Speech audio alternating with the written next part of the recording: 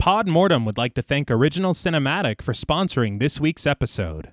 Original Cinematic is an independent production company that has made it their mission to create, produce, and promote films that are inclusive, honor women, promote the LGBTQIA+ community, and provide prominent positions and roles to POC actors and filmmakers, and promote the films of marginalized and underrepresented populations. These are all things that are extremely important to our podcast as well. Original Cinematic is currently accepting scripts and treatments. Both William and Xxena Rush are available via email or Zoom to discuss writing and provide input and resources to all aspiring writers, free of charge. Their information will be made available in the show notes. There may be delays due to a hectic schedule and all projects being read on a first-come, first-served basis, but everything will be read and responded to. William Rush has individually produced numerous projects, including Pack is Here, Before, The Cottage, The Winemaker, and Day by Day. Their multi-award-winning film Group premiered and was celebrated at multiple film festivals as well as screenings, both in person and via Zoom, that were made graciously available to us and our patrons. Original Cinematic has many exciting projects on the horizon. Their next film, Immersion, has been completed. The award-winning Sweetener is in development, Fetish begins shooting in September, and Encore will begin next spring. Their documentary Women in Conversation is slated for a September release, and we are looking forward to each and every one of them. It is truly an honor to partner with Original Cinematic, and we can't thank them enough for their contribution to our show. And now, back to our regularly scheduled program.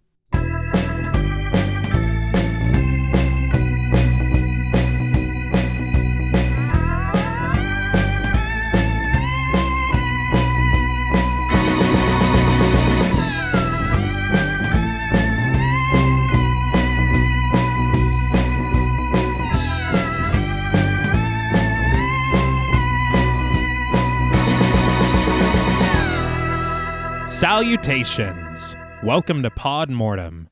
I'm Travis Hunter-Sayapin, joined as always by my co-hosts, my sister and my brother-in-law. Hi, I'm Reneé Hunter-Vasquez. Hi, I'm John Paul Vasquez.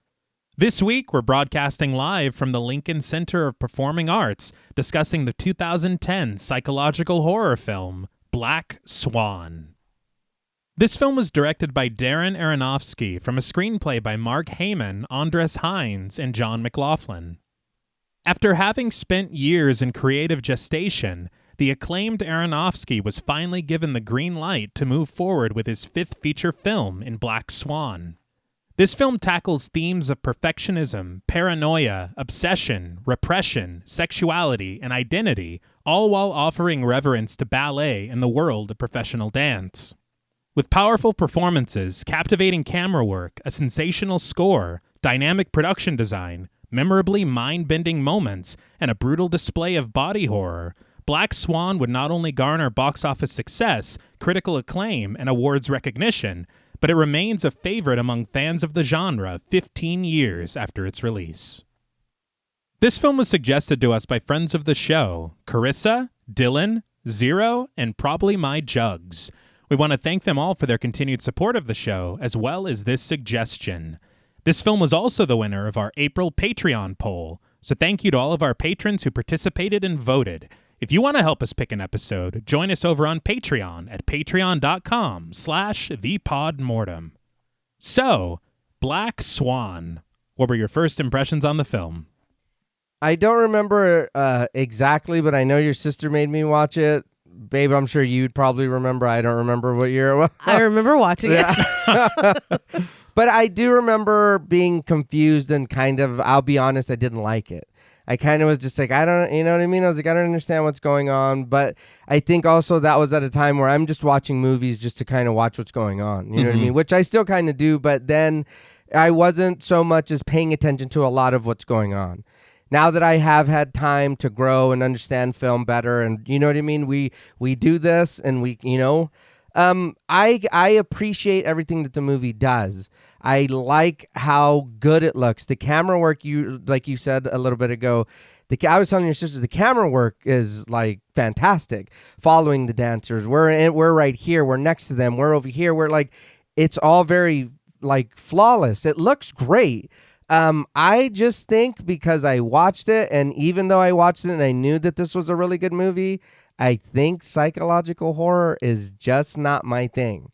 But I can, in all honesty, say how much I appreciate and understand how people could love this. This movie is like does some shit, and it looks cool. It looks really cool, and all the hard work that must have went into the dancing and the choreography and all the stuff going into it, and everybody does a really good job. I just think for me, it's still at the end of it, I'm just kind of watching it for what's happening on the screen. And I like I said, I think I just came to that conclusion that it's like, psychological horror is just not my favorite horror genre. I was trying to think. I don't know when the first time I watched this was. I do remember showing you, and I remember having had seen it several times, loving it, because psychological horror is it's up there for me. And I do everything that's being conveyed in this film, like the story itself and then the symbolism behind what we're seeing. It just really blew me away. I am a big fan of Aronofsky's work. I think that some of it is very visceral and unforgettable to the point where it is upsetting and like hard to revisit. Yeah. This one has shades of that, but I think it is a little more accessible than some of the other stuff that he's done. I think that it is stunning. I think the performances are amazing. Using the music from Swan Lake, which I love. I used to pull it up on YouTube and listen to it a lot. Yeah. The costuming, the dancing, it's all the effects. Oh, I know that we talked about it last week, blending practical, and it's not to that extreme of last week, but blending practical and digital in a way that is 90% of the time completely gorgeous and seamless. I just really love this film. I think that it has something to say, and I think that it conveys it in a really sad but gorgeous way, if that makes sense. No, I think that makes perfect sense. This is a very, very beautiful film that is very well crafted. I remember the first time I watched it, this film has the distinction for me of being the first film that I ever saw by myself in a movie theater. Okay. Oh. I saw it, I was, I guess 2010, I must have been 19 years old. And so I feel like that was like the burgeoning cinephile in me, I guess. Okay. And so this was a very artsy film for 19-year-old me to see. And I was absolutely riveted, completely captivated by it. I don't know exactly why it took us so long to cover it on the show. I have part of a reason why. I know it took us so long. I think I had to talk my way through it. But it's always been very special to me. And Jules and I were just talking about it. It's one of their favorites too. It was a no-brainer for me to put it on my birthday poll for Patreon. And I'm glad that it was picked. I just think that this film, like you said, it has so much to say. It has so much to say about this quest for perfectionism, obsession in performance. It is very interestingly crafted in a way that some things remain ambiguous as to what is even happening. An unreliable narrator, which I know we all appreciate a lot. Yeah. And I just think that the aesthetic of it, the story is just told in such an artful way. I appreciate the elements of surrealism. I love the music, like you said, the way that they use Swan Lake in certain ways and then kind of like mix it up and do their own thing with it through the compositions of the composer. Yeah. It's really, really brilliant work. And like you said, the cinematography, you feel so immersed in every action. Yeah. You are right there. And when things start to get like a little unsettling or there's these feelings of paranoia, you feel it with Nina. Yeah. Because everything is so up close and personal. Everything is so visceral. And everything that they do regarding dance, it feels so believable and authentic to this world. Oh, yeah. That's what I'm saying. Like the camera work, and I know we'll get into it, but again, like I said, the dancing. It is, because there is really cool shots when they're dancing and we're next to them. And it's like, how fucking hard did that have to be to do that? Yeah. The level of skill in just about every aspect of this film, not just the way that it's directed, but the way that it is shot, the way that the production design shines through. There are so many little like teases. There are so many subtle and subliminal moments of horror that even though I wrote the script and I was like going through this film with a fine-tooth comb, I guarantee I missed a lot. Yeah. There's a lot. Yeah. And it's just really, really remarkable. And it's like this descent and you are on this ride with the main character. Yeah. But I also love how they incorporate Swan Lake, not just through the score, but through narrative elements and parallels with what everyone is going through throughout this production process. I think that it brings in a lot of influences in a very, very remarkable way. I really struggle to think of anything that I don't like about this film. I think that the only thing that does give me minor pause and just like a little like, is we covered Perfect Blue, episode 131. Literally half this show's lifetime ago. And when we watched it for the first time, we recognized so many elements from Perfect Blue that we had seen in Black Swan, even though it came years later. Right. And it's not to say that, Black Swan's a 1-for-1 of Perfect Blue. Yeah. No, of course not. Because it absolutely isn't. There's Yeah. so much originality, so many unique ideas here that are very wholly original to this film. But it was just, I don't know, doing a lot of research for this film, it was a little strange and disheartening to see Perfect Blue barely mentioned at all. Yeah. And when it is brought up, Aronofsky says that it wasn't an influence. He says that he sees the similarities, but it was not an influence on Black Swan. I find that hard to believe. Yeah. Because he referenced Perfect Blue so explicitly in Requiem for a Dream. Yes. So it's just, I don't know, it bothered me to hear that. Not that it is a takeaway from the film or anything that is negative against the film, but I like when people talk about their influences openly. I agree. We've talked about this a lot before. I think that sometimes we consume things, be them books or movies, that affect us so deeply that it bleeds into what we create ourselves. And so even if it was, and I'm not saying I believe that it wasn't conscious, but even if it wasn't conscious, somebody pointing out, I would be like, wow, I didn't even think of that, but yeah, I fucking love that movie, so I can definitely see how it would come, just the fact that he's like, nah, it's but I know, but you've done it before. It was playing in the background while you were working on this. Like, and that's just, okay. It's fine. And there are so many moments that it would be really cool to say, yeah, that was an homage. Yeah. Because it is. Yeah. But I mean, I don't know. I just feel like maybe it is possibly, like you're saying, this unconscious decision referencing something that you absolutely and definitely love. And there are plenty more influences that work their way into this film that he did give mention to and pay homage to. Okay. And so it's just always very peculiar to me. And we even talked about it on that episode where it's like, it's so strange. But I also completely disagree with a lot of things that I've read online where they're like, oh, Black Swan's just a ripoff of Perfect Blue. No, it's not. No. It's very, very different in a lot of ways, too. I will say a lot of it is vibe, because I hadn't seen Black Swan in a really long time. And when we did cover Perfect Blue, I was like, oh my God, this is so similar to Black Swan. And then watching Black Swan, I'm like, it's not as similar as I thought that it was. But definitely the shades are there. Like, and there are moments where I'm like, oh, that is so Perfect Blue. And so, yeah, whatever. Whatever you say. I will say, though, before we get into the production portion and learn how this film was made, I really, really want to highlight the cast of this film. Right. I am surprised every single time when I watch this film and certain people show up. It is so incredibly cast, and the performances are beyond remarkable. Yeah. What is asked of these performers and what they do, Natalie Portman in particular, she does so much in this role, and there's a lot of really subtle moments that I am very glad that she got the recognition that she deserved the year that this came out. Yeah.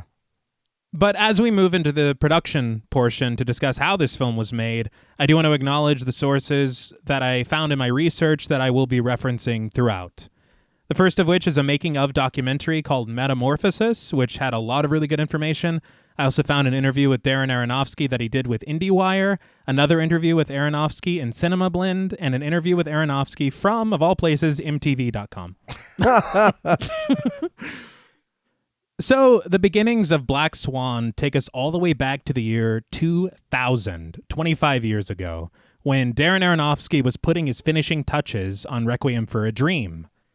He had been reading Fyodor Dostoevsky's The Double, the premise of which, in very basic summary, revolves around a man who encounters his exact double, and he begins to take over the man's life. Oh, damn. Which sounds awful. Yes. Great story, terrible thing. But Aronofsky thought about doing something with this novella specifically, and by chance, around the same time, he went to see a production of Swan Lake. While he's watching it, he has this very real aha moment when he realizes that in the ballet, the white swan and the black swan are played by the same dancer. And he thought to himself, this is basically the double, but in the world of ballet. And so he put this idea in his back pocket. Okay. But shortly after this, a script comes to Aronofsky by Andres Hines called The Understudy. And within it, Aronofsky recognized elements of not only All About Eve and Polanski's The Tenant, but Dostoevsky's The Double. Okay. And so, interestingly, it went unproduced for a very long time, this screenplay, with a lot of producers trying to make it work in different ways, including setting it in the world of off-Broadway plays. But no matter what they did, they just couldn't find a way into it to make it work. So Aronofsky, years pass, and he finally returns to Hines' script again sometime after 2006, and he learns that there still has not been any movement on it. And so he brings it to a screenwriter friend of his, John McLaughlin, who he had worked with in the past. He explains his ideas of Swan Lake and The Double and kind of putting them together, and McLaughlin runs with it, and he transports the story of The Understudy into the world of ballet, and he changes the title from The Understudy to Black Swan. Okay. Afterwards, they take it to Universal since Aronofsky had a deal with them, but for some reason, the script just still didn't quite work, and so after discussions and meetings, the project stalls once again. So it isn't until after Aronofsky directs The Wrestler in 2008 that he decides that he wants to return to this idea and this script. So he asks Mark Heyman, who is the director of development at Aronofsky's production company, to take a crack at it. Heyman had put in some uncredited work on the screenplay of The Wrestler, and he had expressed an interest to Aronofsky on getting more into screenwriting, and so it was just the perfect timing of it. Aronofsky said, you got into the world of professional wrestling the last time and helped our screenwriter figure out some story beats. Mm-hmm. What do you think about getting into the world of professional ballet? And Heyman was down for it. Okay. So now, with a workable screenplay that functions fully in all the way that it needs to, they start shopping it around. And according to Aronofsky, everyone rejected it. Wow. Which is astounding to me. Yeah. But the most difficult part of it, and the reason why a lot of studios did reject it, is because they couldn't make sense of it financially. Okay. They didn't know the marketability of it and how well it would perform at the box office versus the budget necessary to make it. Mm-hmm. And so they would just pass on it. That's so annoying. Very. They were like, this is just a perfect blue ribbon. I'm just kidding. So what the fuck is this? But at this point, Fox Searchlight steps in, and when it's learned that they don't like the level of financial obligation that would be necessary to produce this project, Aronofsky and his producing partners independently raised $1 million to take some of the pressure off of Fox. Damn. It also didn't hurt that the president of production at the time at Fox Searchlight, a woman by the name of Claudia Lewis, was actively giving them notes on the screenplay and was a big fan of Aronofsky's proposed casting choices for the film. So it was almost like, we're working to making it work. Yeah. Eventually they did. I will say I read that the budget initially was supposed to be $25 million, but it was trimmed down to, and it depends on the source, either $15 million or $13 million. Wow. Damn. And this made it incredibly difficult for the production and the crew as they were pressed for time and forced to make very, very thoughtful decisions creatively to make up for that loss of at least $10 million. Jesus. But Aronofsky and the crew did extensive research, not only in the world of ballet, but specifically in the story of Swan Lake. And Aronofsky had mentioned he found the world of ballet to be very insulated, but once he expressed an interest to really dive into the world and do it justice, it just opened up to him, and he was allowed to ingratiate himself into it. And he even mentioned kind of having unfettered access with not only interviewing former and current professional dancers, but whenever the Bolshoi Ballet out of Moscow performed at the Lincoln Center, he was allowed in the wings to watch. Wow. Okay. And so this experience obviously gave him more of an idea as far as the cinematography and how he wanted to capture this world. But he was very, very focused on accurately portraying it. And I think it's something that was very successful. Mm-hmm. But very interestingly, he did the exact same thing whenever he made The Wrestler. And he even said that he sees the two films as companion pieces of the extremes of the human body and people putting their bodies through pain as a form of self-expression. Oh, okay. I was going to say, I thought that was about wrestling, not about dancing. Well, I mean, Same it's, thing. yeah, it's choreographed in a way. It is. It's very painful. Right? If wrestling's fake, explain this.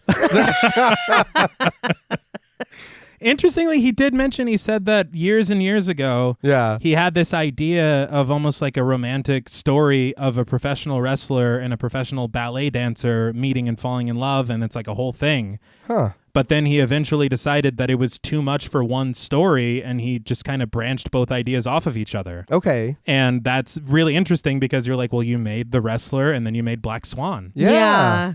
But he also said that the story of Swan Lake itself inspired a lot of the elements of body horror that we get in this film. Mm-hmm. And it is very interesting how it is integrated, and I know that we'll definitely get into that a little bit later. But the film had its world premiere in 2010, opening the Venice Film Festival, where it made quite a splash, like a swan. After making the rounds on the festival circuit, it opened in a very successful limited release before finally going wide and making over, and I did not know this, $300 million. Woo! Damn. So it could have been given that 25. Clearly. But it also holds the distinction of being one of only 7 horror films ever to be nominated for Best Picture at the Academy Awards. Oh, wow. That is amazing, but 7 is like insulting. Mm-hmm. Yeah, we got a lot of way to go. Yeah. Now, before we obsess over this film, we would like to issue a warning for spoilers. Pod Mortem is a very in-depth podcast, and in thoroughly discussing horror films, we have no choice but to spoil a thing or two. If you don't wish to be spoiled, please go watch the film, then come back and enjoy the show. If you've already seen the film or don't care about spoilers, let's dance. So the film begins with the opening credits in white against a black background. Serene strings sing sweetly in the score, accompanied by swelling pulses of an orchestral ensemble, as we hear distorted, mocking laughter echoing distantly, and we get the title, Black Swan. So very quickly, I do want to talk about the score for a little bit. Just a little bit, not too long. The composer was a guy called Clint Mansell, and he actually worked with Aronofsky on Pi, Requiem for a Dream, The Fountain, and The Wrestler. Damn. Okay. But he also scored Love Lies Bleeding for Rose Glass and the San Junipero episode of Black Mirror. Oh, all right. Say no all right. more. But I read in BMI that, of course, naturally, the starting point for the entire score was obviously Tchaikovsky's Swan Lake. But he used it as a building block, and he expanded on it, like we talked about in the intro, in very unique and very interesting and original ways. And according to Aronofsky, this was always the plan, because he said to simply use Tchaikovsky's music, it wouldn't work because every note is so recognizable. Mm-hmm. He said you hear it even as a kid in like Bugs Bunny cartoons. Yeah. And so he was like, we have to find a way to make it our own and to make it fit the drama of the scene properly. Mm-hmm. And so that's exactly what Mansell did. And it is a brilliant score, but unfortunately, because of this and the use of Tchaikovsky's Swan Lake as such a prominent source of inspiration, Clint Mansell's score for Black Swan was disqualified from the Academy Awards. That sucks. Wow. But like, I kind of understand. And I feel like a lot of that happened. And like a lot of stuff pertaining to who did what, who's credited with what as far as the Academy Awards. Like that is a thing that kept coming up when I was reading about this film. But I think that it was still the right move because I feel like that piece, the performance that it belongs to, it permeates everything about this film, about this character that we're about to meet.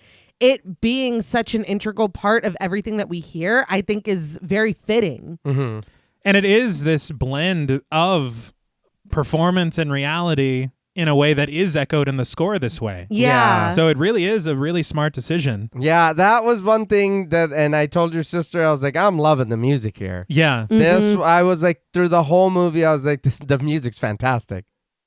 But suddenly, a spotlight beams down from the upper left, highlighting the sheer, frilled white gown of a dancer through the darkness. She lowers her left arm under the light in somber resplendence, and we watch as her ballet slippers glide gracefully across the stage, turning thoughtfully, prancing perfectly, before dancing on point into a single spin to take her seat in the spotlight. We see that the ballerina is Nina Sayers, played by Natalie Portman, and she sits surrounded by the skirt of her gown as she gazes outward, her eyes full of wonder and a sweet smile stretching across her lips. Natalie Portman. We talked about her in Mars Attacks. We did. And I really don't think enough can be said about her performance. No. We'll talk a little bit later about all the preparation that she did to perform as Nina Sayers in the film. But I did read that her casting started way earlier than you would have expected because Darren Aronofsky brought this idea to her back in 2002. God damn. And it was when he was still trying to even figure out what this screenplay could be. And he wanted her as the lead, and she was interested all the way back then. So 8 years, she's sitting on this idea of her eventually playing this part. Damn. But the music grows ominous as through the darkness creeps a figure clad in dark clothing who approaches Nina from behind. She reaches her feet just as the figure crosses into the circle of light, and we see Sergio, played by Sergio Torrado, his face caked in a thick layer of stage makeup, acting as Rothbart to Nina's white swan, the camera following her as she darts in several directions, desperate for an escape that she never finds. Her arms rise and flutter like wings, Rothbart mimicking her movements until the pair encircle each other. He steps backward, prancing into a pirouette, his now red eyes fixed in his monstrous face as his spotted turn ceases.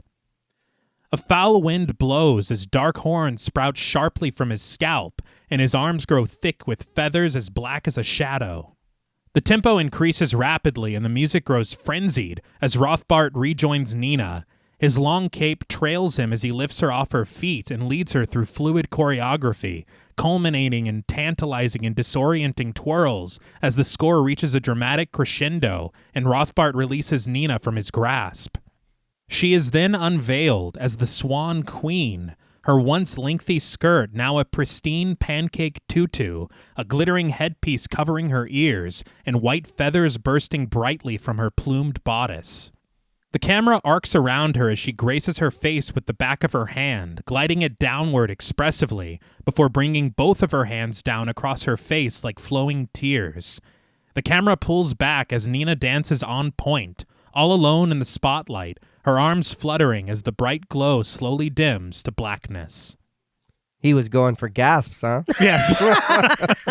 I have to say, I really appreciate the opening of this film being this sequence. It's such a thoughtful kind of representation of everything that we're about to see. Yeah. And he is, frankly, frightening. Yeah. He is. I gasped. Yeah. This was pretty cool. I did watch it again. Because it looks great when he twirls and transforms, then her flying away at the end. And I was like, that looked really cool.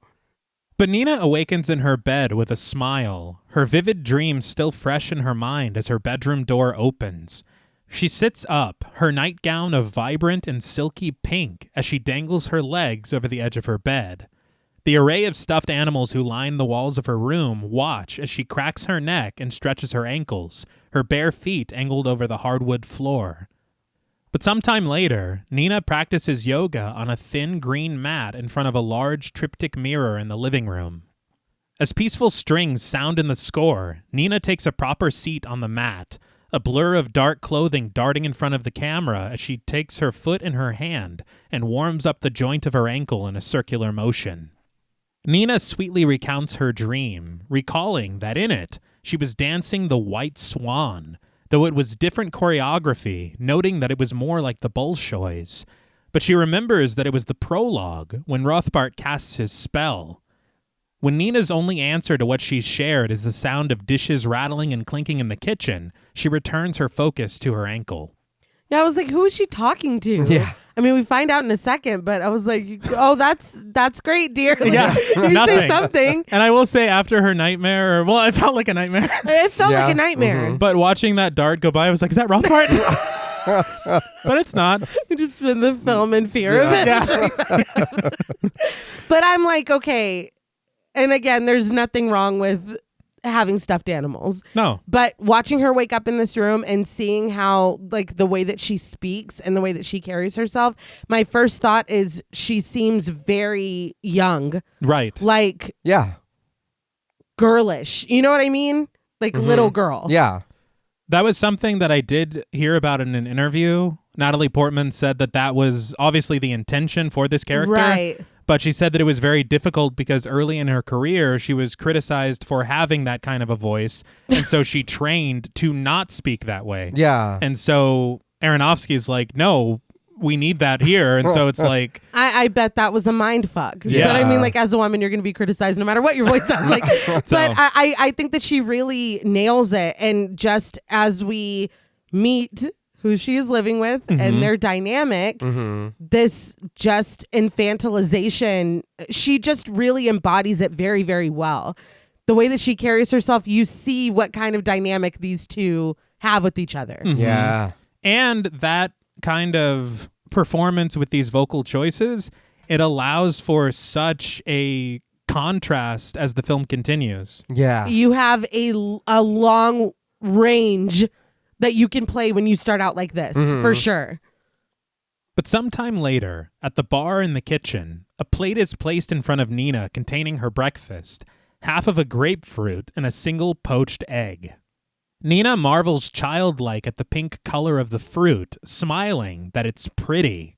She lifts her eyes from her breakfast to meet the gaze of Erica Sayers, her mother, played by Barbara Hershey. Barbara Hershey, we talked about her in Insidious. Mm-hmm. Yes. I did not remember her being Nina's mom. Really? I didn't. It had been so long since I'd seen this. Yeah. But this casting Yes. Yeah. is appallingly on point. Especially later, because there's this scene where we're looking at one then the other, and I'm like, God damn. Yeah. Like, they could be mother and daughter. Oh, yeah. And I feel like her performance, it's very surprising to me that she didn't get a supporting actress nomination. Yeah. I think that she is really fantastic in this film, but there's so many fantastic performances that you kind of maybe get a little lost in the shuffle in a weird way. Yeah. Right. But there was something interesting I read on the American Film Institute, and we were talking already about this very interesting, so to say, dynamic between these characters as the movie continues. As part of the production, as it continued filming, Aronofsky had Barbara Hershey write 2 letters as Erica to Nina, and at random times during the production, Aronofsky gave these letters to Natalie Portman to help her get into character for a certain moment. Damn. Okay. I want to read these letters. Yeah. But Erica grins, and they both jovially repeat the word pretty in unison, the mother acknowledging Nina's chipper mood today. Nina concurs, scooping a bite of grapefruit into her mouth as she shares that he promised to feature her more this season. Erica is pleased to hear this, but a slight amount of agitation inches its way into her voice as she states that he certainly should, considering that Nina's been there long enough and she's the most dedicated dancer in the company. But she softens, offering a smile, which Nina returns, and we find the pair in a wide shot, Nina reflected into a mirror that hangs on the far wall. So I have to just mention mirrors really quick, because this is the first instance of this, and we talked off mic thinking of it being like kind of a motif throughout the film. Yeah. And it is a really interesting idea to reflect the story through the cinematography, to have two Ninas, her double in a way. Yeah. They had talked about it on that featurette where they said that they knew immediately that mirrors were going to play a huge role in the film, not only because of that theme, but because of how crucial mirrors are in the world of ballet. Yeah. But there are such subtle moments of the use of mirrors that are very interesting. Aronofsky talked about doing his best to stay away from cliches with mirrors in horror films, and I think he did a great job with that. Yeah. But he had said that in every shot, there are mirrors or reflective surfaces used in some way. Okay. You feel it. Yeah. Yeah. And like I feel like it also, like the duality and the doubling, but also like perception. Yeah. Yeah. There's a lot to be said, and there's some scary shit. Yeah. That it does not fall into that category of, oh, of course that's going to happen. There's a mirror right there. So I do appreciate that, because there are a couple moments involving mirrors that are genuinely chilling. Yeah. But Erica approaches her daughter, clutching a gray sweater as she offers the simple instruction: up. Nina lifts her arms above her head, but before she can be helped into the garment, Erica stops to stare at an angry abrasion just under the thin strap of Nina's top. Erica sternly asks what it is, and after Nina takes a look at it in the mirror, she assures her mother that it's nothing. As Erica helps Nina into her sweater, she breathes an anxious sigh, asking Nina if she's sure that she doesn't want her to come with her today. Nina looks away as she smiles nervously, her silence enough of an answer for Erica, who brings her daughter into an embrace. She breathes, "You sweet girl," as she holds her daughter tightly, but unbeknownst to Nina, Erica's smile fades frighteningly fast as her eyes open in seeming ire. That's going to be a problem. Yeah. Big problem. I was already thrown off by her offering to come with her. Yeah. Yeah, I didn't understand. I understand, like, it's your first day, you got nerves or whatever. She's been going here. Yes. Yeah.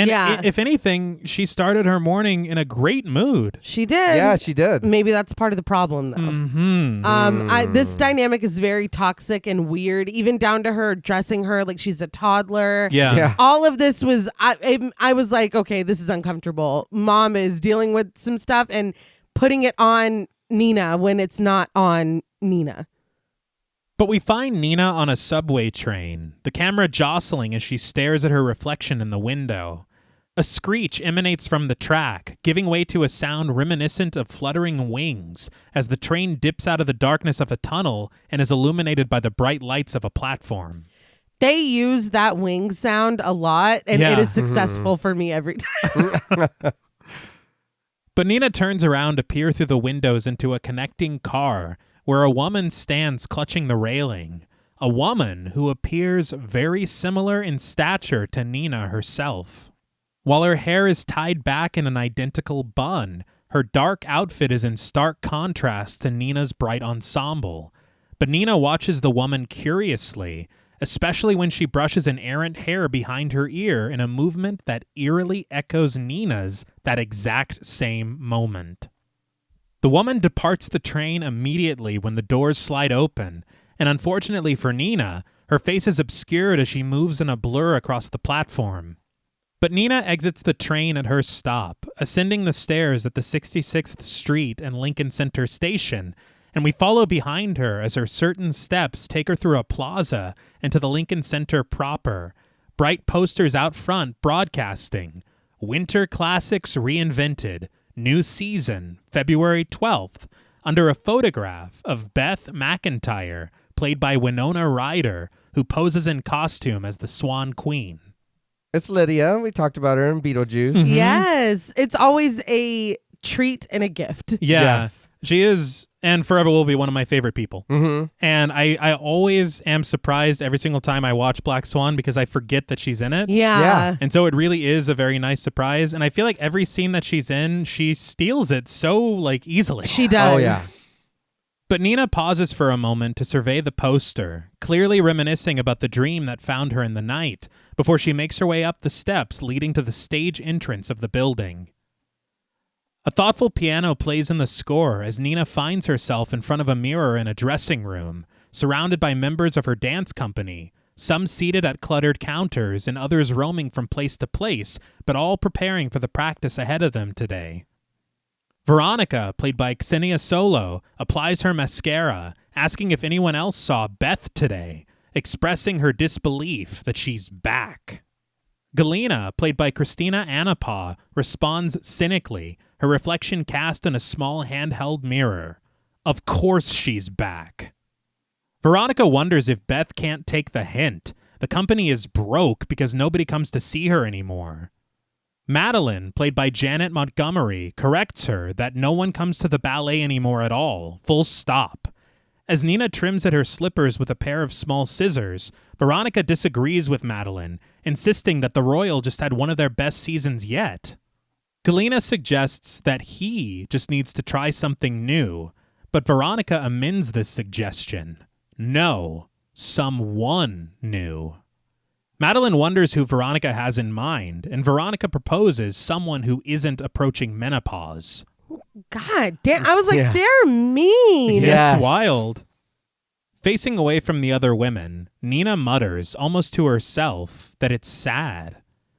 Veronica lifts her eyes from the mirror to ask the back of Nina's head what she thinks is so sad, and Nina, realizing the words actually escaped her, answers simply that Beth is such a beautiful dancer. When Galena snarks that her grandmother is too, Nina reminds the women that Fontaine danced into her 50s. Veronica knows this, of course, and is clearly unmoved by Nina's defense of Beth. But the group is interrupted when Lily, played by Mila Kunis, stumbles into the doorway, Nina looking up at her, with recognition resting on her face when she realizes that Lily was the similarly statured woman from the train this morning. I think we all know her as Meg in Family Guy. We do indeed. Fair. As other things, but yeah. Yeah.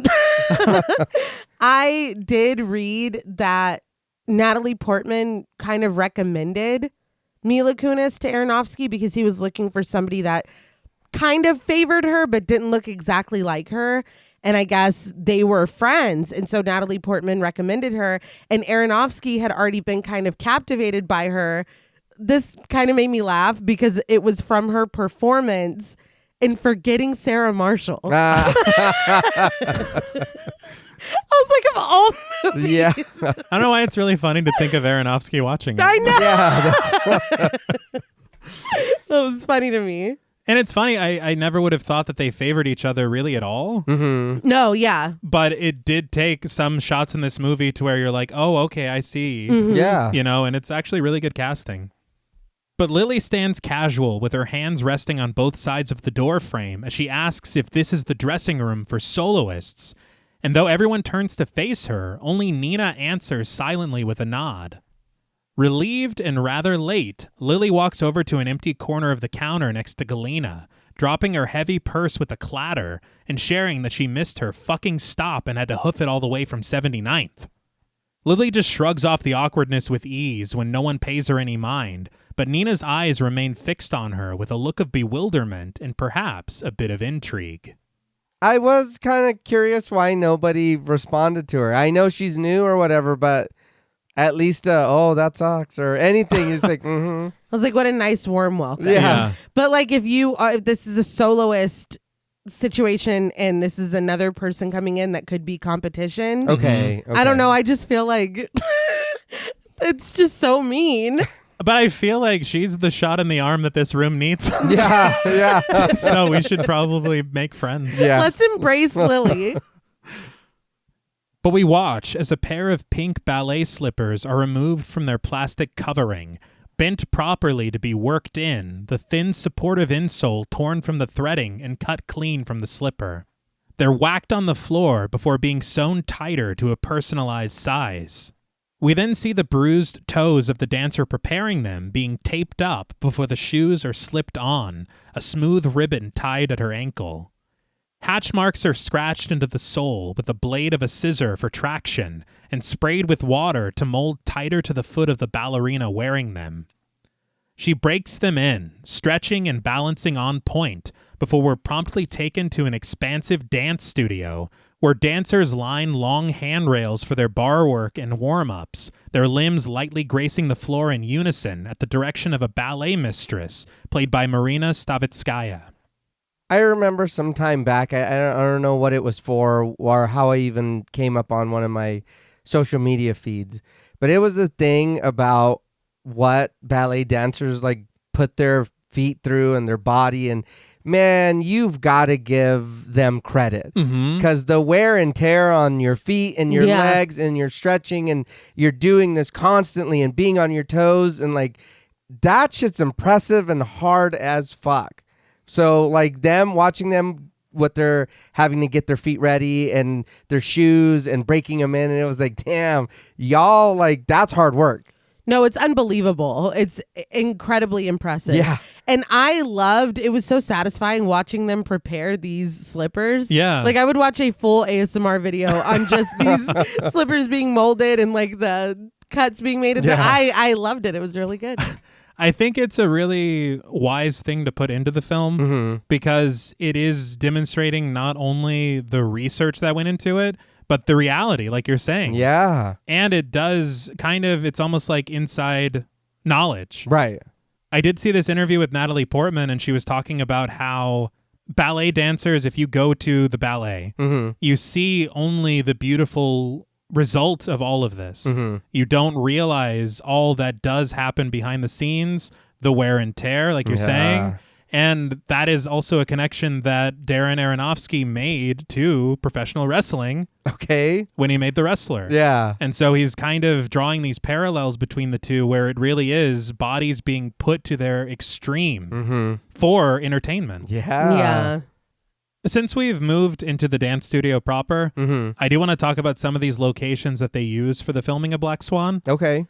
I saw on that featurette that it took actually 43 days of filming entirely for the production, which for all that we get was actually very surprising to me. Yes. Yeah. But they had talked about getting 1 week of exteriors in New York City. And so that was the real subway. It's a real subway station. That's really the plaza at Lincoln Center. And that's really the exterior of Lincoln Center as well. Okay. But because of the need for all of these rehearsal spaces, all of these dressing rooms, the stage that we eventually see. Yeah. Aronofsky talked about wanting to find a space that would allow for all of this because, again, you got $10 million slashed from your budget. Yeah. And so you're going with less than you anticipated, and so you need to find a way to make that work. And so he's like, how can we find something that can play for the Met Opera or the New York State Theater? Yeah. He's like, we're filming in New York City, a city of culture and art constantly. He's like, there's nobody that is going to let us use a stage for this long. Yeah. Right. And so, very interestingly, they ran across the State University of New York at Purchase. And it just so happened that they were filming Black Swan during the winter. Okay. And so SUNY Purchase was on winter break.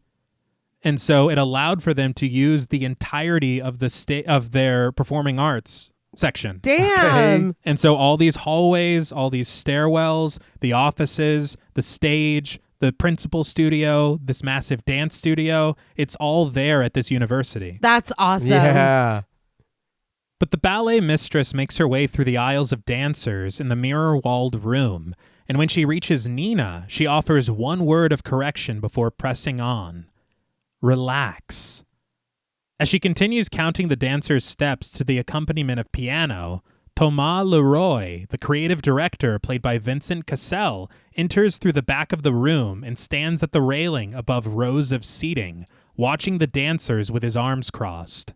He does have a tiny cape on, it looks like. Is that what puts him in charge? Yeah.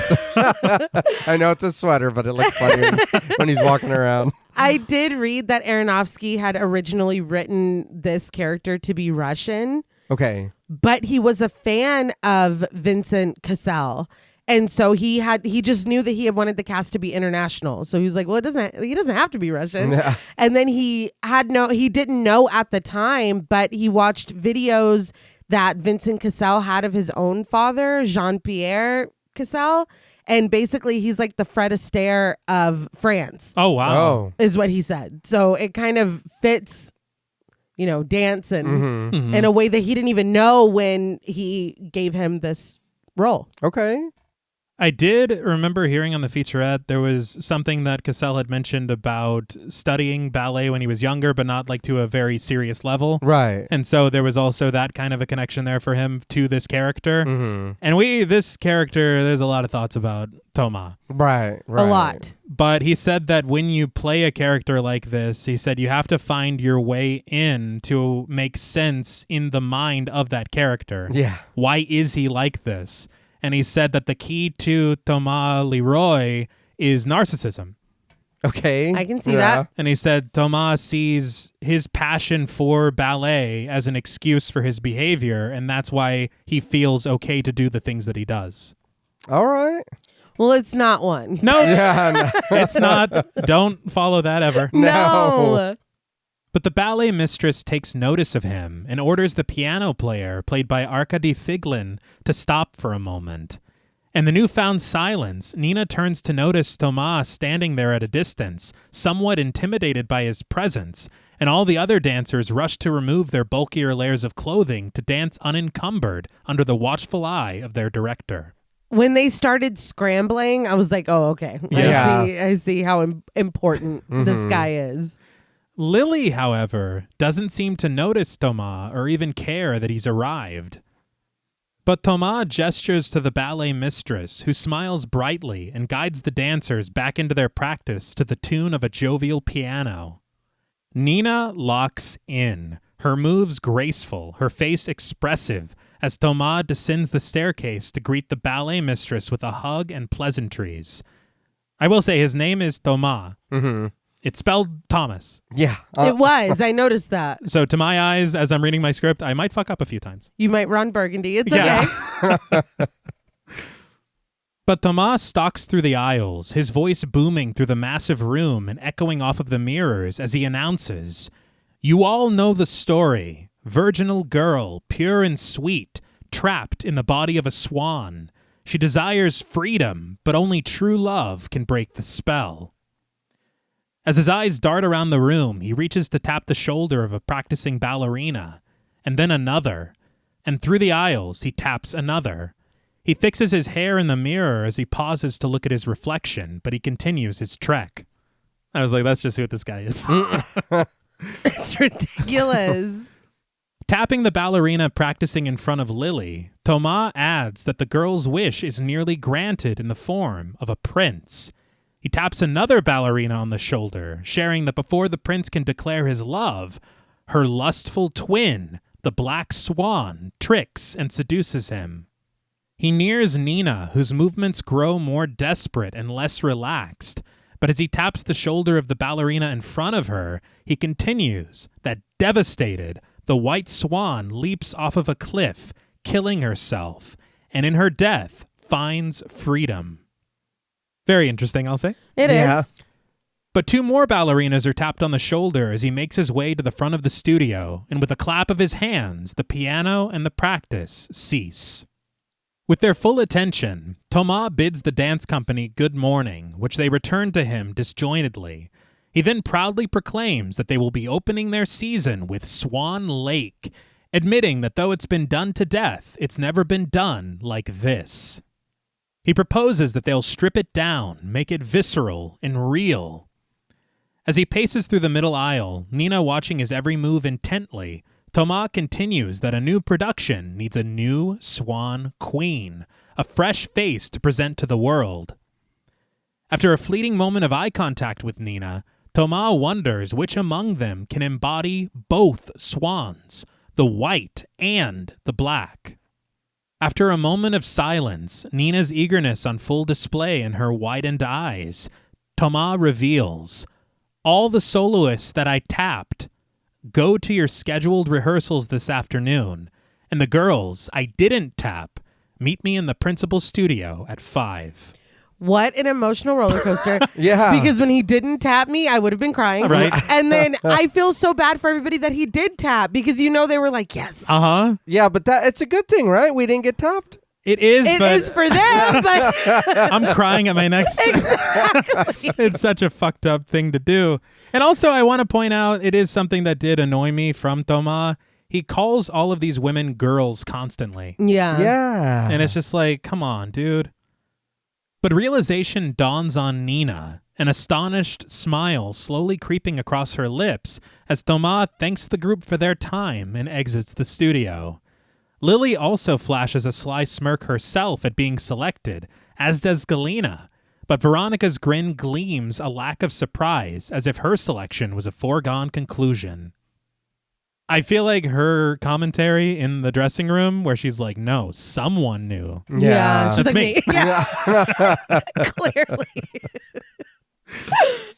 But we cut to the hallway outside of the principal dance studio, where Nina sits far away from the rest of the selected dancers with her back to a beam, practicing graceful and expressive motions of her arms. She hums music lowly to herself, but her dance is disturbed when she hears something clattering at the opposite end of the corridor. Nina rises to her feet, cautiously creeping her way to the door and discovering the source of the sound. She peers into the open door of the principal dressing room, but stops startled when a glass vase is hurled at the wall, shattering loudly into pieces. She stands frozen, watching as a furious Beth trashes the room, her loud curses echoing into the hall. Beth finally leaves the dressing room, slamming the door shut behind her, the door which bears her name on a placard. Noticing Nina standing in a stupor in front of her, Beth frustratedly shouts, "What?" before slinging her purse over her shoulder and marching away down an adjacent hallway. What is wild, but also mind your own business. Yeah. Well, she's not having a very good time. No. This is my dressing room. I will say her just saying that one line, I was like, that's a movie star. Like, that was great. That was fantastic. But the door to the principal dressing room creaks open, a sliver of light beckoning Nina closer as Beth disappears around a distant corner. Nina steps slowly toward the widening crack in the door, looking both ways before she lets herself inside. The score grows bright and wondrous as she makes her way past Beth's belongings and the poster for the new season that she saw outside of the center. She then takes a seat at the vanity at the far end of the room. Lit by the beaming bulbs that line the mirror, Nina reaches for a tube of Beth's lipstick, an unearthly sigh escaping from somewhere distant as she takes the lid off and twists it upward, observing its vibrant red color before closing it and sliding it into the pocket of her sweatshirt. It was already, for me, ballsy as hell for Nina to come in here. Yeah. Because I was like, Beth is going to turn right back around and probably beat your ass. Yeah. You're the room. Yes. But then is stealing her lipstick. Yeah. That was my thing too. I was like, come on, dude. What are you doing? Yeah. But Nina exits the dressing room, once again looking around shiftily as she closes the door behind her. But in the principal's studio, the camera frenetically follows Nina as she auditions for Thomas, the other selected dancers sitting against a mirror and waiting for their opportunity. A piano player, played by John Epperson, provides the ambiance and tempo for Nina's performance as she dances delicately, each step properly placed, each turn terrific, each flutter fanciful and expressive. Thomas watches intently as Nina's dance reaches its end, and she strikes a pose at its conclusion as the piano ceases. Her eyes immediately glance over to Thomas, who promptly approaches her as she catches her breath. He leans in close enough to whisper into her ear, "If I were only casting the white swan, she'd be yours." Nina lowers her head as Thomas backs away from her, reminding her, "But I'm not." Thomas instructs the piano player in the corner of the room to play Odil's coda, directing Nina to show him her black swan. Her eyes dart over to the waiting dancers, Veronica meeting her gaze and giving her a less than supportive stare as she makes her way over to her mark by the piano. The pianist changes his sheet music, and when Nina nods to him that she's ready, he begins to play. She launches into a series of Xxena turns, one after the other, the camera following her each and every rotation as Thomas directs her not to be so controlled, reminding her to seduce them, not just the prince, but the court, the audience, the entire world. He instructs her to fouetter like a spider spinning a web, and she spots him at the conclusion and beginning of every graceful turn, nerves filling her fearful eyes as the camera finds Thomas again and again as he shouts, "Attack it! Attack it! Attack it!" But Nina's concentration is broken when Lily noisily enters the studio through the side door, the clatter and creak of the door causing Nina to lose her balance and stumble to catch it. I already would have been crying while I was spinning. Yeah. To be fair. I don't take direction well like that. He's being very aggressive with it. And there is a brief moment when Lily enters the studio and she looks just like Nina. Yeah. And then a moment passes and it's Lily. Mm-hmm. And so it's like we're already starting these very strange, surreal sightings that may or may not be, well, it's definitely not. This can't be happening. It's not real. Yeah. But Nina stands there embarrassed as Lily removes her headphones and Thomas facetiously remarks that it's good of her to join them. Lily smirks an apology as she joins the rest of the dancers, and Thomas explains that Lily is fresh off of a plane from San Francisco and that she'll be taking the spot of a former dancer in the company. He suggests for Lily to warm up, but when she assures him that she's good to go, Thomas appears pleasantly surprised. But Nina interrupts them, her shaky voice asking Thomas if she should go again, only to learn that Thomas has seen enough. I would fall to my knees. Yeah. I gotta say, it is not Nina's fault what happened. No, she was dancing. I mean, she was clearly distracted. That was loud as fuck for her to barge in there like that. Yeah, you should be allowed to go again. Yeah. You should, but I think that he was being honest. I think he had seen enough. I think that he already knows that we've been told several times that she's too constrained, she's too rigid, she needs to relax, she needs to kind of loosen her grip on her control. He already saw that. That's why he was yelling at her. Yeah, but I mean, it was before his mind was made up before Lily came in, I think. I think if he's willing to coach, period. He's like, I can work with this. We all have room for improvement. Yeah. So she had enough. Yeah, I guess. Yeah. I remember a long, long time ago, I remember seeing this video about singing, and this teacher was talking, and she was like, if you're singing a note and somebody shakes you, you shouldn't be able to hear the shake. And I was like, that's not true. There's no There's no fucking way. I don't know how you're doing it. But that control is singing insane. lessons wasted. Yeah, absolutely. And that's how I felt here. I'm like, you're dancing, you're focused, you're doing incredible. Of course you're going to fucking lose your balance if somebody barges into a room. Yeah, you're trying to concentrate on what you're doing. Yeah. But a theme here is perfection. Mm-hmm. True. The studio if the studio was on fire, she should still be able to hit you know what I mean? Yeah. That is clearly his level of expectation. Yeah, well, Lily's going to come in and save it. Yeah. Right. Yeah. Lily is an angel.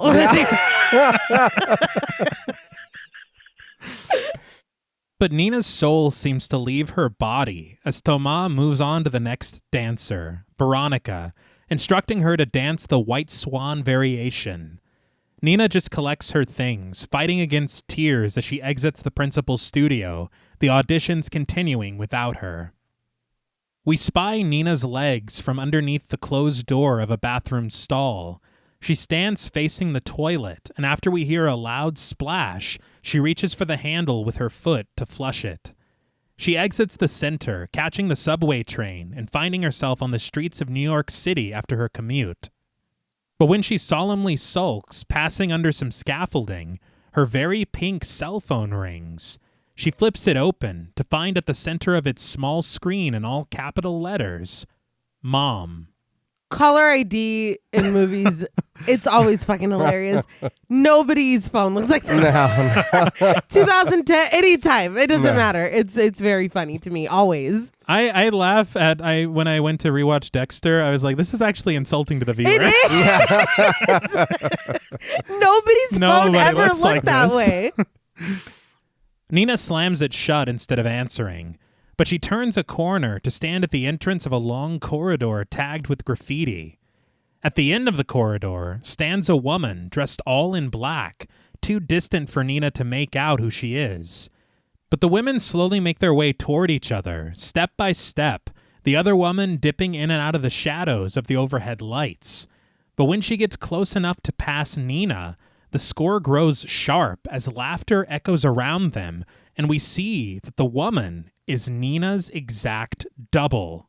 She glances at Nina, a sly smirk resting on her face as her hair flows freely in the wind. Nina gasps in recognition, but when she turns to face the woman, she's now played by Sarah Lane, and we see that she looks nothing like Nina at all. Nina stands perplexed as the woman keeps walking by, finally snapping out of her puzzlement to continue in the opposite direction as her cell phone continues to ring in her pocket. This was very chilling. Mm-hmm. And here in my notes is when I'm like, okay, I'm starting to get that perfect blue vibe. Yeah. Mhm. You did mention Sarah Lane. Mm-hmm. She is one of Natalie Portman's dancing doubles Okay. for Black Swan. She did, well, it's disputed. She did dance some herself. How much she did is very disputed, and that's kind of where a controversy was born surrounding this film. Once Natalie Portman won her Oscar for Black Swan, Sarah Lane she was offended by it. She said that it was wrong to, by Natalie Portman winning for this role, it is insinuating that she did all of this herself. So she said that it was wrong for them to allege that Natalie Portman could have become this proficient in ballet having trained for a year when people train their entire lives. So she alleged that Natalie Portman did 5% of her own dancing. 5%. Yeah, that's 5% low. is what she said. Aronofsky, Mila Kunis, Benjamin Millepied, the choreographer, and I guess her at one time husband. Yeah, and a character in the film, too. Oh, Yeah. but they all disputed that. They said that it wasn't true. Their estimation was that Natalie Portman did 85%, which is a huge discrepancy. Oh, yeah. Yeah. 5% according to Sarah Lane, 85% according to the others. Mhm. I will say, to her credit, the majority of the interviews that Natalie Portman did in support of this film, Mhm. she discussed all the training that she did to prepare for the role. Okay. I think it was, depending on which source I saw, it was either 6 months or a year before production. Damn. She started ballet training with Mary Helen Bowers, formerly of the New York Ballet, and she trained for 5 hours a day with cross-training as well Okay. to prepare for the movements, of course, but also the stress that it puts on your body to perform ballet. Yeah. I bet that those Suspiria teachers could have taught her real fast. Yeah. Real fast. Well, yeah. Mila Kunis as well had said that for her, it was 7 days a week for 4 hours a day. Yeah. Like the training was extremely strenuous. And they even have scenes in the film where their real trainers take part and you see actual training on set of different movements, different motions. So it's all well documented, but there's also, I mean, I wasn't there.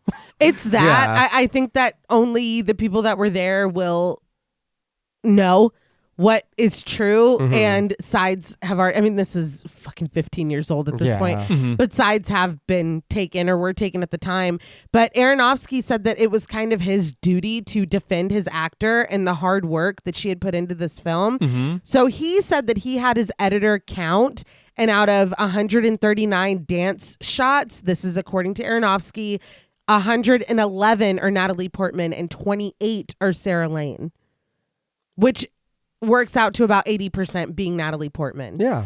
But and again, Sarah Lane was very adamant that it wasn't that she wanted credit. It was a disservice to the art form to make people think that she could have done this in a year. But I'm like, how deep does that go though? Like, stunt people work on films all the, you know what I mean? But I mean, I understand where she's coming from, because I do too. It's the same thing that it's like, I don't want people to think that you can just pick this up in a weekend and do what we do. Of course. And I can understand her being offended. I do find it very sad that that's the way that it went between her and the production and everything. Yeah. And that it had to come out to, this is her saying this, then we're saying this, then it's like a back and forth. Yeah. Because they made a very brilliant film together. It sucks. And that's what it is. And I did watch a featurette or a portion of it on the Viz effects that were done here.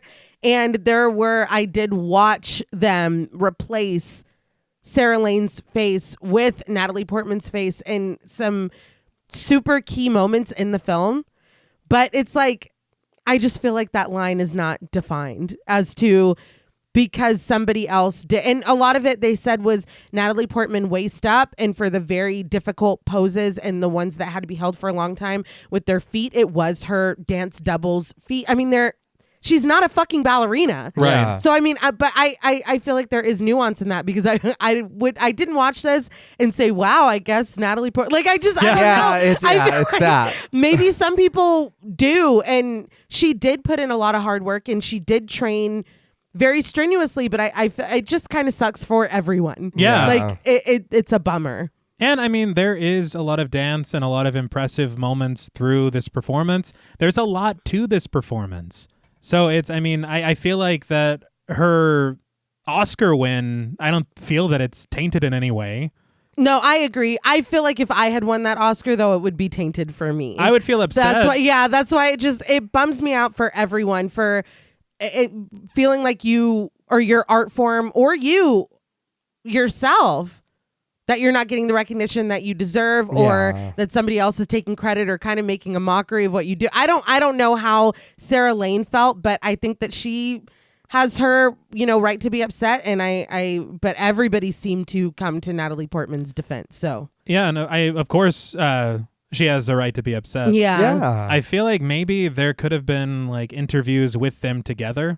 Yeah. Okay. That might have been a really good way to handle it all. And discuss like how they worked together. Yeah, it's just such a huge 5%. Yeah. Like, that is a huge discrepancy. Right. And I mean, like you're saying, I think that would be a good idea, T, to have them together, because again, I don't think that this is a movie about, hey, look what I did learning ballet in a year. Yeah. To where this is a person who's been doing it their whole life. Right. So that is what we're trying to get through in the movie. Yeah, and she did say that she has nothing but respect for Natalie Portman, that she was very kind, very talented, but that she wanted to make it clear she was not dancing for the vast majority, allegedly.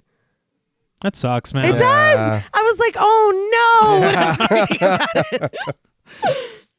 But Nina finally arrives home, with Erica waiting eagerly by the door. She asks her daughter how it went, admitting that since Nina was late, she even called Susie in the office of the dance company. Overstepping. I am like, how do you think it went? I haven't answered any of your calls. And look at my face. Yeah. How the fuck do you think it went? So I was just too busy partying all night. I was out celebrating. No, dude. Nina closes the door behind her, turning her back to her mother as she helps to remove her coat. Erica commenting that she can't believe Thomas just sprang an audition on her out of nowhere. When Nina doesn't answer, Erica excitedly asks her again, "So?" But Nina turns to face her mother, her tone unconvincing, as she assures her that the audition was fine. But within a moment, Nina crumbles into tears as she wraps her arms around Erica, the mother comforting her crying daughter, imploring her to tell her all about it. But sometime later, as Nina sits in front of the triptych mirror in the living room, putting on her ballet slippers, she overhears Erica on the phone with Susie at the dance company, complaining that it's unreasonable of Thomas to expect his dancers to perform at the level of a Beth McIntyre without warning. As Nina rises to her feet, Erica notes that Thomas' dancers can do the work, though they don't have Beth's magic feet. She confides in Susie that Nina is miserable. But we watch as Nina steels herself through exhaustion, practicing her turns, one after the other, maintaining her balance as she turns on point, the camera lingering on her slipper with each rotation in slow motion. She follows herself in the mirror, using her reflection to spot each turn, until suddenly, a cracking noise is heard, and Nina gasps sharply in pain as she sinks to the floor and unties the ribbon of her slipper. Erica calls out to her, asking if she's all right, and Nina assures her mother that she's fine. But when she removes her shoe, she discovers that the nail of her big toe is split down the center, blood coating the bed of her injured digit. Damn, that looks painful. Oh, yeah. Yes, it does. But we cut to Erica tending to Nina's wounded toe in her bedroom, both of them seated on her mattress as Nina winces from the disinfectant. Erica promises that she's almost done as she bandages her daughter's toe, lamenting that Nina is working too hard. She reminds Nina that we all have off days, but Nina places the blame squarely on Lily, insisting that if she hadn't have barged in. But Erica is certain that Lily didn't intend to ruin Nina's audition. This, to me, is already kind of an important moment because I feel like Nina is ascribing a lot to Lily that Lily doesn't deserve. Yeah. And even Erica's like, hey, calm down. Yeah. Because it's like, it wasn't calculated. No. Yeah. But Erica smiles, remembering when Nina first started dancing. She says that if she hadn't have taken Nina to each of her classes, she would have been completely lost. Objection relevance? It feels like, I don't know, I think that I already have a bad taste in my mouth about this lady, and the fact that, like, I know that Nina is an adult, but that's your kid. She just had a really rough day. The fact that she's like, oh yeah, like if I wasn't there to help you, like, it feels very like, well, you wouldn't even be where you are right now if I didn't help you back then. I don't know. I'm just like, this is not what she needs right now. No, there's that. And then there's elements of what she had said earlier where she's like, do you want me to come with you? Yeah. And it's like, you are just trying to say, you needed me today. Yeah. I wasn't there. That's true. And this is what happens when I'm not there. Because you're helpless. It is. Little by little, you just hear it. It's like, what? It's like, that didn't feel right. Yeah. But Nina isn't listening to her mother at all anymore, and instead, she's concocting a plan. Tomorrow, she's going to talk to Tama, and she's going to tell him that she finished it. Erica glances up at Nina with glassy eyes, asserting that she doesn't need to lie. She's certain that it won't convince Tama one way or the other. But Nina doesn't answer Erica, and instead, she just collapses to her pillow, turning away from her mother. You know those parents that are like jealous of their kids? Yeah. Like, it was already this point where I'm like, okay, so mom used to dance. Yeah, you know what I mean? yeah. Like, everything about this just made me very uncomfortable with the two of them. Do you... And the fact that she's like, well, you don't need to lie. It's like, well, and what does Nina think saying that she went home and finished it is going to... There's no proof. Toma's like, okay. Yeah, whatever. Well, then do it right now. I can't do that.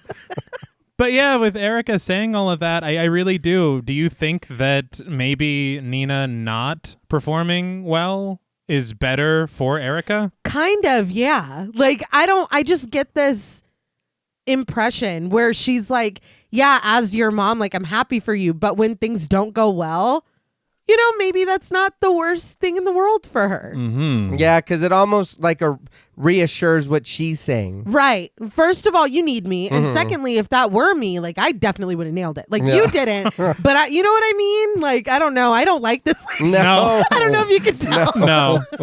And dude, the nuance again of Barbara Hershey in this performance. She's fantastic. But Erica comforts her, settling her blankets and reaching to remove Nina's earrings. She understands that Nina must be disappointed, acknowledging the very specific pressure that finds you when you get older. Erica admits that she can relate to this, but she promises her daughter that it's all right, no matter what. She rises from Nina's bed to put her collected jewelry away in a chest on the dresser, offering the bright side to Nina's dismay. She'll probably get to dance the pas de quatre again, which I think means that she'll be a part of the Swan Corps, which is like the ensemble. Mm-hmm. Which is exactly where she wants her, I think. Yeah. She laughs that it's such a wonderful part as she carries the jewelry box over to Nina's bed, winding the back of it and placing it on her nightstand as a gentle song emanates from it, a small ballerina twisting in its center. I will say a combo jewelry box, music box is pretty cool. Yeah. Pretty solid, yeah. Erica's not doing great on a lot of fronts, but buying this was a good idea. This we like. She offers another possibility, though. Maybe Thomas will make her a big swan. She reaches a reassuring hand to Nina's shoulder, positive that no matter what happens, Nina will shine. Nina accepts this, and Erica caresses her hair sweetly as she tells her, "Everything will be better in the morning. It always is, sweet girl." The music box concludes its soft melody, and we fade to black. But when we return, we find Nina on the subway train, using her reflection in the window through the tunnel to apply Beth's lipstick that she stole the day before. She does so in sharp strokes, motions that are seemingly somewhat unfamiliar to her. She's like, now I'm dark, Nina.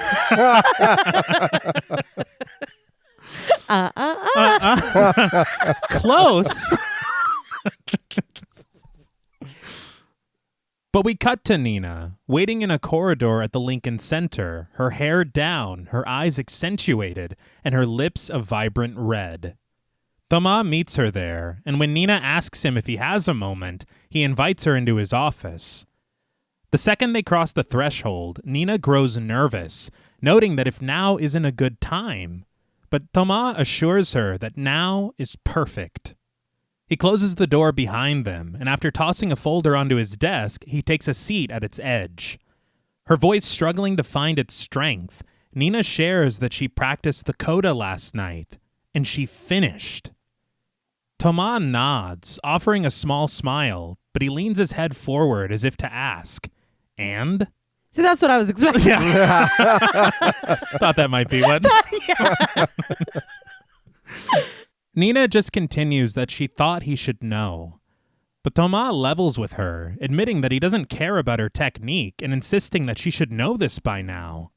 Nina then attempts to redirect the conversation to what happened yesterday, but Thomas interrupts her, rising from his desk and caressing her cheek as he reveals that he's already chosen Veronica for the lead. He apologizes, reaching for the office door to open it, and Nina accepts this, murmuring a defeated, "Okay, thank you," as she heads toward the hallway, only for Thomas to close the door before she can make her exit. Nina stands there puzzled as Thomas asks, "That's it? You're not going to try to change my mind?" He assumes that Nina must have thought it was possible. Otherwise, he asks, what is she doing here all dolled up? A low rumble emanates in the score as Nina stresses that she only came to ask for the part. Tension rises between them until Thomas shatters it with a scoff, retreating back into the room and taking a seat at its center. Casual in his chair, Thomas admits that the truth is, when he looks at Nina, all he sees is the white swan. He notes that Nina is beautiful, fearful, and fragile, ideal casting. But the black swan? He says it's a hard fucking job to dance both. Nina insists that she can dance the black swan, and Thomas responds incredulously. He assesses that in the 4 years that he's watched her dance, he's observed her obsession, getting each move perfectly correct, but he has never once seen her lose herself. He asks the point of all this discipline. Nina just lowers her eyes to the floor, admitting in a low voice that she just wants to be perfect. Blue. She didn't say that. No, that would have been too far. Yeah, it's like, come on, man. He's like, perfect blue. Yeah. I don't I've know never her. heard that in my life. Thomas implores her to repeat this, and she meets his gaze, more confidence in her voice as she declares, "I want to be perfect." Thomas laughs wryly, asserting that perfection isn't only about control, it's also about letting go. He stands from his seat to approach Nina again as he continues that you have to surprise yourself so that you can surprise the audience. It's transcendence. He says that very few have it in them.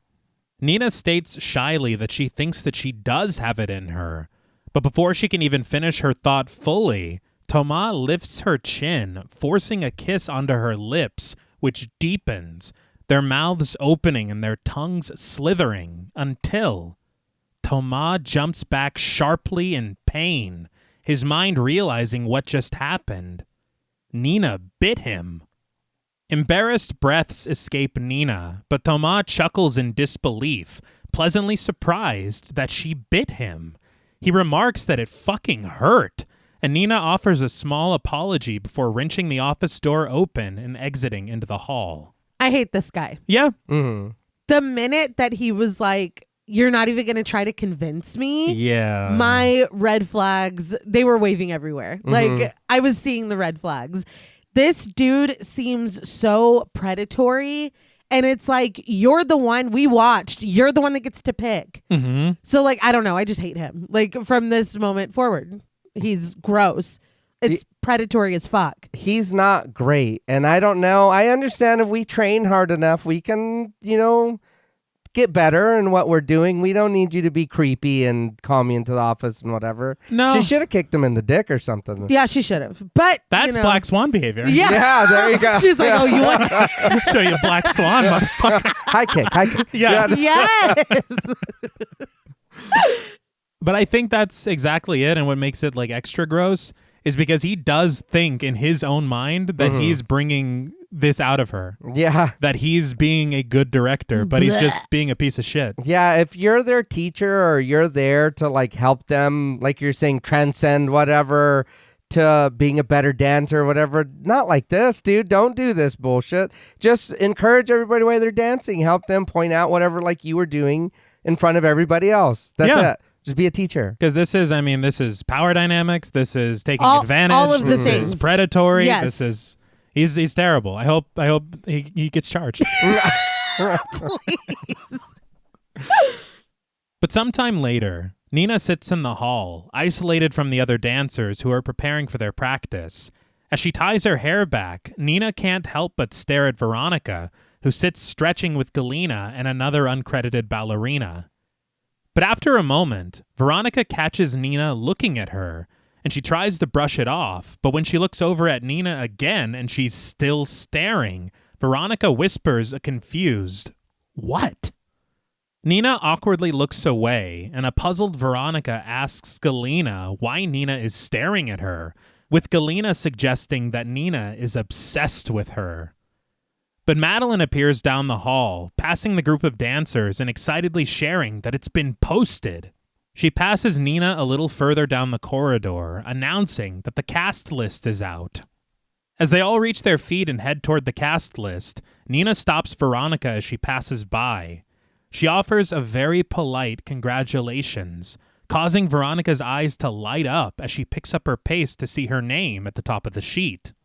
Nina waits behind, wounded, with no reason to join the other ballerinas. She just gathers her things somberly, heading in the other direction. But suddenly, Veronica appears a blur of anger behind her down the hall. She calls out, "Hey!" Nina turns around to face her, puzzled, as Veronica demands to know why she would say that, wondering if it's Nina's idea of a sick joke. Nina doesn't understand, but Veronica seethes. "Fuck you," before storming past Nina down the hallway. Her interest piqued, Nina joins the crowd of dancers gathered around the cast list on the bulletin board at the other end of the corridor. Once she reaches it, someone calls her name jovially, and Madeline reaches for her to give her a hug and offer her congratulations. Nina's eyes then find the cast list, and there, printed boldly in all capital letters at the top, reads, "Swan Queen, Nina Sayers." Okay.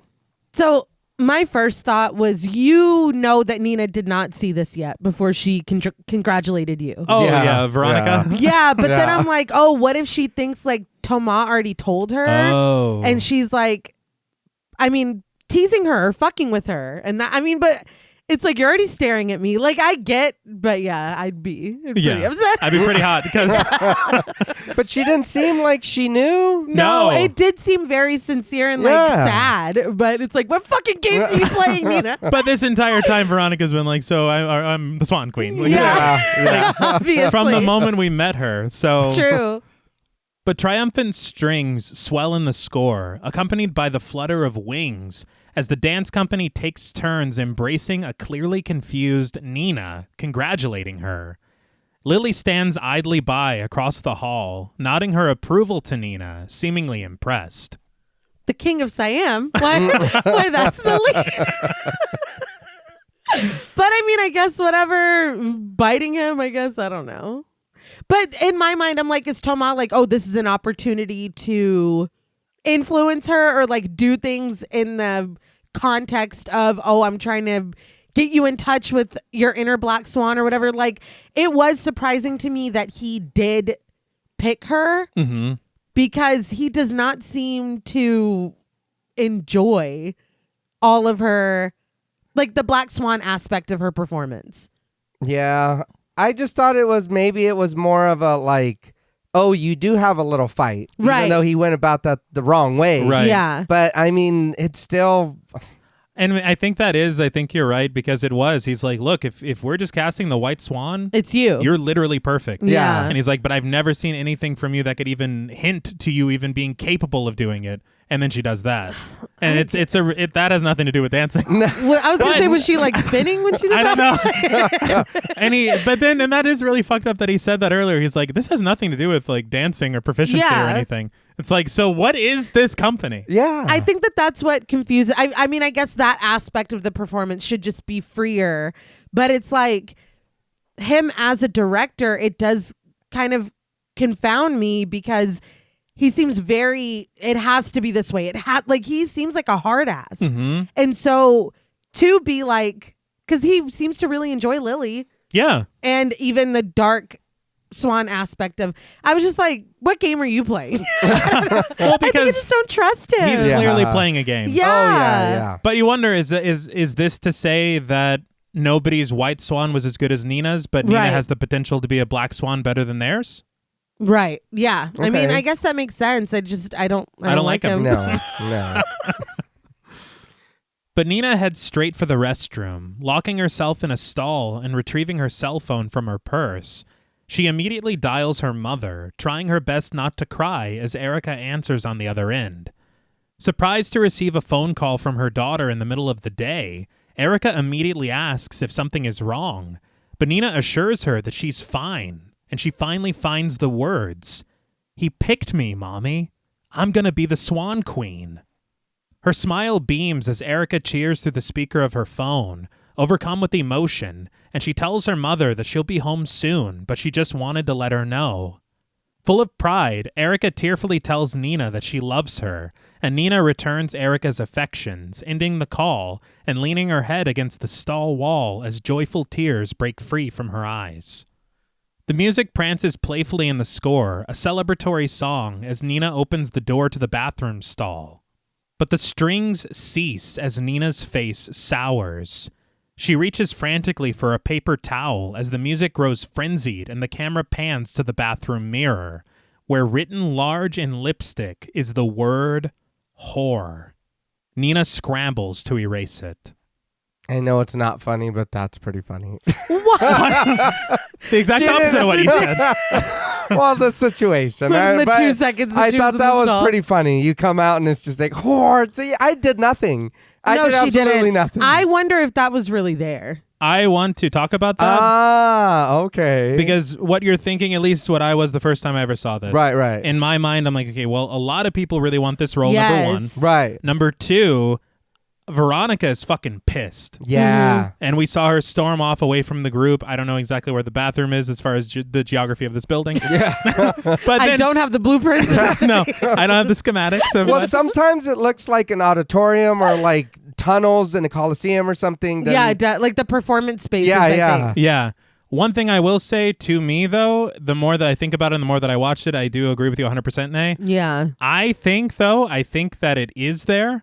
Okay. Because I think that this might be the first moment of us really realizing how unreliable of a narrator that Nina is, because this is the only item that we saw her steal from Beth. Okay, yeah. Because I was like, she wore that lipstick going in to meet with him. Mm-hmm. And then whatever happened, and then he picked her. So it being written in lipstick, It's like, which looks like the same shade to me. Right. It did. But yeah, so you think that maybe she wrote that? I think she did. I will say and this is not to be indicative of anything or to prove anything at all, in a behind-the-scenes featurette, Natalie Portman wrote it on the mirror. Oh, so it is her handwriting. It's her handwriting. Oh, okay. Interesting. So that can lead, Interesting. Yeah.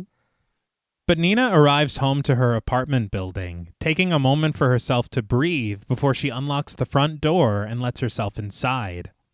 She calls out to her mother, and when she receives no reply, she makes her way through the hall, the walls on either side lined with framed photographs and mirrors, until she reaches her mother's bedroom.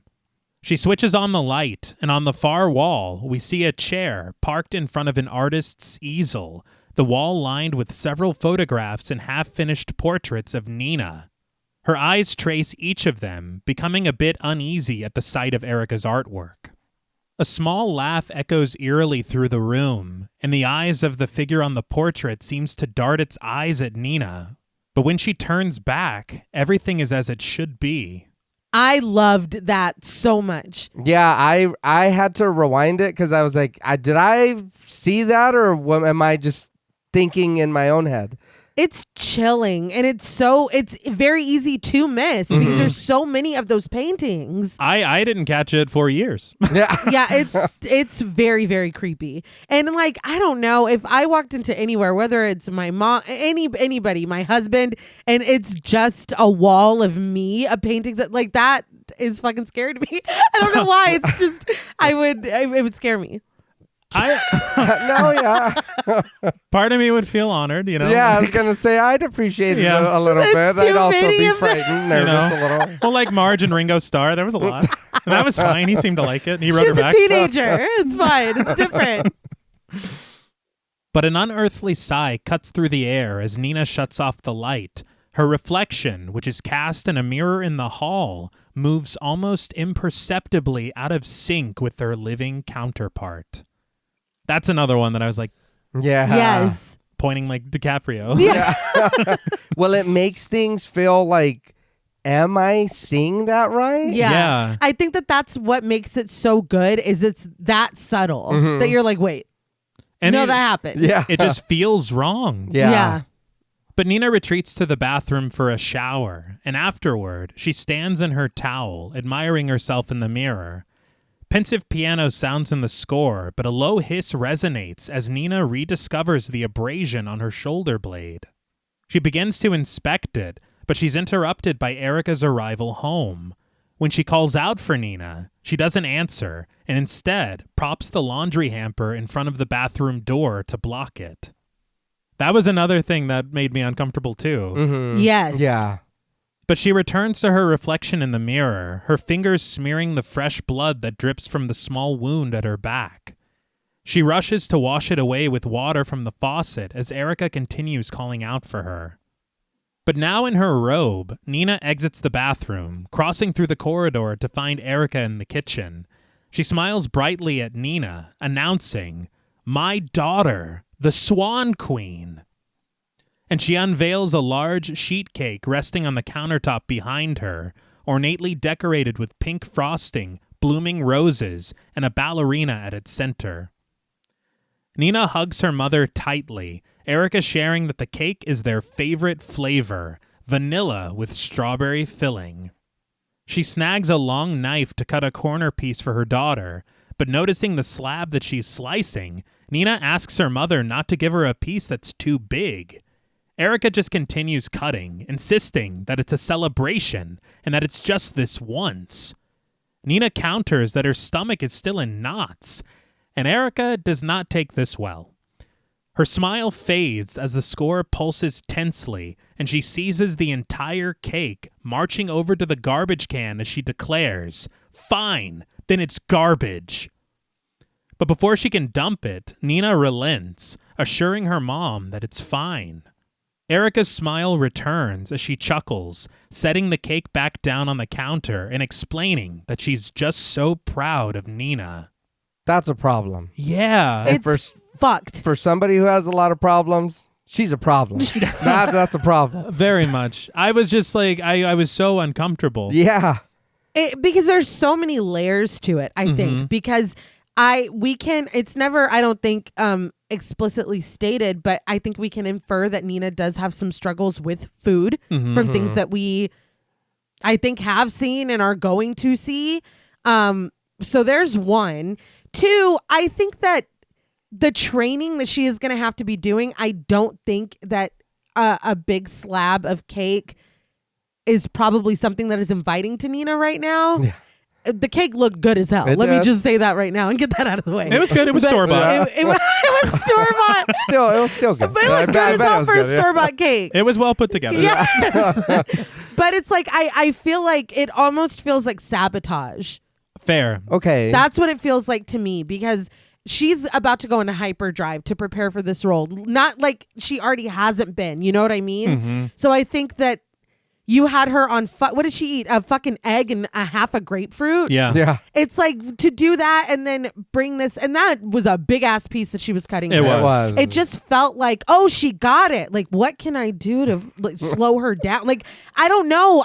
That is what I get from this woman. And I was just disgusted because Erica clearly emotionally abusive. Yes. And so this switch that just went off the second that she didn't get exactly what she wanted, and Nina automatically reverting and regressing and doing everything to just please her in this moment. Well, because that's clearly the dynamic. Yes. Yeah. Okay, you don't want what I'm giving you right this second. It's all fucking trash. And it's like, wait. Yeah. No, I definitely want it. And like, that's give me two. horrible. It's sick. It's fucked up. And I think that this film does a really good job of like planting that seed early, because I was uneasy with her. And she has her bun like the exact same way that Nina had it earlier. Something else that I did, I watched this interview with Darren Aronofsky, and he had talked about Barbara Hershey changing her eyebrows for this role to match Natalie Portman's. Why did that give you chills? That's good. Yeah. That's good. It is, because it's like you are so jealous of her. Yes. And it wasn't as overt at the beginning, but you could feel those vibes. Like something is fucking weird here. Well, it's as it goes on. Like I said, we see these little things, and it's like that doesn't feel right. Yeah. No, and there's just so much like a matter of control under the guise of protection. Yeah. And it's hard. It's difficult. But Nina's discomfort is palpable as she tries to soothe her mother's mood, insisting that the cake looks so yummy. This apparently was another bad idea, because Erica drags her finger through the frosting of the cake, gleaming a grin as she holds it up to Nina for her to taste. What the fuck? Yeah.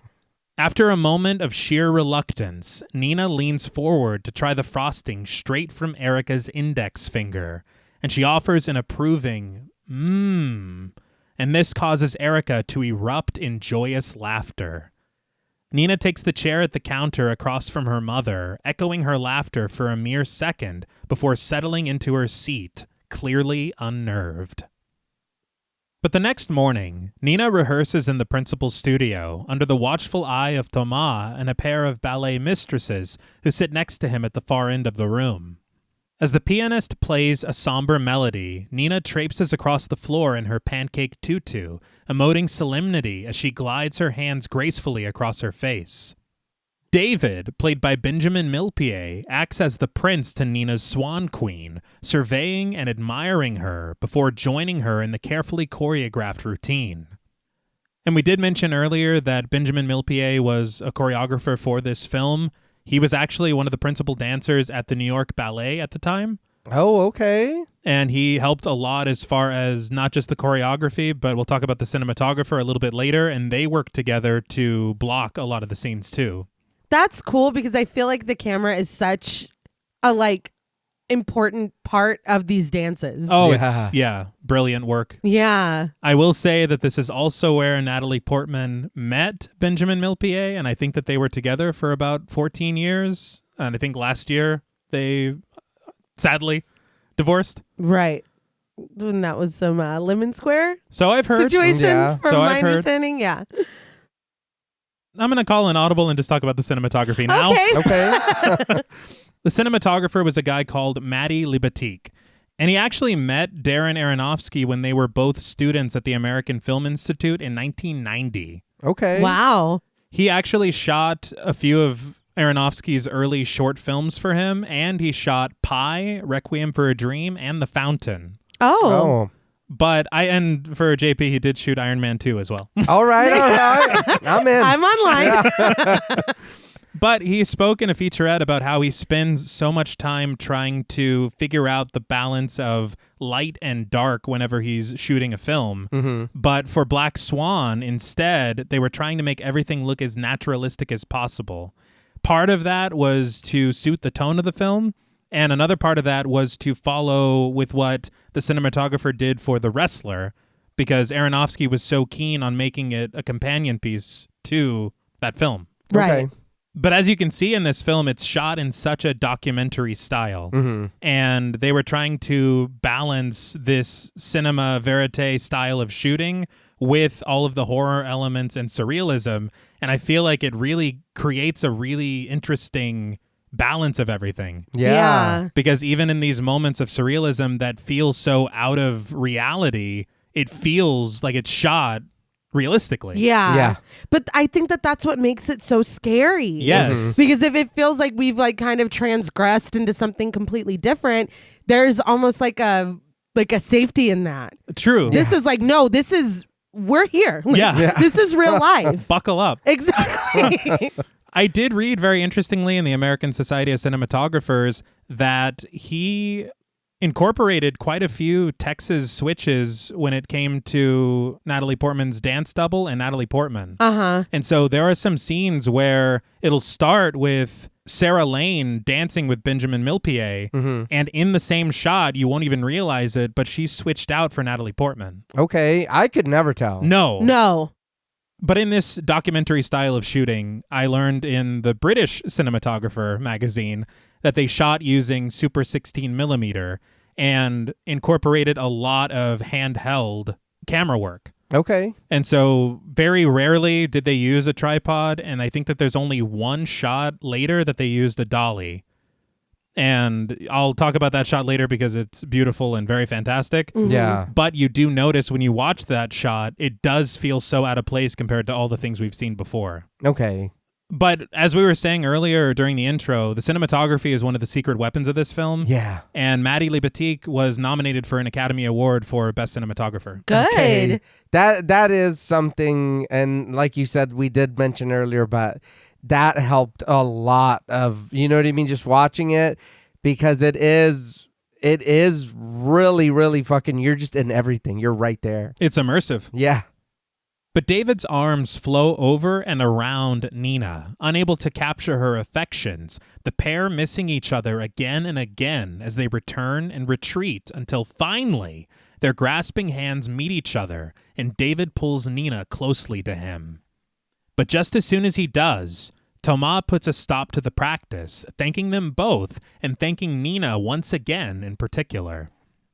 She walks over to Thomas, who commends her performance, but adds that he knew the white swan wouldn't be a problem. He reminds Nina that the real work will be her metamorphosis into her evil twin. Very interesting line. Yeah. Nina nods in understanding as Thomas notes that he knows he saw a flash of her yesterday, and as he exits, he directs Nina, "So get ready to give me more of that bite." You motherfucker. Yeah. I was seething. It's like, don't do that. No. Nina collects herself, marching over to David to continue their practice. But sometime later, Nina works one-on-one with a ballet mistress played by Christine Redpath, who guides her movements, instructing her not only in technique, her plie and on point, but her emotions and the fluttering of her wings as the evil force pulls her in, allowing her to embody the black swan. This clearly feels like a real rehearsal. I have in my notes, why do I feel like this woman is a real dance instructor?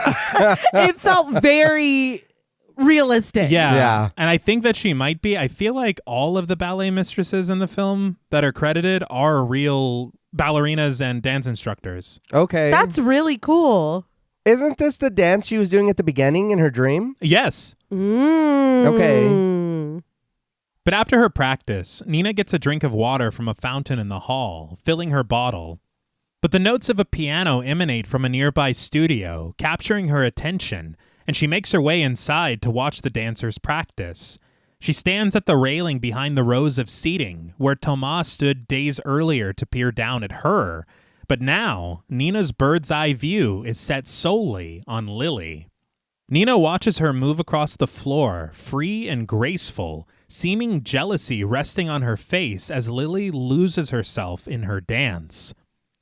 Thomas slinks into the room from the hallway, just behind Nina, and he leans over her shoulder, imploring her to really watch Lily. He notes that she's imprecise, but effortless. He sucks his teeth before offering a parting shot. She's not faking it. Damn. Yeah. Part of me is like, then why don't you just choose her, dude? That's What what the I'm fuck? saying. I think that's what I was saying earlier, because it's like, he's like, that's what I want right there. And it's like, okay, well, it's right there. Yeah, Yeah. you can cast her right now.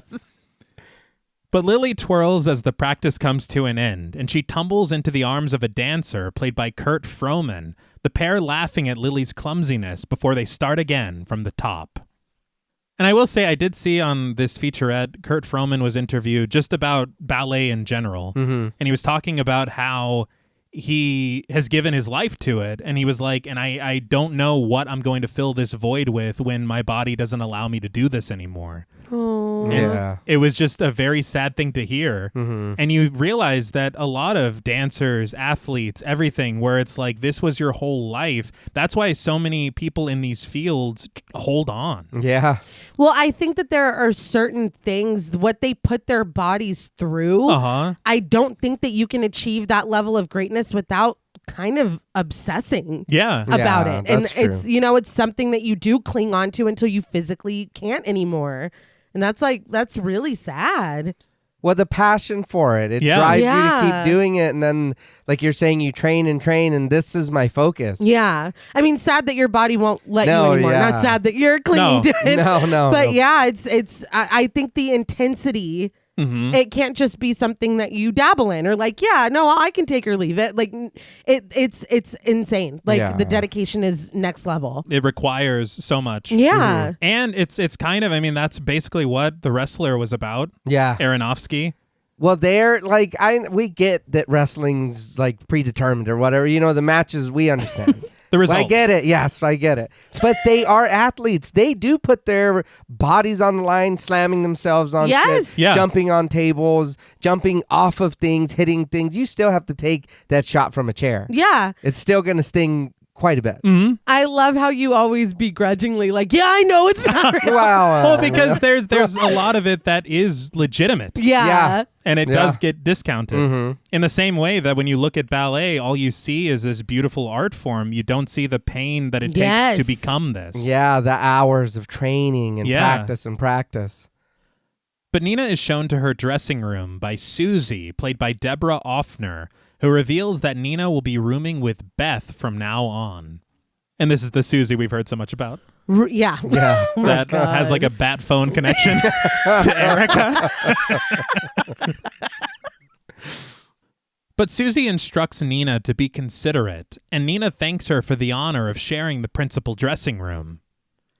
A large bouquet of flowers rests on the vanity, and we capture Nina's reflection in a silver-plated mirror on the wall as Susie shares that the bouquet is for Nina, courtesy of Thomas Leroy. Yeah.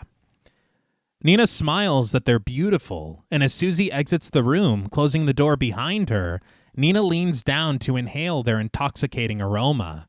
And after glancing over at a bottle of bright pink nail polish, Nina removes her earrings, letting out a satisfied sigh as she looks at her reflection in the mirror.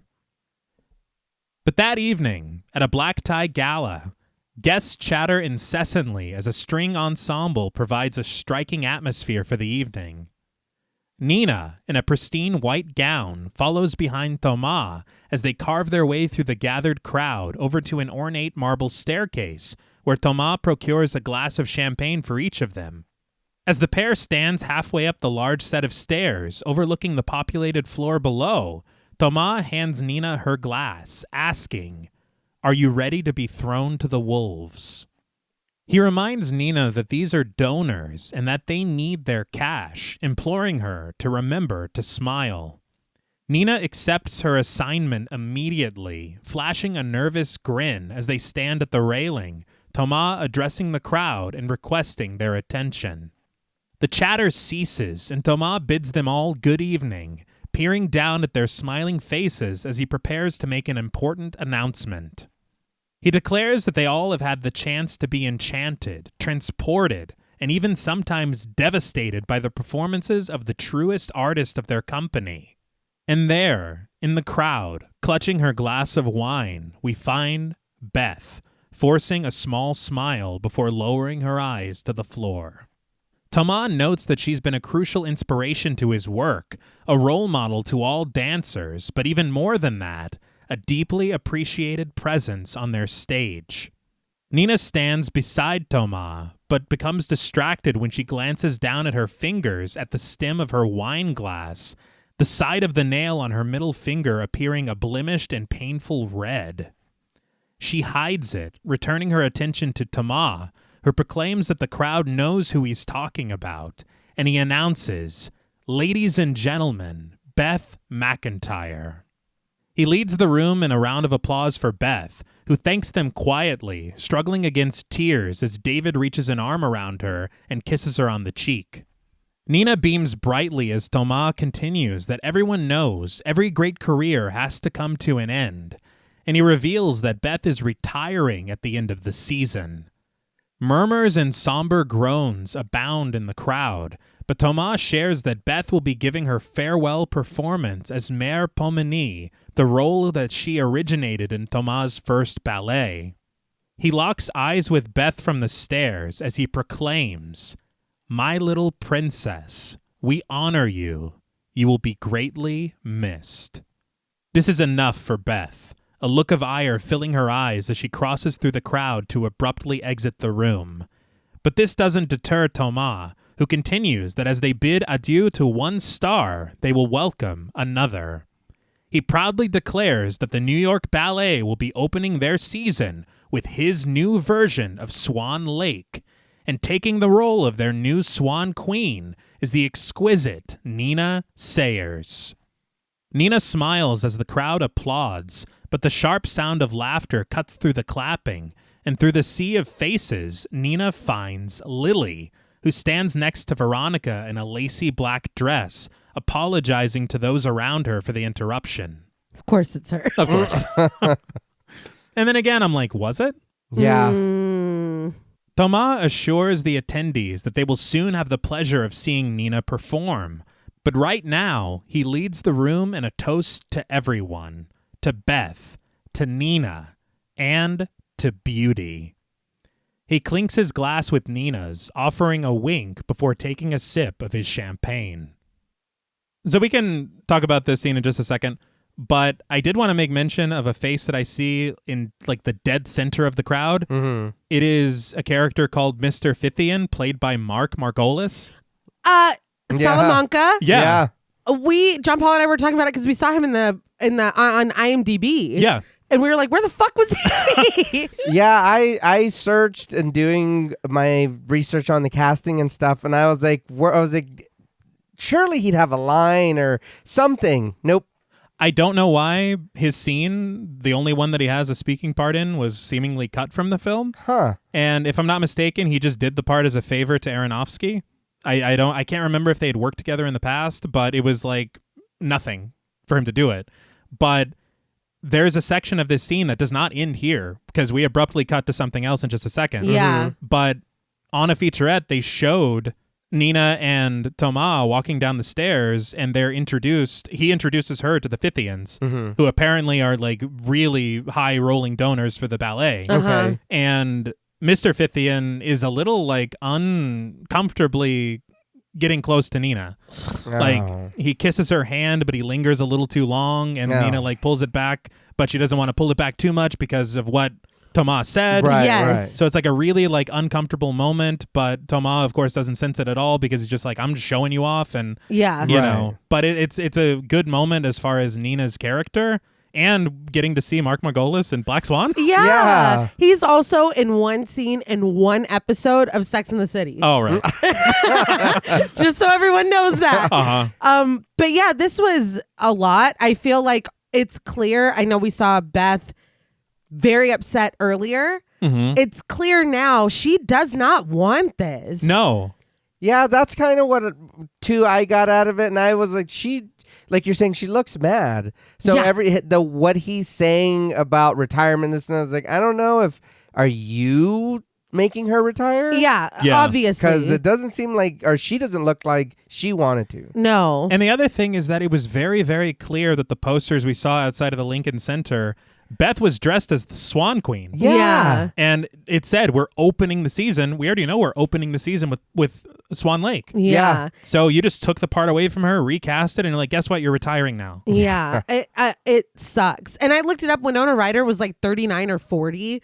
And the fact that they're like, you get out of your fucking old ass fucking dusty old bones. I was like, I'm sorry, what? It's unbelievable. And I think that it's such fucking insult to injury, like salt and vinegar style of doing this in the same breath. Yeah. Goodbye, Beth. Hello, Nina. We don't like, it's so fucking insulting. It's like cruel almost to make her stand down there in the audience. She doesn't even get to be up there. That part was the most fucked up to me because all that she has given you and your dance company, she can't be at your side with Nina. And even when they were talking shit about her, like it's clear that she's talented and she's legendary. Yes. But she has to stand down there in the audience and look up at her replacement while she's being pushed to the side when she didn't even choose. No. This whole thing, I was like pissed off. Yeah. Wouldn't that look a little better to everybody if she's passing the baton rather than just being like, you're out and this is it? Yeah. He was probably like, she is not going to go up there and do this with a smile. And she shouldn't. Yeah, no. She shouldn't. I think the thing as well is that Thomas just desperately needs to center himself because he's saying basically he chooses the talent.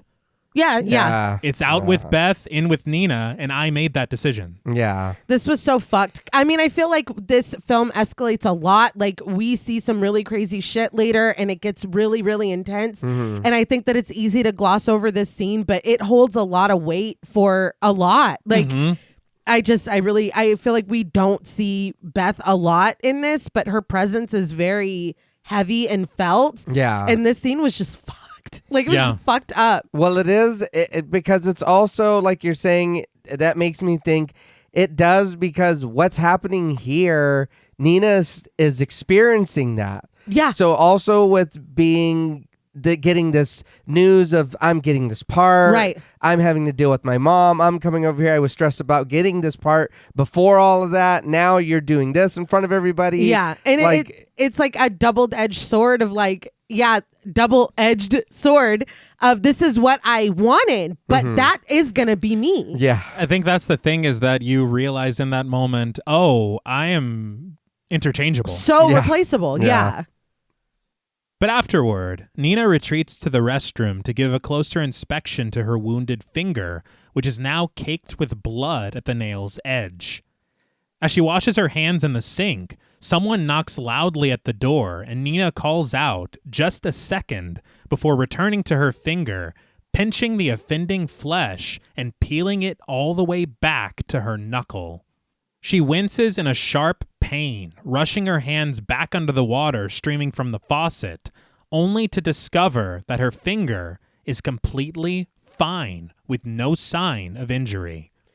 This was very like hard to watch. Yeah. I watched on that effects portion of that featurette.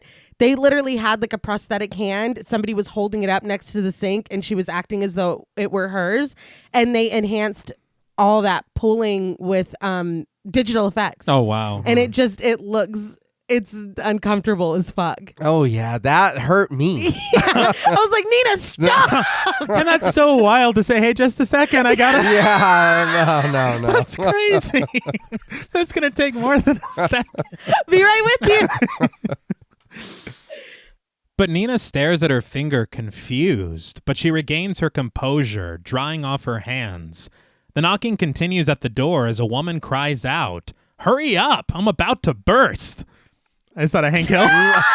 That's exactly what I was thinking. I'm about to bust. But Nina disposes of the towel and opens the door to find Lily standing there. Naturally. She lights up at the sight of Nina, closing the door behind her and realizing that they haven't officially met yet. She holds out her left hand for Nina to shake it, and the two women introduce themselves. We see this handshake reflected in the mirror, but it's still Lily's left hand. Yes, it is. I noticed that too. And I was like, huh, you know? Yes. But Lily gushes, "Our new Swan Queen," which inspires a smile from Nina, but Lily hands over her clutch to Nina to hold for a moment. She's certain that Nina must be so excited, but she asks if she's freaking out about the role, and Nina admits that she is. But we watch as Lily reaches at her waist under the skirt of her dress and slides her underwear down, stepping out of them and placing them into her purse. She shares that she'd be losing her mind too, passing Nina to take a seat at the edge of the sink. Nina attempts to return to the event, but Lily implores her to stay to keep her company. Nina does mull it over for a moment, but she politely excuses herself from the restroom, re-entering the crowded hall and bumping right into Thomas, who's been looking for her. I think this visual of the two of them in the bathroom with Nina in I think it's like a soft pink or a cream or something, and then Lily dressed in black like she usually is. Mm-hmm. Her taking off her underwear, putting it in her, but it's just this. After explicitly being told by Thomas that this is what she needs to aspire to be, it's very White Swan, Black Swan, very this repressed person looking at this very free, very, sexually liberated. It's I feel like we've been seeing that the whole movie, but just them in this bathroom together, it's a very blatant visual of the difference between the two of them, and how Nina is probably like, well, that's what I need to be doing. Mm-hmm. But hours later, the event drawing to a close and the guests departing, Thomas finds Nina again in the massive entryway. He commends her, noting, "They tried to eat you alive, but here you are." As he helps her into her coat, he tells her that she did well, and Nina is pleased to hear this, but Thomas then asks her where she's headed after this. Ugh. Nina answers that she's going to the Upper West Side, and Thomas suggests that since it's on the way, she should stop at his place for a drink. That's very out of the way, no matter where it is. It's it's super, super out of my way. It's out of line, I know that. That's for damn sure. But before Nina can answer, Mrs. Fithian, played by Tina Sloan, leans into the corridor, calling out for Thomas and telling him that he needs to say hello to someone called Karen Holloway. So, Mrs. Fithian, right? We get to see her for a brief moment. But Thomas retreats, promising Nina that after just a minute more of ass-kissing, he'll be right back, and he asks Nina to wait for him. Now alone in the expansive hall, Nina spots a sculpture at the center of the room, approaching and admiring it. A bronze figure stands balanced upon a globe, with withered wings for arms, and its face obscured in a white visage not matching the tone of its body. So this is a real sculpture called Future Clone by Fritz Scholder, and it was in the building where this scene was filmed. Oh, okay. I thought that was very interesting because it seems so thematically relevant. Yes. Yeah. That it would seem that they put this in there as part of the production. Yeah, it reminded me of the Springfield Angel. All right. But lost in her admiration, Nina turns around, the camera whip panning to reveal Beth standing next to her, her makeup streaked from tears, and a half-empty glass of wine clutched in her hand. Nina is briefly startled, but offers sweetly that she's so sorry to hear that Beth is leaving the company. Beth doubts Nina's sincerity, and after letting out a sarcastic, "Aw," she asks Nina pointedly what she did to get this role. Nina furrows her brow, puzzled, as Beth continues that Thomas always said that Nina was such a frigid little girl. Her voice breaking, Beth wonders what Nina did to change his mind. Wounded, she asks Nina point blank, and I'm sorry to my friends in the Decorum Forum, did you suck his cock? Offended, Nina instinctively bites back. Not all of us have to. Oop! That was rough. That's Black Swan behavior.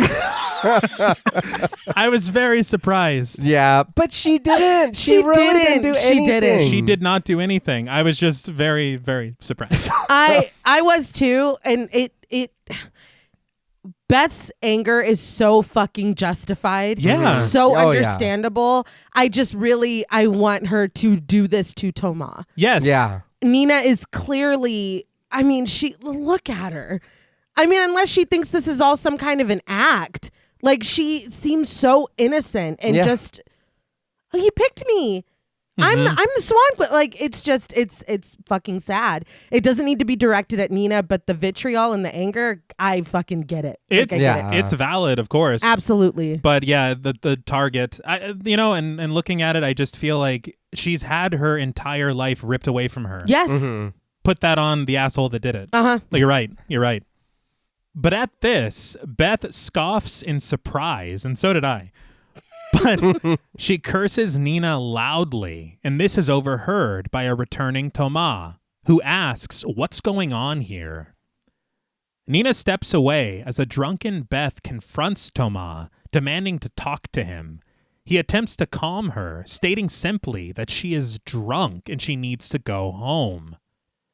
Beth grows indignant, ordering Thomas not to dismiss her like that, but he raises his palm to cup her cheek, beseeching, "My little princess, please hold it together." Fuck off. Yeah. Every time he calls her that, my skin crawls. No, it's too much. It's weird. He returns to Nina's side, urging her onward with him as Beth warns Thomas that she'll be coming by later, that she has something for him. I thought she was going to kill him. A token of her appreciation. Yeah. I'm like, he's getting shot tonight. That's what I thought we were. Right? Yeah, that's what I thought immediately. The next morning, like, well, Thomas dead. I swear. The way she said it. Yeah. But Thomas pays this no mind as Beth cries, "You make the most of it, Nina." Again, and I thought this was so cruel as well that he's like, "You're drunk, go home. Let's Come go." on, Nina. Yeah. And that's it. Yeah. But we cut to Nina arriving with Thomas to his lavish apartment, music playing softly in the background as they retire to his couch together for drinks. Thomas insists that Nina shouldn't worry about Beth, and he assures her that this behavior is typical. I guess they didn't talk on the way. He's like, wait till we get to it. Yeah, we shouldn't talk about this here. But he promptly changes the subject to their collaboration, suggesting that he thought it would be good to talk about the role to ground them a little.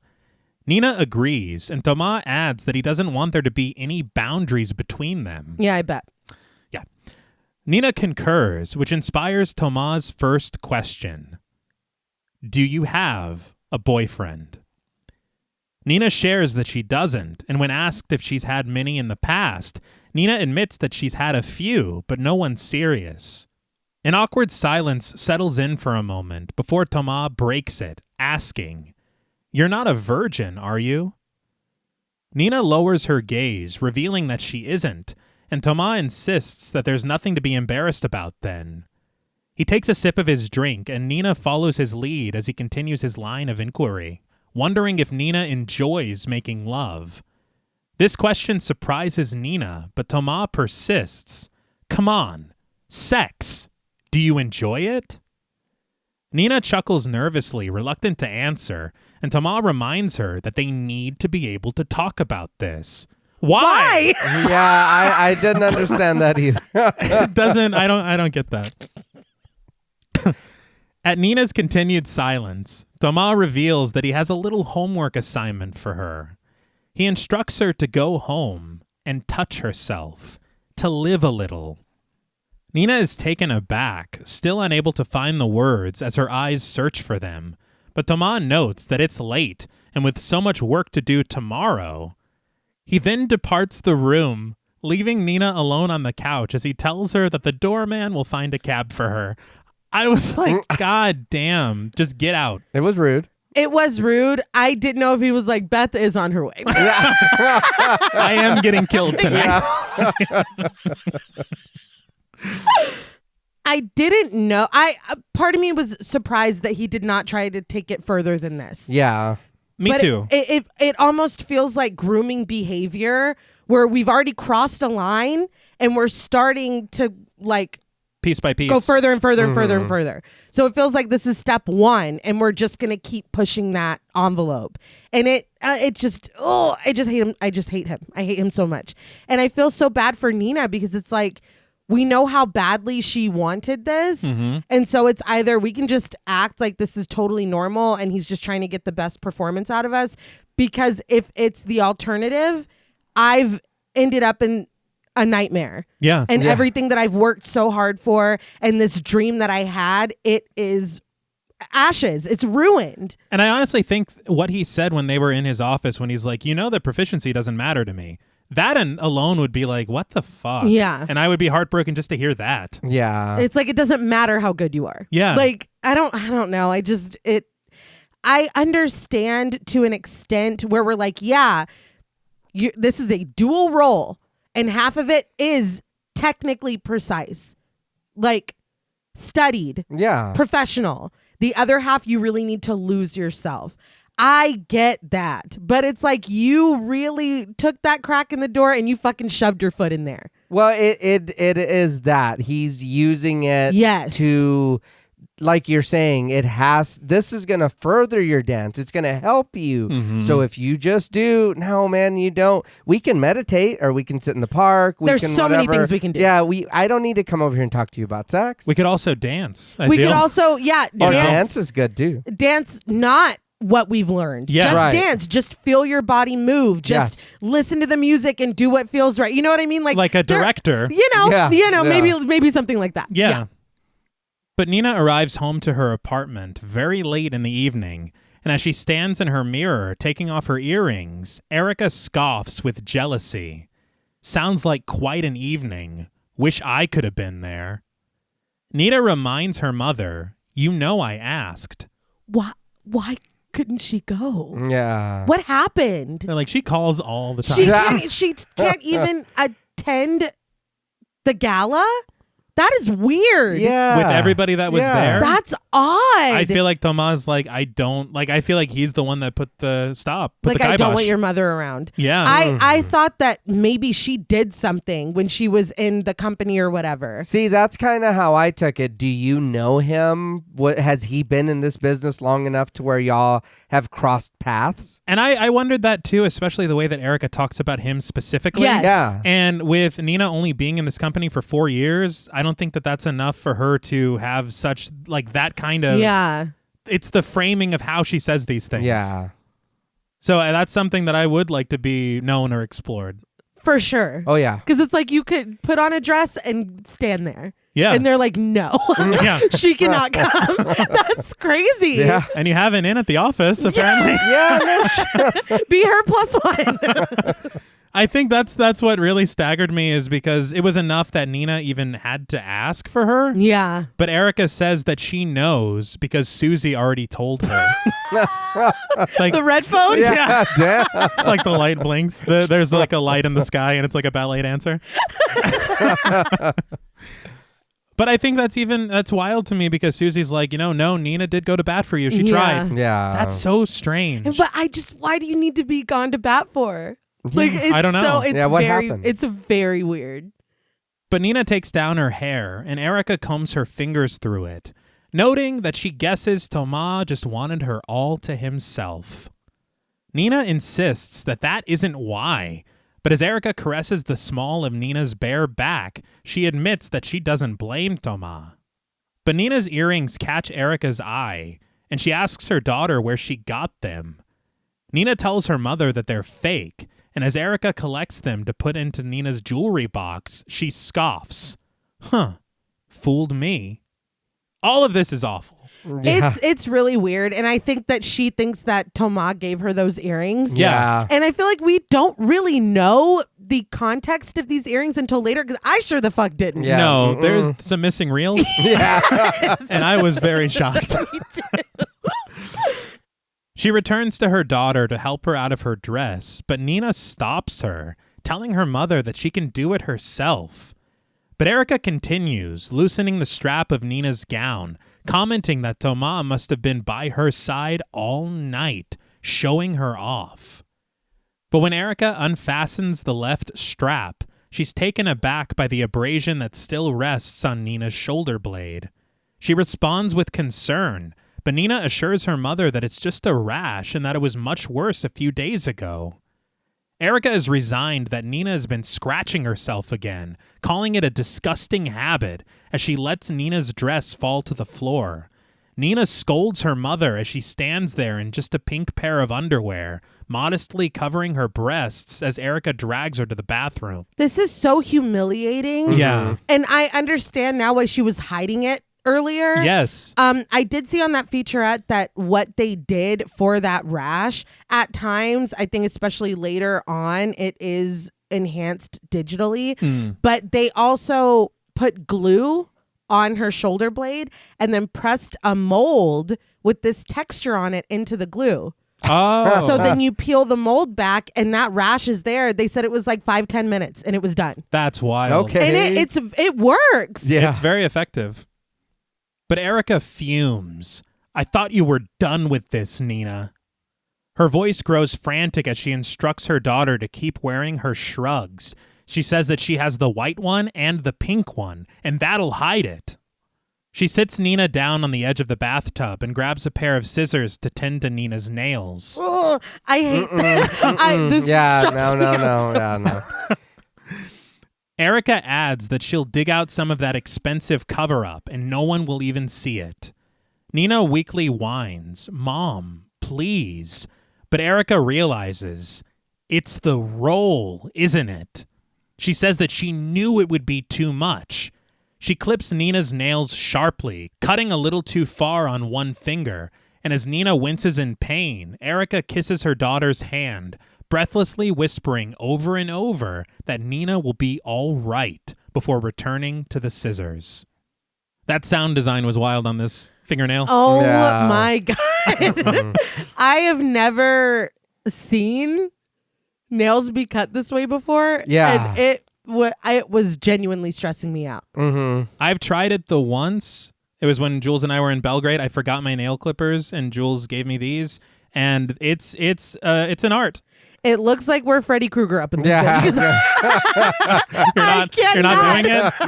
No. I'll bite them first. I will say That was that was hard to watch. it is very effective. I got a really good curve on a nail, but it's You're like, hard. I did cut the tip of my finger off. I am still recovering, but And she's doing it so fast. she's I not think concentrating. if she were Yeah. being careful and going slow, it wouldn't be such a visceral reaction from me. But she's, it is. I was like, please stop. But I have to be honest. Whenever I'm cutting my nails with regular nail clippers, I feel like I start sweating like I'm disarming a bomb because I feel like I'm like, dude, one wrong fucking, and I'm terrified because I've gone too far once with regular. Oh, no, Everybody you has, can, yeah. Yeah, why do we do it? That's the real question. Why do Why we do we do it? This is just a natural part of our bodies. Let it grow. Let it grow.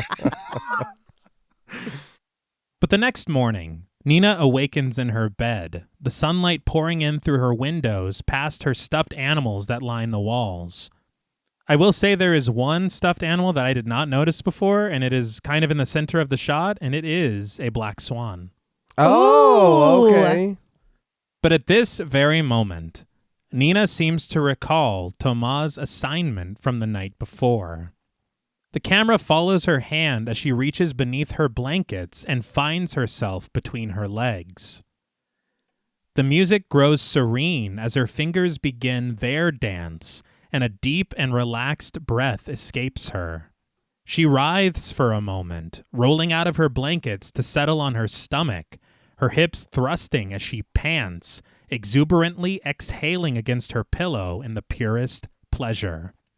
But she turns her head, opening her eyes to discover, to her horror, that Erica is fast asleep in a chair right next to her bed. Oh my God. This has to be worse than the Babadook, right? Yeah. Oh, Because yeah. I know that you always cite that as criminal. I think man. something else will be cited from now on. Yeah, that. Oh my God.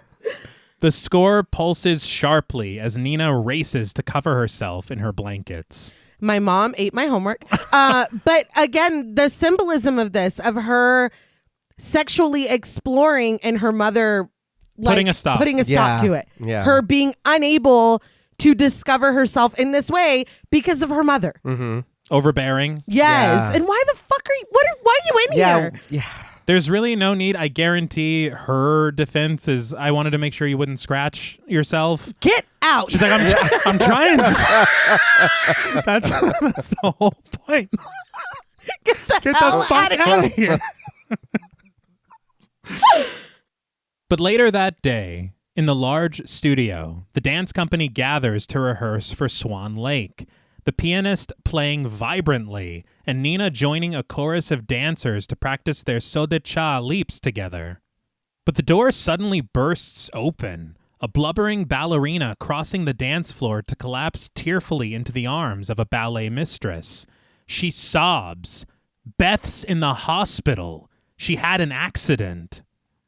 The mistress crumbles into tears as the company surrounds her, their concerned murmurs pervading the space as Nina joins them, a look of worry washing over her face. Anybody else think Thomas attacked her? Yes. Yeah. That's the yeah. first thing I thought. Mm-hmm. I thought that it was exactly that. Like, she did come to pay him a visit. Exactly. And he did something. But we cut to a gorgeous plaza, Nina sitting with Thomas at the edge of a fountain at its center as the water rises high over their shoulders. Nina asks him what happened to Beth, and he explains that last night she walked into the street and got hit by a car. Nina absorbs this tragic news, but Thomas isn't finished. He's almost sure that she did it on purpose. Nina wonders how he could possibly know that, and Thomas states that everything Beth does comes from within, from some dark impulse. He supposes that that's what made her so thrilling to watch, that she was so dangerous, perfect at times, but also so damn destructive. And to me, everything that he's describing, she sounds like the perfect Swan Queen.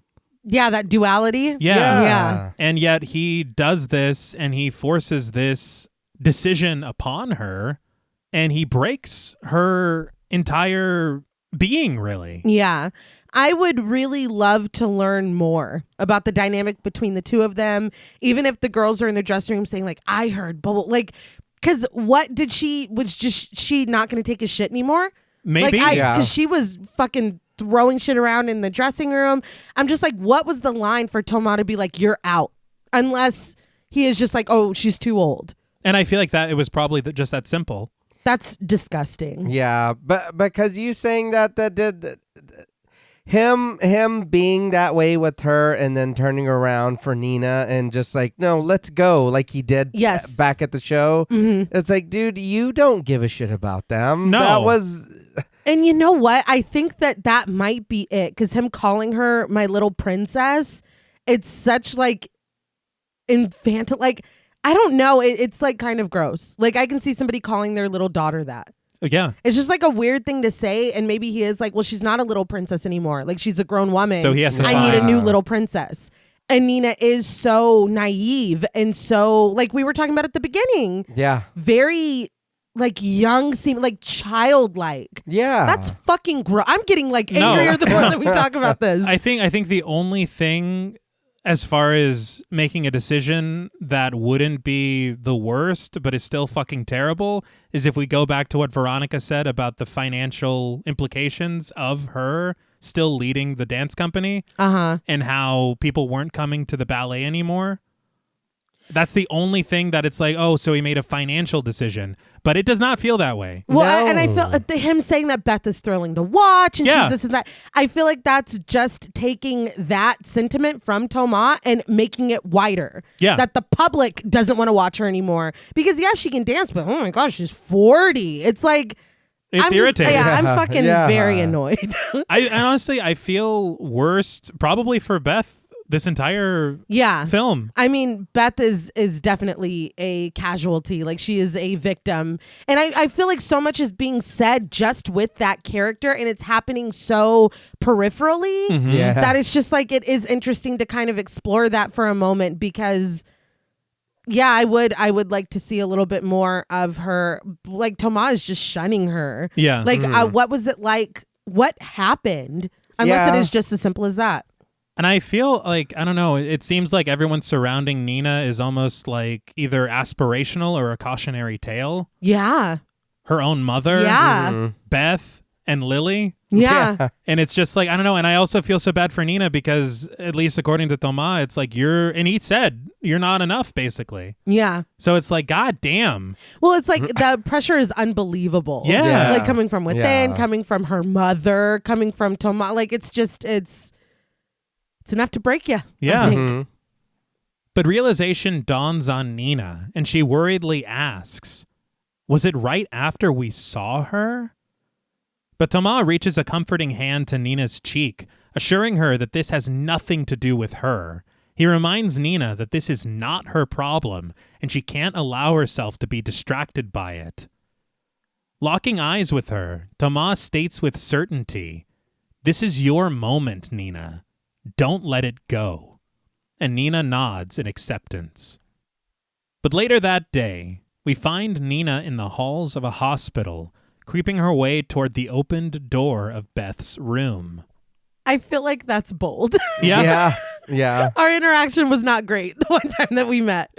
No, but I would like to see what she has to say. Yeah. True. I would honestly too, because if we are, just like we talked about, her little back and forth with Thomas was, you know what I mean?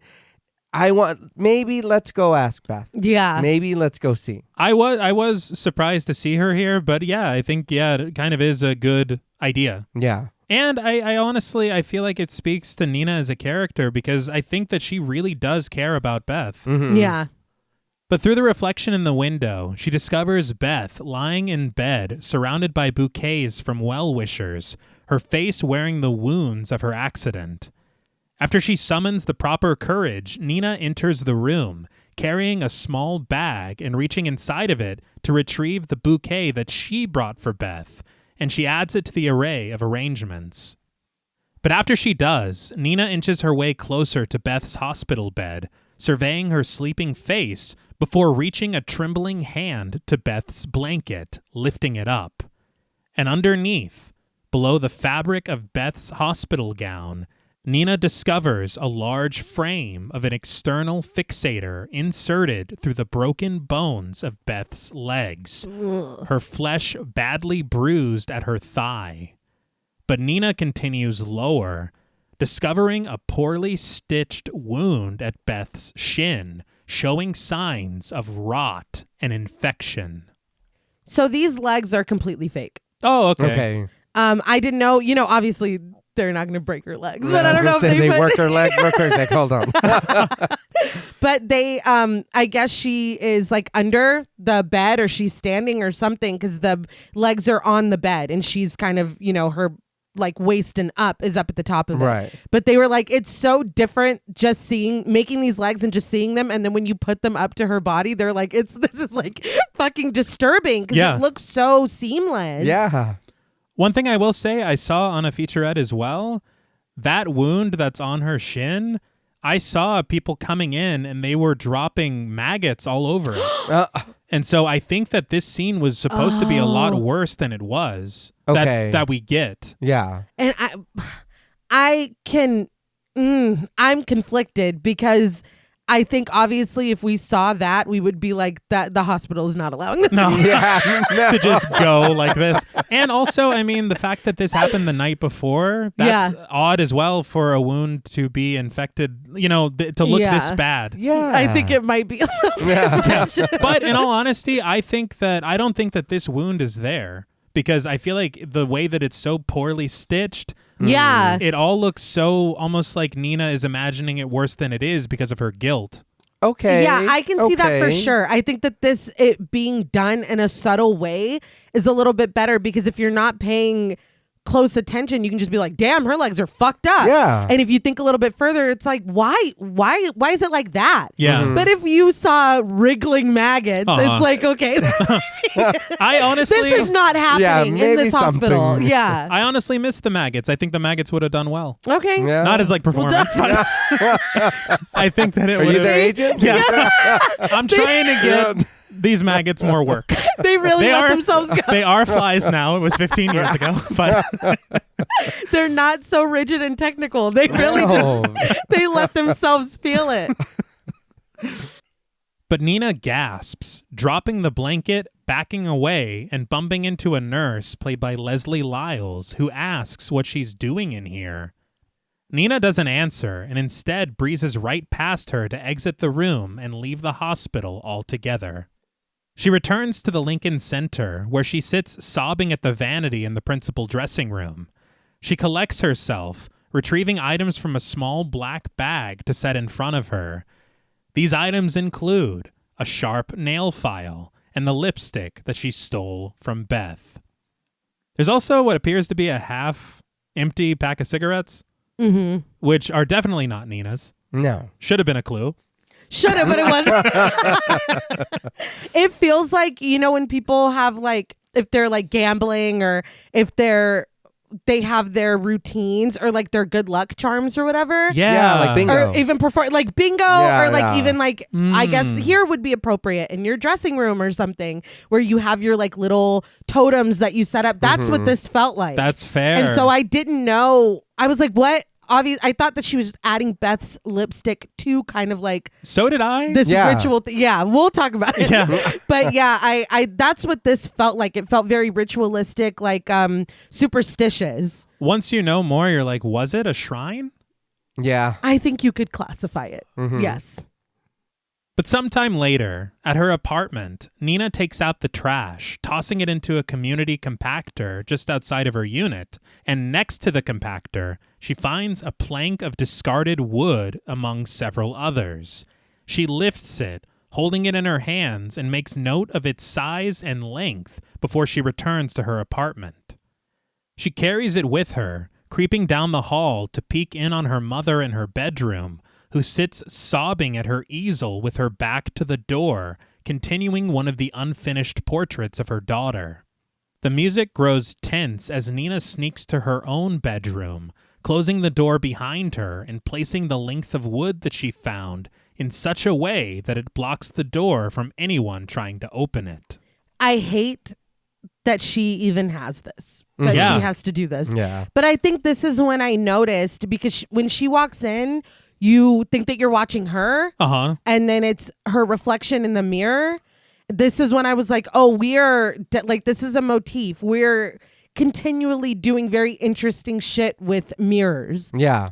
And it really is constant. Yeah. And I know we talked about it earlier, but one thing as far as the cinematography is concerned, Right. a lot of the times they maneuvered and choreographed the camera to where you could avoid these mirrors completely, which takes a ridiculous amount of work. Yeah. And sometimes they are caught in the shot and they were removed digitally. Okay. And so having no knowledge of which of these is taking place Right. is just a credit to not only the cinematography, but that digital effects work. Yeah. No, Yeah. it's super impressive, because I'm like, how difficult? There are so many mirrors. Yes. How difficult would that be to never catch, like, what was it?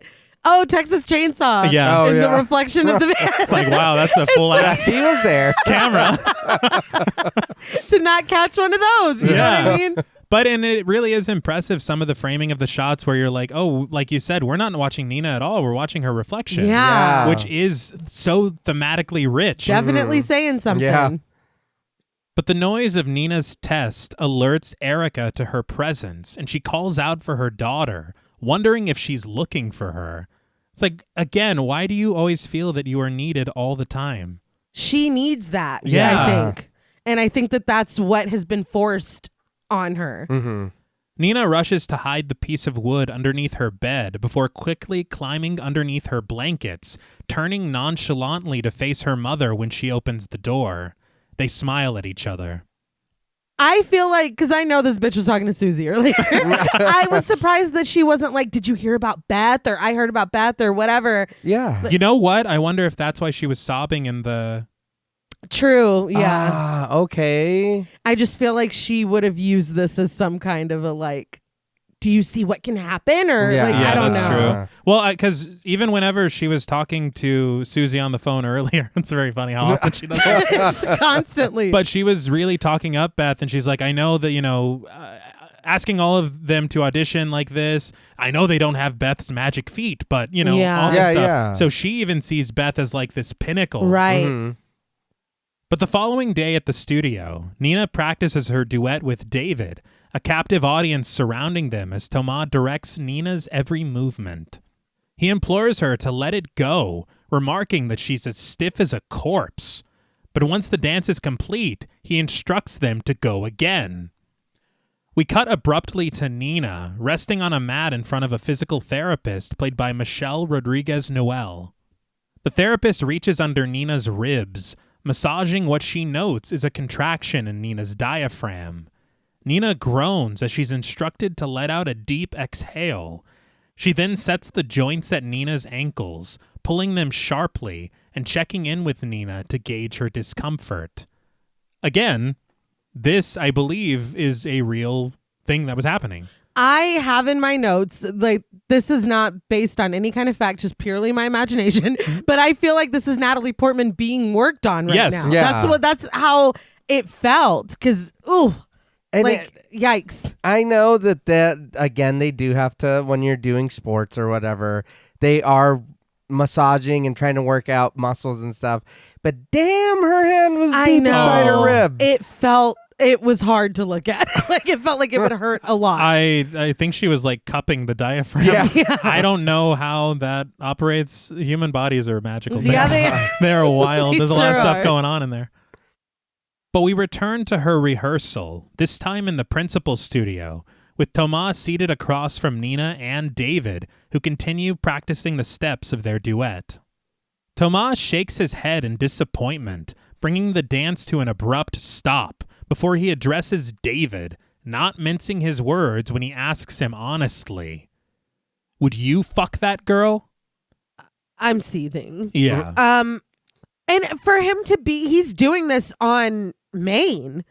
Right. Like, I thought that I have not seen him speak sexually in a group setting. I thought Yeah. that this was something that he was being like disgustingly strategic, Right. Yeah. Yes. Yeah. but he's not. And so to be like, no, this is sex. Dance is sex. The Swan did it or whatever. Like, him being like, would you fuck her? That's so degrading. Like, he's already being so hypercritical, which I get. We're like rehearsing or whatever, but like, that is so fucking degrading. And you realize not once has he had one critical word to David. Yeah. Not What? to, No way. Not to really anyone. Yeah. I bet he's fun at parties. yeah, a fucking blast. Always saw him at a party. It was Yeah. pretty annoying. But David just chuckles instead of answering, and Thomas takes that as a no, announcing, "No one would." He approaches Nina, declaring that her dancing is just as frigid, but before he can continue his admonishment, the lights suddenly shut off. At this seemingly late hour, Thomas calls out, reminding whoever is in the control room that they're still working in here, and when the lights return, Thomas excuses everyone from the studio, except for Nina. As David leaves with Sergio and the piano player, he offers a kinda gross, "Have fun, you two," What the fuck? So this is habitual. Yeah. This is a what do you call it? Like a quiet secret or whatever. Like everybody knows, but nobody's talking about it. That is all that told me right there. And as Nina, when he said frigid, I'd be like, oh, Beth was absolutely telling the fucking truth. Because that's what she said. Yeah. That he said about me. One thing on the positive side is I did appreciate the lights shutting out being like a seed for a future scare. Yes. Yeah. But everything else is very fucked up. Yeah. But I hate everything. Yeah. Everything else is a real problem. But all alone now, Thomas directs Nina in a personal practice session, playing the role of her prince. As he hums the melody, he guides Nina through the steps, getting closer and far more intimate with his touches and motions than David ever did. As they continue, he instructs her once again, let it go. The strings rise in the score as Thomas lifts Nina off her feet, his eager hands caressing her thighs and her butt as he implores her to feel his touch and to respond to it. Nina pushes him away, only for the pair to meet again in a long kiss. Thomas breathlessly orders Nina to open her mouth, and she does, their tongues dancing together just as they were before. His hands reach hungrily for her breasts before they sink down and find Nina between her legs. She moans as their kiss grows more passionate, but just as abruptly as it all began, Thomas pulls away from her. Nina stands confused as he walks away, explaining, "That was me seducing you when it needs to be the other way around." He thought he ate with that. He did. And despite how fucking inappropriate this is, once again, we are seeing Nina's kind of sexual awakening being put back to bed before she can. I'm trying to not get an email after this. Hey, I think I might get one this week. But you know what I mean? Yeah. Once again, she's C-blocked. Right. Yes. Quite. So I can't get over how fucked up it is and how unnecessary all of this kind of direction is. Right. He can't, as Nina is dancing with David, he can't say, respond to him, follow his lead, his touches, etc.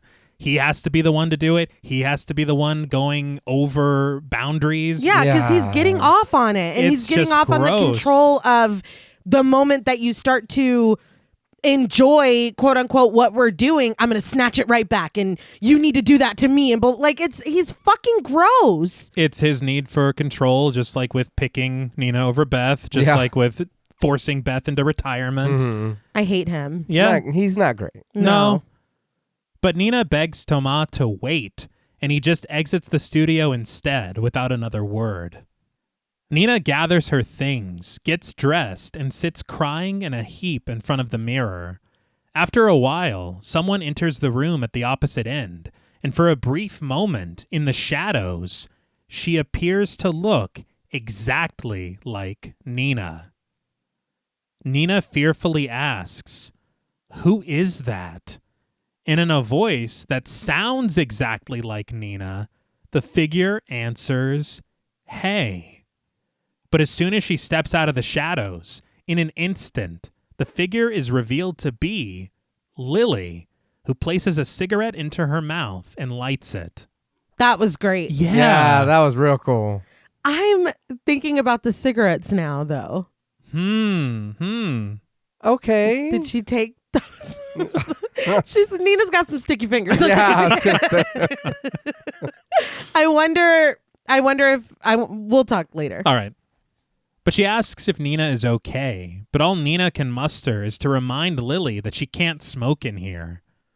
Lily jokes that she won't tell if Nina won't, and she takes a seat next to her. She remarks that the big day is getting closer and closer, and Nina just looks at her with weary eyes.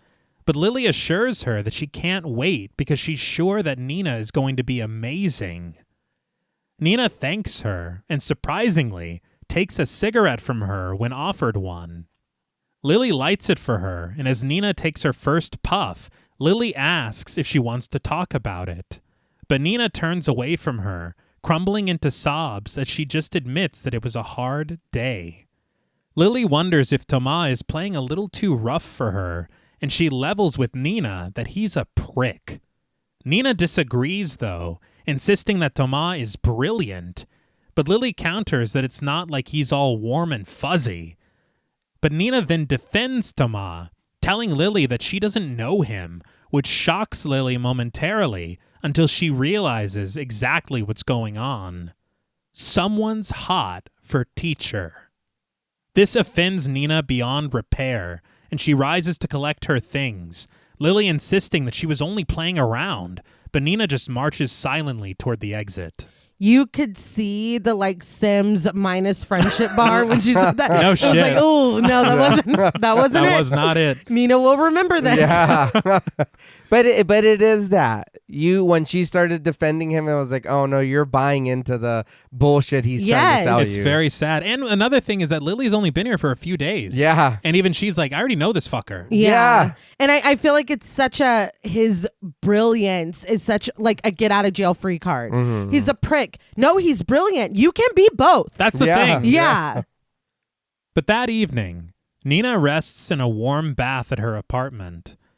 After a moment of calm reflection, she reaches her hands down, past her stomach, to find herself between her legs. She gives in to the pleasure only for a moment before seeming to grow bored with it, exhaling deeply as she sinks beneath the surface of the water. A low hum sounds in her ears as she peers up at the ceiling through the ripples of her bathwater. But when she closes her eyes, we watch as blood begins to trickle just above her, the crimson dissipating in front of her closed eyes.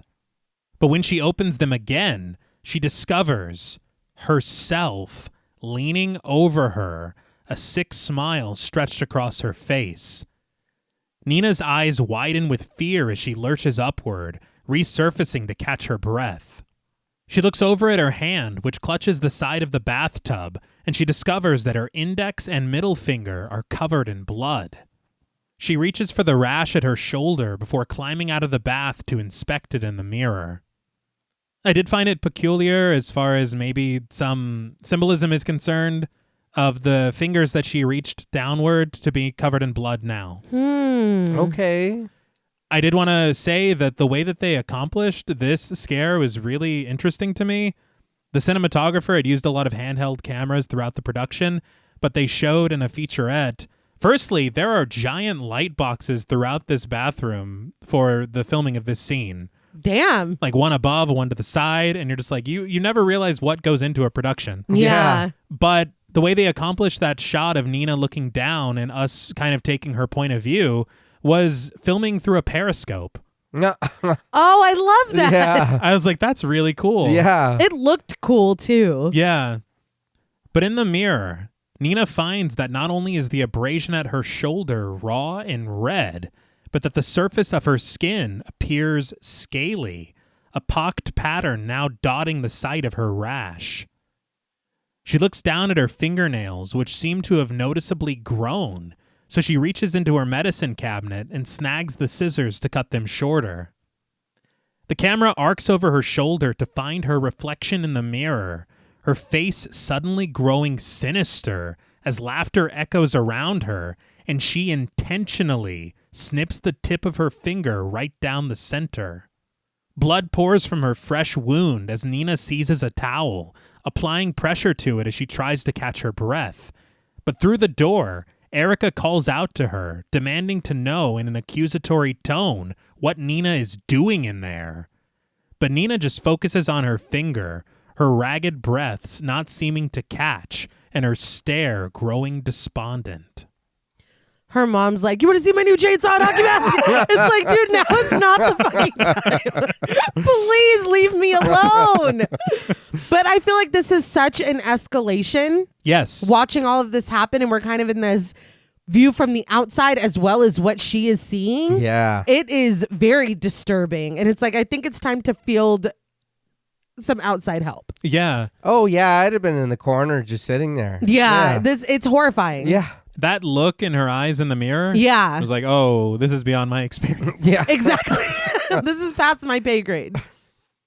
But the following morning, Nina rehearses with David in the expansive dance studio, accompanied by a pianist and a violin player played by Tim Fain, and all under the judgmental and focused eye of Thomas.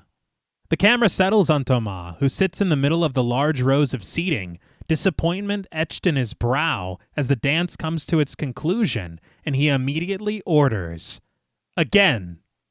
The serene melody returns, Nina and David dancing in unison, following each other's movements intently and intimately, the duet reaching its end as David lifts Nina above him, and she spreads her arms like wings, only to be brought sweetly back to the ground in a warm embrace.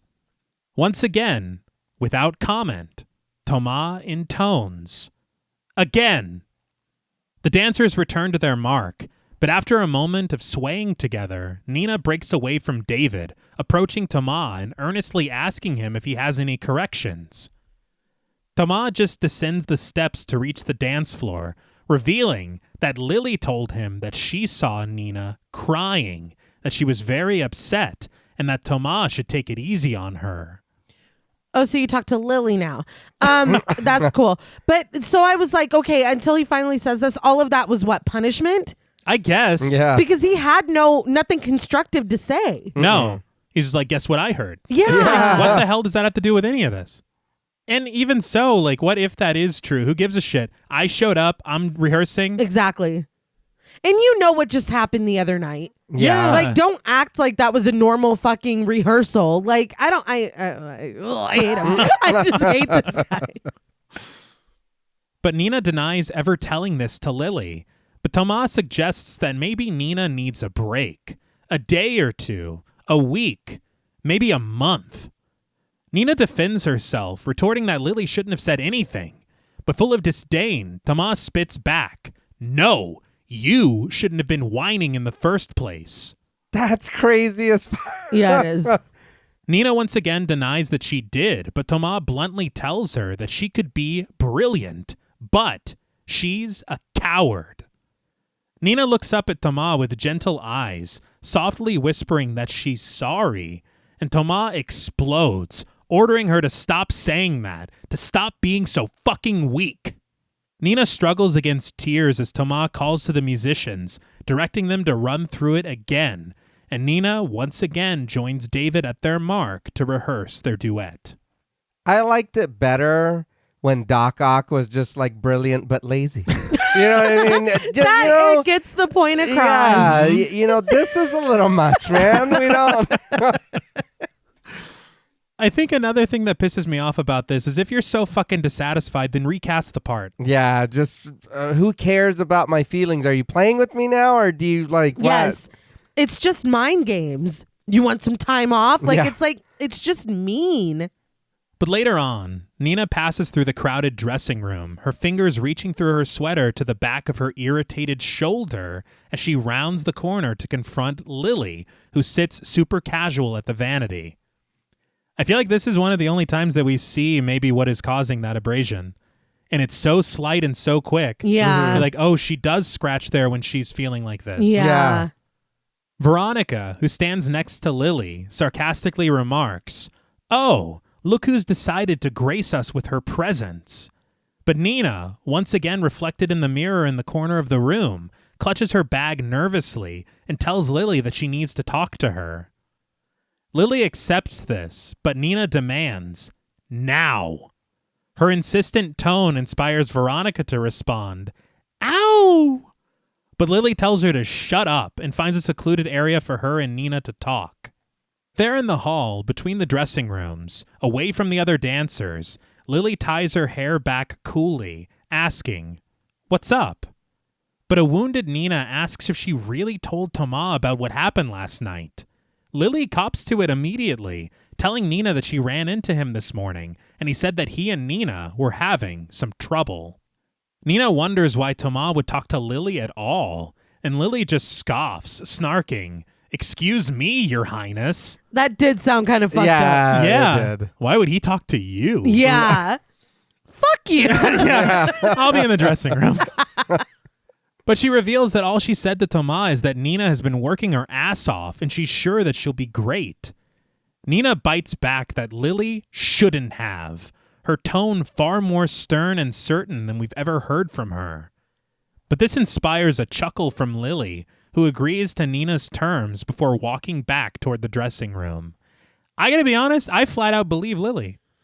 She seems very sincere. Yeah. Extremely sincere. Like, she sees what Thomas is doing to her. Yeah. And she's like, hey, chill out, dude. Well, from what we've already seen from this dude, I'm sure that did happen, and he twisted her words to come and try to make Nina feel like shit.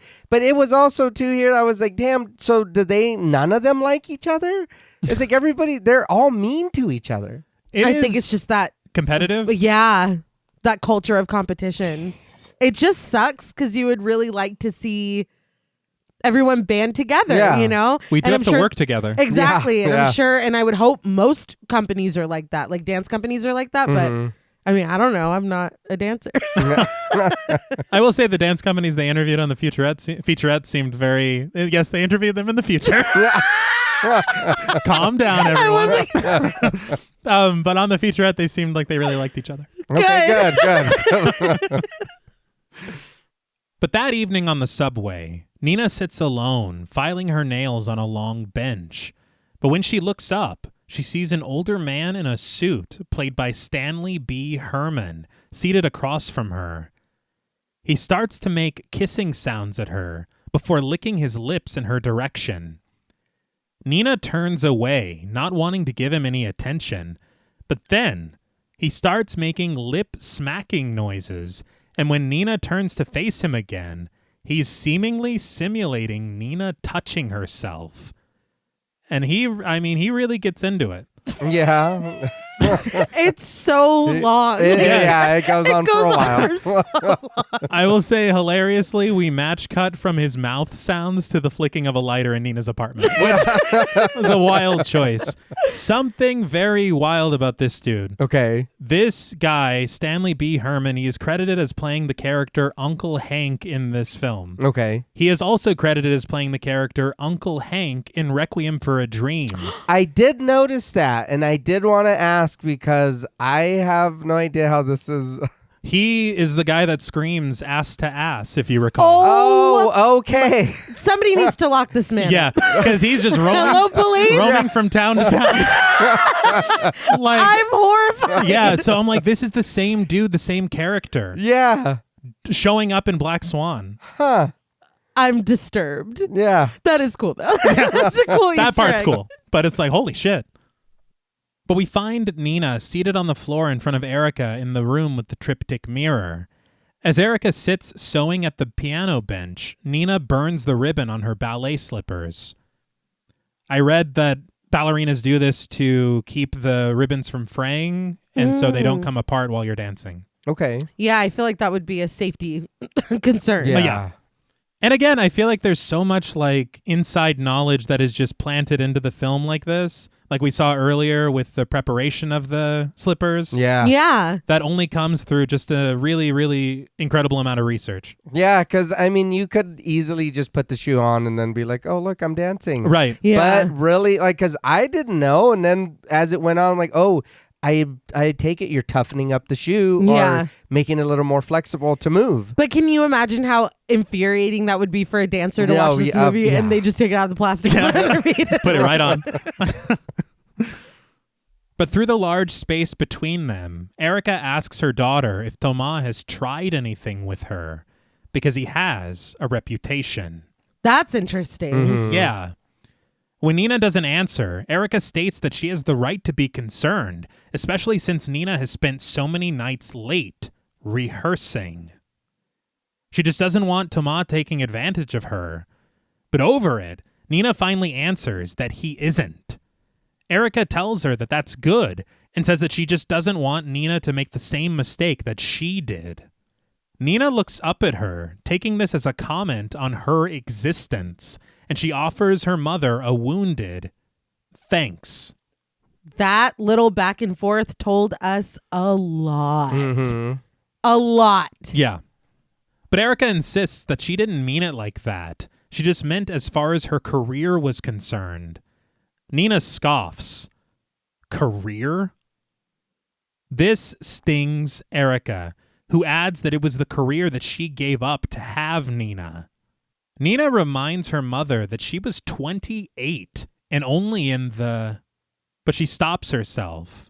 Erica spurns her on, but Nina is reluctant to finish her sentence. Erica then changes the subject to something that she knows will sting right back, asking Nina, "How's your skin?" This is fucking rough. Yeah. It's wild. And can we normalize not throwing in your kid's face the things that you quote unquote sacrificed for them or didn't get to do for them when they did not fucking ask to be here? No. Like, can we not do that? That's this is hard to watch. Yeah. Nina answers that her skin is fine, and she tries to brush it off when Erica asks if she can see. Her mother then stands up, sternly ordering Nina to take off her shirt, but Nina stands her ground with a firm no. But the mother and daughter are soon interrupted when the doorbell rings, and the tension dissolves as Erica goes to answer it, pulling it open just a crack, stopped by the chain lock as she talks quietly to whoever is standing outside. Nina cranes her neck to listen, but the voices are quiet and indistinct, and before she can even hear a word, Erica closes the door and returns to the living room, assuring Nina that it was no one when she asks. We'll see in a minute how fucking insane this was. Yeah. But did you see how the second that Nina gave her a little pushback, she had to reassert her dominance and be like, "Take your shirt off." Mm-hmm. Yeah. Like, it's so like, this woman is A piece of work. a piece of work. I think that's the most generous way that we can put it. But yeah, please continue because she was making me laugh out loud. It's too much. It's awkward as fuck. It's beyond. Nina doesn't believe her mother and rushes for the door, unlocking it and peering into the hall. A woman stands there with her back to the door, with long brown hair, eerily similar in stature to Nina. But when she turns around, we see that it's Lily. She greets Nina with a smile, and as Erica approaches her daughter from behind, Nina steps into the hall, closing the door behind her. Lily explains that she just came by to apologize. She says that Nina was right. She never should have spoken to Tama about her. But Erica opens the door, calling out into the hall, "Sweetheart, your dinner." Nina's like, "Mom, please." And Erica just stands in the crack of the door, closing it in a very, he's losing his mind. And I'm reaping the benefits kind of way. Yeah. Yeah, it looked very funny. It did. was hilarious. And you were not having dinner. Not at all. But Lily just chuckles, calling Erica a trip. But Nina inches forward, asking how Lily even knows where she lives. Lily just shrugs, insisting that she has her ways. But when worry washes over Nina, Lily implores her to relax, revealing that she just got it from Susie in the office. Susie, goddamn. Yeah, I know. Susie be talking. Lily reiterates that she just feels really shitty about what happened, and she offers to take Nina out to dinner. Nina appears reluctant, so Lily amends the dinner invitation to drinks. Almost on cue, Erica wrenches the door open again, calling out, "Sweetie, you need to rest." Lily goes, "Jesus." Well, oh my yeah. God. But Nina has had enough, telling Lily to wait as she reaches inside to grab her coat and shoes. Erica asks what she's doing, and Nina answers simply, "I'm going out." She exits to the stairs with Lily as Erica warns her daughter that she's on the stage tomorrow. But we find Lily and Nina sitting together at a table in a crowded and lowly lit restaurant. Lily takes a sip of her drink, scoffing that she can't believe that Toma calls her that. And Nina insists that she thinks it's sweet. But Lily repeats the nickname, Little Princess? Lily is certain that Toma probably calls every girl that, but Nina disagrees, sure that it's only for Beth. Lily saying this, I absolutely, from the second I heard him say that to Beth, have been waiting for him to say that to Nina. Oh, Yeah. yeah. But Lily posits that he'll probably be calling Nina Little Princess any day now. Nina is doubtful, but Lily insists that he will, adding, and I'm sorry to the friends in the Decorum Forum, that Nina just has to let him lick her pussy. After the Sims minus sign that happened the other night, you know that this was not the move to say to this one. Yeah. This was not the way. Was she going to be like, no, dude. No. She's not going to take this No, well. not at all. She does look taken aback. It's like a Lily Decorum, please. But the pair are promptly joined by Scott, a server played by Chris Garton. He drops food at the table, a cheeseburger for Lily, extra bloody. Lily thanks him, and Scott tells Lily to let him know if it's juicy enough for her. Sir. Yeah. Lily replies that she will, but Scott pushes his luck, asking if she's got enough cheese. I don't even know what the fuck that could mean. I don't know what he's trying. Lily's like, no, but you do. And Scott leaves the table. Well, kindly fuck off. Yeah, don't push your luck. Don't push your Like, I luck. had her with the burger line. Yeah, I think. that was. Which was wild. Yeah, that's Yeah. crazy. Juicy's a wild word, dude. But Nina is seemingly impressed and intrigued by what she's just witnessed. Lily has an idea, though, reaching into her purse to find a little black garment, asking Nina if she wants to switch her outfit. When Nina doesn't answer, Lily adds that she always carries a spare, just in case she wakes up somewhere unexpected. Nina smiles, and Lily takes a bite of her burger, which looks terrible, by the way. It looks bad. Sidebar. Terrible sandwich. Take a lap. Yeah. But she asks Nina, so how is he? Thomas. Nina counters that she wouldn't know, and when pressed by Lily, Nina ends the conversation, telling Lily that she doesn't really want to talk about that. Assessing the situation, though, Lily finds the solution. Nina really needs to relax. Which she's been told time and time and time again. She reaches into her purse to snag her cigarette case, opening it to find 2 small pill capsules filled with white powder. She places one in front of Nina and sets one down for herself, promising Nina that it's pure and there's nothing to worry about. She says that she brought it with her straight from San Francisco. Nina politely eats her salad, asking Lily what it even is. As Lily swallows her pill with a sip of her drink, she's surprised to learn that Nina has never rolled. You're surprised? She's like, really? Lily just tells her that it'll help her relax, to loosen her up, to let her see the night sky. Nina wonders how long it lasts and learns that it's only for a couple of hours, tops. She mulls it over for a moment before deciding against it, and Lily just returns Nina's pill to her cigarette case. See how she's not dosing her friend's drink? Yeah. Very demure, That's very right. mindful.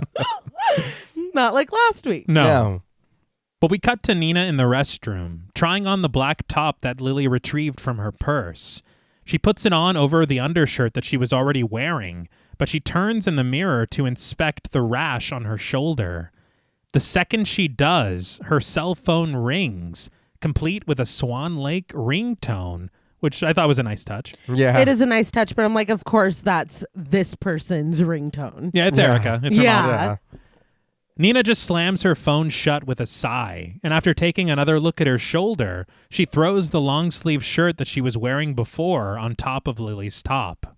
There is this like strange, almost like rattling sound every time we see this rash. I think it is really cool. But again, Lily giving her this black top to put on. She puts it on. Her mother calls. She covers it up. Yeah. Yeah. Okay. And I also thought it was very interesting that the top fits her perfectly. It does. But as she returns to the restaurant, she finds Lily sitting at the bar with a couple of guys surrounding her. Nina watches as Lily pops open the pill capsule, pouring the white powder into a mixed drink and stirring it with her finger. All right. So never mind on the not dosing part. Yeah, well, take it back. Yeah, I She's take it back. just as bad. She's not demure or mindful. Music pulses as Lily discovers Nina watching from behind a glass divider, and she rushes over to her, pulling her to join her and her new friends at the bar. Nina is reluctant, but Lily insists that she meet the two gentlemen, who she introduces as Tom and Jerry. Tom, played by Toby Hemingway, smiles, but Andrew, played by Sebastian Stan, That's right. corrects Lily, offering his real name as he shakes her hand. Tom and Jerry was funny. Yeah, It was. So Toby Hemingway and Sebastian Stan were both in The Covenant together in 06. wild. Oh, Yeah, and Sebastian Stan again. I mean, he was in Fresh in 22, He but was. he's Bucky Barnes. yeah. You know, and he also did Pam and Tommy in 22 as well. Okay, I did a double take. Yeah. Yeah, I could not yeah. believe this was him. I remember telling JP that he would be very pleasantly surprised by one casting You choice. did. And I was. But Nina is still insistent on leaving, reminding Lily that they're on stage tomorrow. But her mind seems to change when Lily asks her, "What are you gonna do? Run home to mommy?" She implores Nina to live a little, which again is exactly what Thomas told her. Yeah. Nina glances down at the drink sitting on the bar, the drink that Lily spiked with ecstasy. Nina confirms that it'll only last a couple of hours, and Lily concurs. Tops. I did appreciate, we both know what you did. Yes. Yeah, but at least she did acknowledge, and she Yes. was like, it is in the cup. Yes. Yeah, I was very worried before, Mm-hmm. but that is much better. Yeah. Nina reaches for the drink. We find the group sometime later, sharing a booth in the restaurant, Andrew trying his best to get to know Nina a little better. As she takes another sip of her drink, she tells him that she's a dancer, but all he was really after was her name. She tells it to him sweetly as Tom wonders if she and Lily are sisters. Nina answers honestly, but Lily lies that they are blood sisters. But Nina tells the truth, that they're in the same dance company, and Tom is amazed to learn that they're ballerinas, and he comments that it's no wonder that they look alike. Which is, again, interesting. Yeah. Andrew turns back to Nina, sharing that he's never been to the ballet before, and Tom remarks that it's kind of boring, isn't it? It's like, fuck you! Yeah, dude. That's crazy. Hey, the thing you've devoted your life to. Snoozers. But Nina counters that it isn't, and Lily agrees that it isn't for everyone. But Nina offers that she could comp tickets for them to see a show anytime they want. Andrew mulls it over sincerely, but Tom reacts a bit awkwardly, telling Nina that that would be nice. It's like, goddamn. Yeah, you can't come. No. It's that of, are you trying to pick us up or not? Like, Yeah. what is going on? Lily calls for another round, and she heads to the bar with Tom to gather the drinks. Andrew remains inquisitive, however, asking Nina what they're working on now at the dance company. Nina is momentarily distracted by another phone call from her mother, but she returns to Andrew, telling him that they're doing Swan Lake to open the season. Andrew conveys his interest, though he doesn't know much about the ballet, and he asks Nina to tell him what it's about. Nina explains that it's about a girl who gets turned into a swan and she needs love to break the spell. But her prince falls for the wrong girl, and so she kills herself. Andrew snarks that it's a happy ending then, and Nina calls the story beautiful, prompting Andrew to add, like you. But Nina's eyes are fixed on her hands, and she watches as a wave of bumps suddenly appear on her arms and then disappear in an instant. She asks Andrew to repeat himself, and he does. I said, you're beautiful. Nina just starts to laugh, though, and Andrew is surprised to learn that this is funny to her. But Nina is suddenly overtaken by the drug in her drink, and when Lily returns, she rubs her face against her shoulder like a cat. Lily realizes that Nina is rolling, and she tells her that it's time to go dance. But we cut jarringly to a nightclub, techno music blasting and colorful lights flashing around the crowded dance floor, alternating green and pink. So I just wanted to talk about the production designer of this film, Teresa Dupre, very quickly. She had talked about the color palette that is selected for this film, and she herself picked it according to a featurette. And each color signifies something very important. And the colors that she picked were black, white, green, and pink. And when you realize that you don't really see any other color throughout this entire film. Yeah. Right. But black is obviously meant to convey Nina's dark side. White is her innocence. Pink is her childhood. And green is envy and ambition. Okay. And so when you think about this and you think about how these colors are used throughout the film, we talk a little bit later about the costume design and how Nina's vibe shifts completely. But when you look at the apartment, the walls being green is Nina's ambition and Erica's envy. Absolutely. Okay. And we're here in this nightclub and we're getting flashes of pink and green lights. And so you think of it maybe as Nina's jealousy of Lily's free spirit and also the loss of this childhood. Yeah. She's shedding it. Okay. That's how I would interpret it, as like they're battling. Yeah. Right. Right. You know, the one once it's lost, it's lost. You know, the innocence. But Nina, now without her long sleeve shirt and wearing Lily's top, dances closely with her, then with Andrew, and in the flickering lights we see Nina and Andrew share a passionate kiss. But she pulls herself away when she hears a woman cackling over the music, and a chorus of voices taunt her. Sweet girl, sweet girl, sweet girl. Through the sea of faces, Nina finds her own, only her face is painted a pale white and her eyes are accented with shimmering makeup. She finally returns to reality as the music does, and Lily calls out to her, the pair dancing closely and the shot strobing in and out until it burns away like old film. I just want to say very quickly that there are so many subliminal shots throughout this entire nightclub sequence. You see not only Nina as, I guess, her Black Swan persona, Yeah. but you also see Rothbart. You see Nina as the White Swan. You see Lily as the Black Swan. You see Beth dancing between them. You see Thomas. Yeah. You see Erica. Like, there are so many things hidden in this very short sequence. I could not capture them all in my script.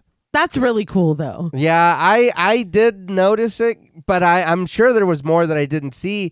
But it is like that. It's you see those flashes through there, and it's like, what the fuck was that? Wait, is that what's his face? Oh my god, over here. Yeah. But it is done so good that it is hard to pay attention to everything, but you do still see what you're supposed to focus on. And you realize just how much we are in the perception of Nina. Yeah. That's our entire viewpoint for this film. Yeah. But we suddenly find Nina under a flickering light in a bathroom, surrounded by graffitied walls, and making out with some random guy played by Liam Flaherty. The bulb cracks and hisses, but Nina breaks away from the man, to his annoyance and dismay, to step out into the hallway. Nina continues onward, bathed in the red light of a bright bulb above her. Everybody calm down. Technically. No, I'm just kidding. I'm just kidding. But this is technically a Giallo film. Moving on. You're kidding, I'm not. She makes her way through the crowded and cramped corridor, turning a corner to find the exit, the night air fresh on her face as it blows her hair back. As she continues walking, Lily calls out to her from the doorway, asking her where she's going. We cut to the pair, now in their coats, hailing a cab and climbing into the back seat together. The women sit quietly as they're driven away from the nightclub, but a sly smile stretches across Lily's face as she playfully walks her fingers across the seat and over to Nina's leg. She creeps a little closer, finding Nina between her legs with her fingers. Nina leans her head back, giving in to the pleasure of the moment, but only for a moment, before she reaches for Lily's hand to return it back to her. Lily just chuckles as Nina turns her head to look out of the window, an odd light cast against her face and a seemingly supernatural burst of air cutting through the score. Thank you, but I can do it myself. I was going to say, oh, sorry, was that forward of me? Yeah. But Nina brings Lily home, the pair attempting to keep quiet, but creating such a clatter that it prompts Erica to make her presence known, stepping out from the shadows of the living room. Well, I'm like, ain't no way this lady is not waiting up. No. There's no way she's like, well, I hope she has fun. I'll hit the hay. It's like, no. I'll talk to her in the morning. No. We spy Nina and Lily through mirrors, the women momentarily connected, as Erica asks her daughter where she's been. This moment is so fleeting in this mirror, but I just love how much of the story is told through the cinematography. Yeah. Mm-hmm. But Nina smiles that she's been to the moon, and with Lily's words in her mouth, she adds in unison, and back. That looked very eerie and very fucking cool. Yeah. Erica realizes that Nina has been drinking, and Nina sounds the buzzer to let her mother know that she's correct. But Erica demands to know what else she's been doing, and Nina understands. Oh, you want to know their names? Disgusted, Erica seizes Nina's shoulder, telling her that she needs to sleep this off, and she tries to lead her to her bedroom. But Nina pulls away, laughing that there were two. There was Tom, and there was Jerry. But Erica doesn't want to hear it, ordering her daughter to be quiet. But Nina continues, making like an oops face as she reveals, and I fucked them both. The way she delivers this line was hilarious. I cracked up laughing because none of this is true. No. She is just trying to hurt Erica. Yeah. And it's Whoopsie, made a oopsie. Oh no. My bad. Erica slams her hand over her daughter's mouth, screaming for her to shut it. But Nina breaks away from her, rushing over to Lily and leading her down the hall to her bedroom. Once they reach it, they slam the door behind them. Nina props up the plank of wood that she found by the trash compactor, leaving Erica unable to enter the room.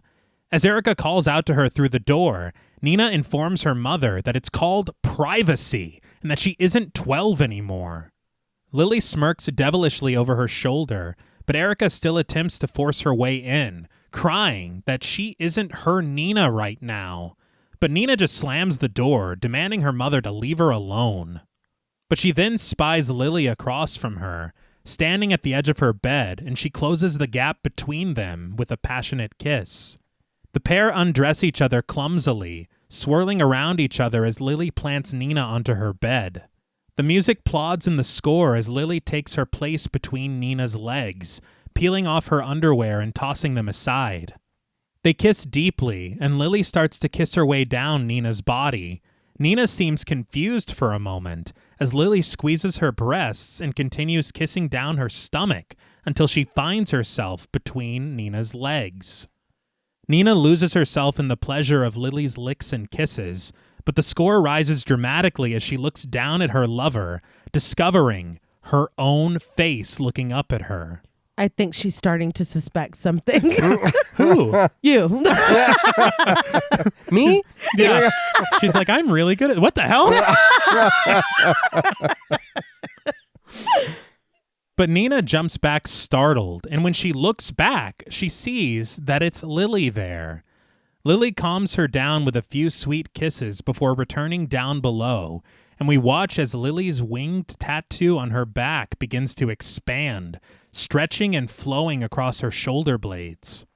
But Lily really goes after it, and Nina moans loudly, but with each passionate exhale and sound, her skin pulses with small bumps, her thighs, her breasts, her shoulders, her neck. And she lies there, catching her breath after reaching the peak of her pleasure. But Lily sits up smirking, brushing the hair out of her face and wiping her mouth. She then looks down at Nina, muttering, "Sweet girl." Well, don't say that. Yeah. But I'm like, did her mom drop dead on the other side of the door? Yeah, Like, no It's like, oh, privacy, you've said. Okay, well. Good night. But Nina's face fills with fear as she looks up at Lily, only to see herself looking back at her. Her doppelganger slams a pillow down on her face, and we cut to black. But that next morning, we pan across Nina's body from her feet to her face as she lies upside down in her bed. She wakes up, clutching her head from a terrible ache, and as she collects herself, she turns to look at the clock on her nightstand. A wave of energy finds her when she sees that it's 11:35. She gasps, rushing to get dressed as fast as she can, puzzled to not only be waking up alone, but to find that the plank of wood she used to bar the door is now just resting on the floor, too far from the door to serve its intended purpose. She tosses on a sweater and marches her way toward the front door, and as she puts on her pink coat and peers into the living room, she finds Erica sitting there, despondent and looking away.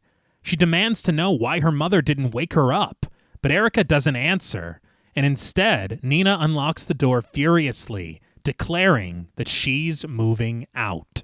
I think that's for the best. Yeah. But Nina makes her way to the Lincoln Center, climbing the steps up from the dressing rooms, and she hears music emanating from the nearby stage. Music she recognizes as her music. I will say that is also very interesting that she isn't like, this is the music from the scene, this is this. She's like, that's my music. Yeah. But when she enters through the wings, she finds dancers gathered to watch Lily dancing the part of the Swan Queen. Her arms flutter as she dances on point toward David, Thomas at the edge of the stage, analyzing her every move as a violin sings serenely in the background. Nina heads straight to Thomas, apologizing to him for being late, and Thomas just instructs the dancers to continue and directs Nina to go get warmed up. The way that he treats her, I thought he was going to be like, Lily's got it. Don't worry about it. Yeah. When he said go get warmed up, I was like, okay, he's pissed, but like he didn't give the part away. Mm-hmm. Yeah. She's like, the Black Swan is late sometimes. Yeah. You told me to embrace it. This is Black Swan behavior. Yeah. But after getting into her proper outfit, Nina watches from backstage as she does her bar work, practicing her plie and tendu, seething at Lily's every graceful movement, filled with jealousy and worry as the moves flow so freely between Lily and David, culminating in a properly elegant pose. The other dancers applaud, and Thomas has to admit that it was good. Actually, very good. I said, not actually. Yeah. He's like, damn. Yeah. He looks over at Nina and he shrugs. I don't know. You saw it. Gotta call it like I see it. But Thomas calls for a 10-minute break, glancing back at Nina, and Lily rushes over to her, slick with sweat and removing her pancake skirt, assuring Nina that Thomas just wanted to go through the duet and asked her to step in. Nina tells Lily that she overslept, and Lily just laughs it off, retorting that at least Nina had a good time last night. But Nina accuses Lily of putting something in her drink, which Lily cops to, as this wasn't a secret. No. Yeah. But Nina wonders why Lily just took off in the morning. Lily has no idea what Nina is talking about, but Nina continues, "Yeah, you slept over." Lily denies this, revealing that she spent the night with Tom. Nina mutters confused, "But we..." Lily is puzzled for a moment too, until she realizes exactly what happened. Nina fantasized about her. As Nina grabs the skirt and storms off, Lily gasps mockingly, asking, "Was I good?" Yeah, really. Actually, you were. Seemingly so. But, oh my God, this is so fucking embarrassing. It's wild. It's so embarrassing. I though, when they got back to the apartment, I knew that she wasn't there. No, in that moment of her speaking Lily's words, Yes. Yeah. very much in her mind that this was happening. And I feel like Erica would have been like, and you Yeah. or something. Yeah. But yeah, I was like, oh no, I don't think that this is really happening. Especially because Erica met Lily in the hall. Yeah. And again, I feel like I believe every single thing that Lily said. She was late, and so Thomas asked me to step in. I just did it to step in for this short period of time. Yeah. I don't think that she's got anything nefarious going on at all. Mm-mm. But Nina finally returns to the stage, this time properly, and under gorgeous glass chandeliers and accompanied by an orchestra, Nina rehearses the exact same routine that she saw Lily dance moments earlier. Only this time, she discovers that she's barely keeping Thomas' attention as he seems to be glancing over at Lily, who meets his gaze in seeming understanding. It looks terrible, Yeah. Yeah. but I honestly don't know if this is even happening. Yeah. Yeah, that was kind of what I thought. I was like, is this real? Is this... It seems very paranoid. Yeah. Like this could be the worst case right now. You know? And it's possible that they just looked at each other and Nina read it. That's how Yeah. she's taking it. But after the rehearsal, Nina returns home, retiring to the restroom, flipping the lid open frantically to retch over the water to no result. As she turns to exit, removing the laundry hamper blocking the door, she overhears an echo of laughter surrounding her. But Nina leaves, going straight for her bedroom, where she sets her music box on her nightstand, its twinkling melody keeping her company as she rests in her bed.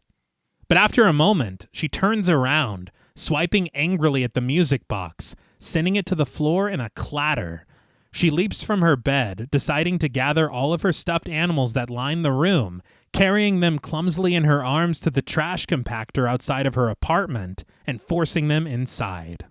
And this feels like a total transformation of innocence and youth. And Yeah. I mean, come on. Throwing away these like symbols of girlhood and childhood.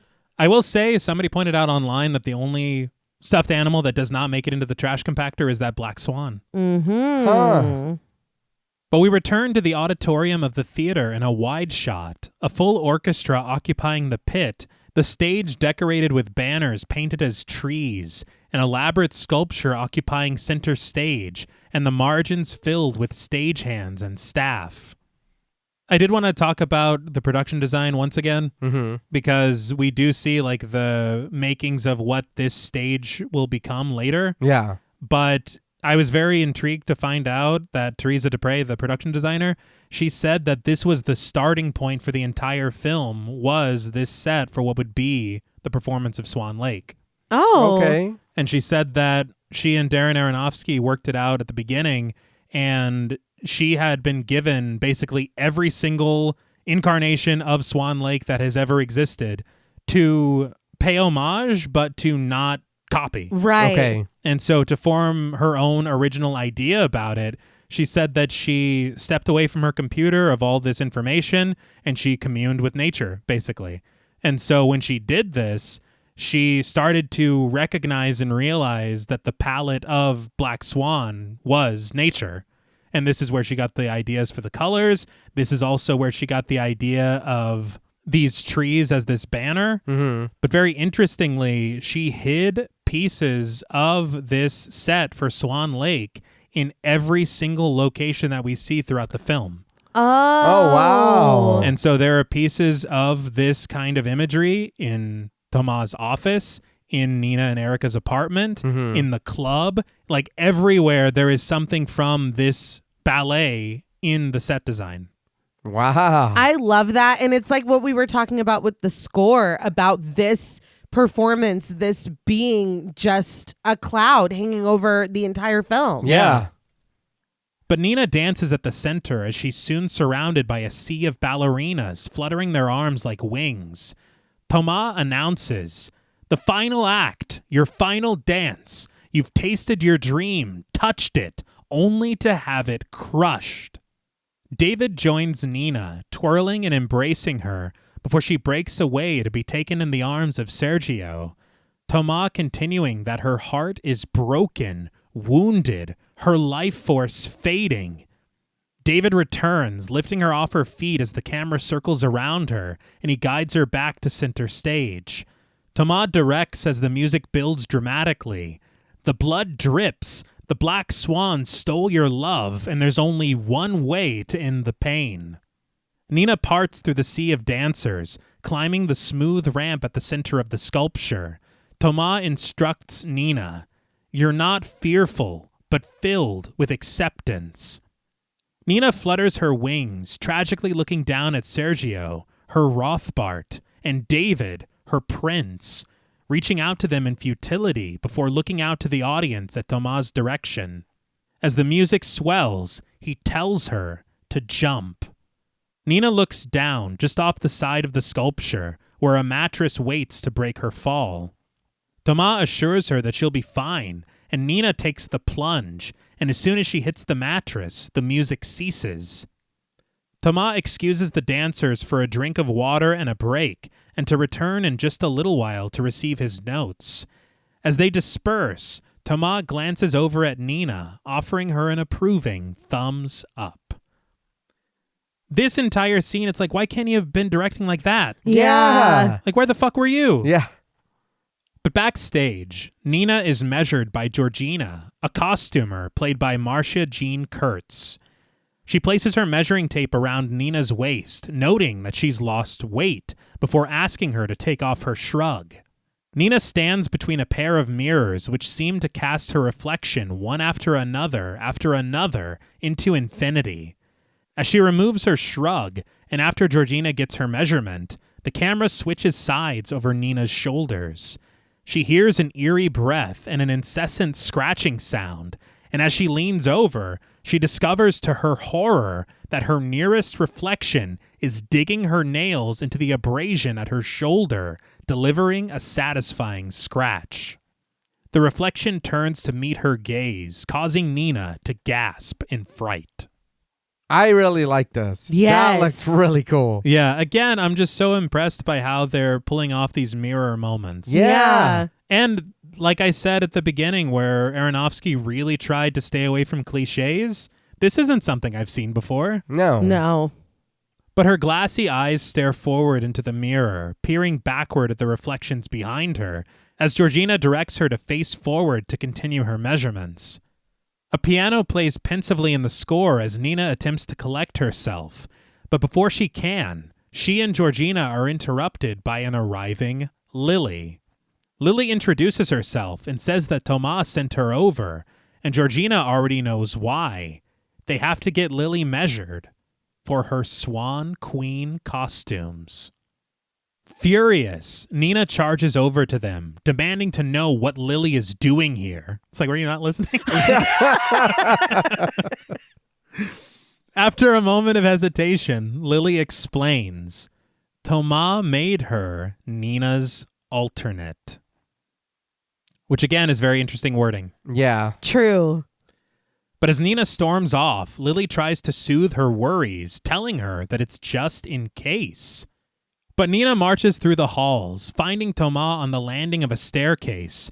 He's in the middle of a conversation with the stage manager, played by Sean O'Hagan. But Nina is tearful, interrupting and repeating to Thomas that it can't be her. Thomas excuses the stage manager to talk to Nina privately, and wounded, Nina asks why he made her alternate. Thomas puts it simply, there's always an alternate, and Lily was the best choice. See, that's what I was confused, because I don't know really anything about dance companies or anything like that, but in theater, an understudy is extremely common. It's expected. Yeah. So the fact and the way that she's been standing in for Nina and stuff, I think it would be a logical conclusion that it would be Lily. Mm-hmm. The way that she took this was so extreme, and she just looks really paranoid. Yeah. I think that if it were anyone else, I don't think she'd be reacting this way. Right. But I think that it is just because of the way that she's perceived Lily to be kind of trying to worm in on everything. Yeah. Are you still thinking about those maggots? Yeah, it doesn't matter. I really miss those maggots. They should have been there. but it's not important now. Somebody will hire him. Man. Yes, Yeah. Somebody else. I hope so. Give them some They'll work. get work. But Nina doesn't think Thomas understands. Lily wants her role. Thomas scoffs. Every dancer in the world wants Nina's role. But Nina cries that this is different. Lily is after her. She begs for Thomas to believe her, but he just beckons her closer, sensitively holding her shoulders. He says that he understands that this has been a struggle for her, but he smiles that she had a real breakthrough this morning. He promises that tomorrow is hers, and he implores her to give a great performance. He says that if she does, she won't have to worry about Lily or anybody else. He holds her face in his hands, urging her to go home and rest before he descends the steps. I feel like this is your doing, Thomas. Yeah. Yeah. You were trying to pit her specifically against Lily with what you were telling her while she was watching Lily dance. Mm-hmm. And then you made Lily dance the duet with David when you knew that Nina was going to arrive and see it. Yeah. And then you said that her dancing was fucking fantastic Yeah. in front of Nina. And then you even gave Nina that look, maybe. Well, and when they were watching her way earlier, he was like, it's that. Yeah. Yeah. She's free or whatever. It's like, And she's not faking it. yeah, that. It's like, wow, man. Well, what happened to the other girl that he told her before was going to get the part that she told congratulations? Oh, Well, Veronica? that was just Yeah. a lie. Yeah. Dude, I guess. That's wild, right? Yeah. But Nina doesn't go home to rest, and instead she returns to the principal's studio, directing the piano player to once again play from the vision. The pianist sighs before launching into the number, and Nina, drenched in sweat, dances her steps gracefully until the music suddenly stops. Nina asks the piano player what happened, but as he gathers his sheet music, he tells her plainly, "I have a life." As he exits the studio, he tells Nina not to work too hard, as it's her big day tomorrow. But Nina, surrounded by mirrors, continues her private rehearsal, dancing on point, her arms a rhythmic wave as she turns and turns. But on her final revolution, she notices that her reflection's timing is off, just barely. She flutters her arms once more, but her reflection stays frozen in front of her.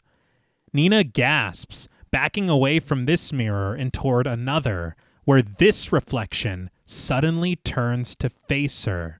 And as soon as its sinister eyes gaze at the back of Nina's head, the studio lights shut off. Please, no. No. Yeah. Well, as soon as the piano player left, I was like, it's time for you to leave too. Right. Yeah. Please Oh, don't yeah. stay in here alone. I did want to point out, I saw how this was achieved on the featurette. Okay. They literally had the camera in front of Natalie Portman. They did what they called the hero plate, where they showed her looking around fearful, and her reflection, of course, matches hers because those are the laws of mirrors. Right. Yeah. But they did a second shot where they did what they called the reflection element, where they had her looking menacing and turning from the mirror to face forward. In visual effects, all they did was they spliced it together. And so you have it to where her reflection doesn't match. And also, you notice the shot is very close, almost head on. Yeah. Yeah. The camera operators were removed digitally as well. That is so cool. But Nina gasps, calling out to the control room to turn the lights back on. She exits toward the stage, and with a frightful sting in the score, a large figure darts through the wings of the curtains, a hunched-over shadow. Nina continues toward the stage, much braver than I am, Yeah. calling out for an answer. But when she reaches the stage, we find her in a wide shot, a single source of light shining brightly at the stage's center, laughter echoing around her and growing louder. Nina crosses the stage, and there, behind the curtains, she finds Thomas and Lily, frantic and passionate, in a state of undress as they kiss and clatter against an equipment case. Thomas growls as he paws at Lily, the pair moaning and grunting as Nina stands betrayed in the wings. But when we return to the passionate pair, we discover that it is Nina under Thomas' body, And we watch as Thomas transforms into Rothbart, black feathers at his shoulders, his eyes hollow circles within his dark painted face, and his nose sharpened to a beak. Nina gasps in terror as she runs away, a loud flutter of wings following her to the dressing room, where she tearfully gathers her things from the vanity, Beth's lipstick, her nail file, and she rushes out of the Lincoln Center, and outside, on the exterior wall, she finds that the posters that once filled the frames have now been replaced, and she stares at her own image of herself as the Swan Queen, the posters broadcasting Swan Lake, the New Take, with choreography by Thomas Leroy, February 12th. Nina continues onward, piano growing pensive around her as sirens wail in the distance. And this was the exact thing that was written on the poster, basically, when Beth was on it. Right. Yeah. So I'm wondering, do we think that something might have happened between Nina and Thomas based on what she just saw and the fact that he is treating her very, like, he's a lot kinder now? Yeah. And maybe he is softening up because it's almost showtime. But it's like, this was very interesting imagery. Right. Oh, what, backstage? Yes. See, I thought the reason she was seeing it is because everybody says this about, has been putting this, and he's not great, but they do keep saying this about him. Mm-hmm. So the worry immediately would jump to that. Mm-hmm. I thought personally, like, it was a manifestation of the ballet itself, with what he had said earlier about the prince being seduced by the black swan and the white swan feeling betrayed and tricked. Okay. Yeah.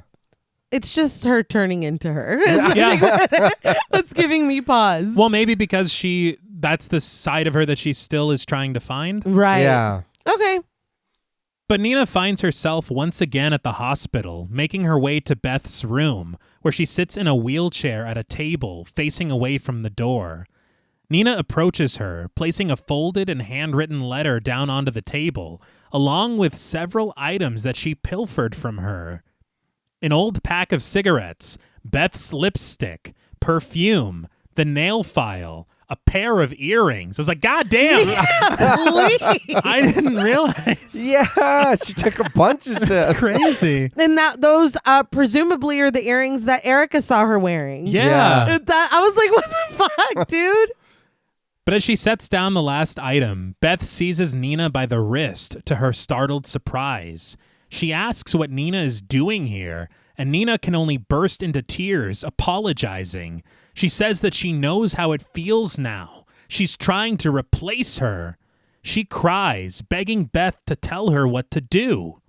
But Beth looks down at the table in front of her, shock registering as she asks, "You stole my things? You went through our things?" I was waiting on it. Nina admits that she did, but that she just wanted to be perfect like Beth. Beth breathes sharply through her nose as she repeats, "Perfect." She tells Nina that she isn't perfect, but she grabs the nail file, holding it in her hands as she whispers, "I'm nothing." She cries, "I'm nothing," as she plunges the blade of the file into her cheek, and again into her face, and once more into her neck. Nina's eyes widen in horror as she reaches for Beth, only for Beth to snarl and nip at her arm. But when she pulls herself away from Nina's sleeve, Nina sees herself sitting in Beth's chair, continuing to stab at the flesh of her face as she repeats, "Nothing, nothing, nothing."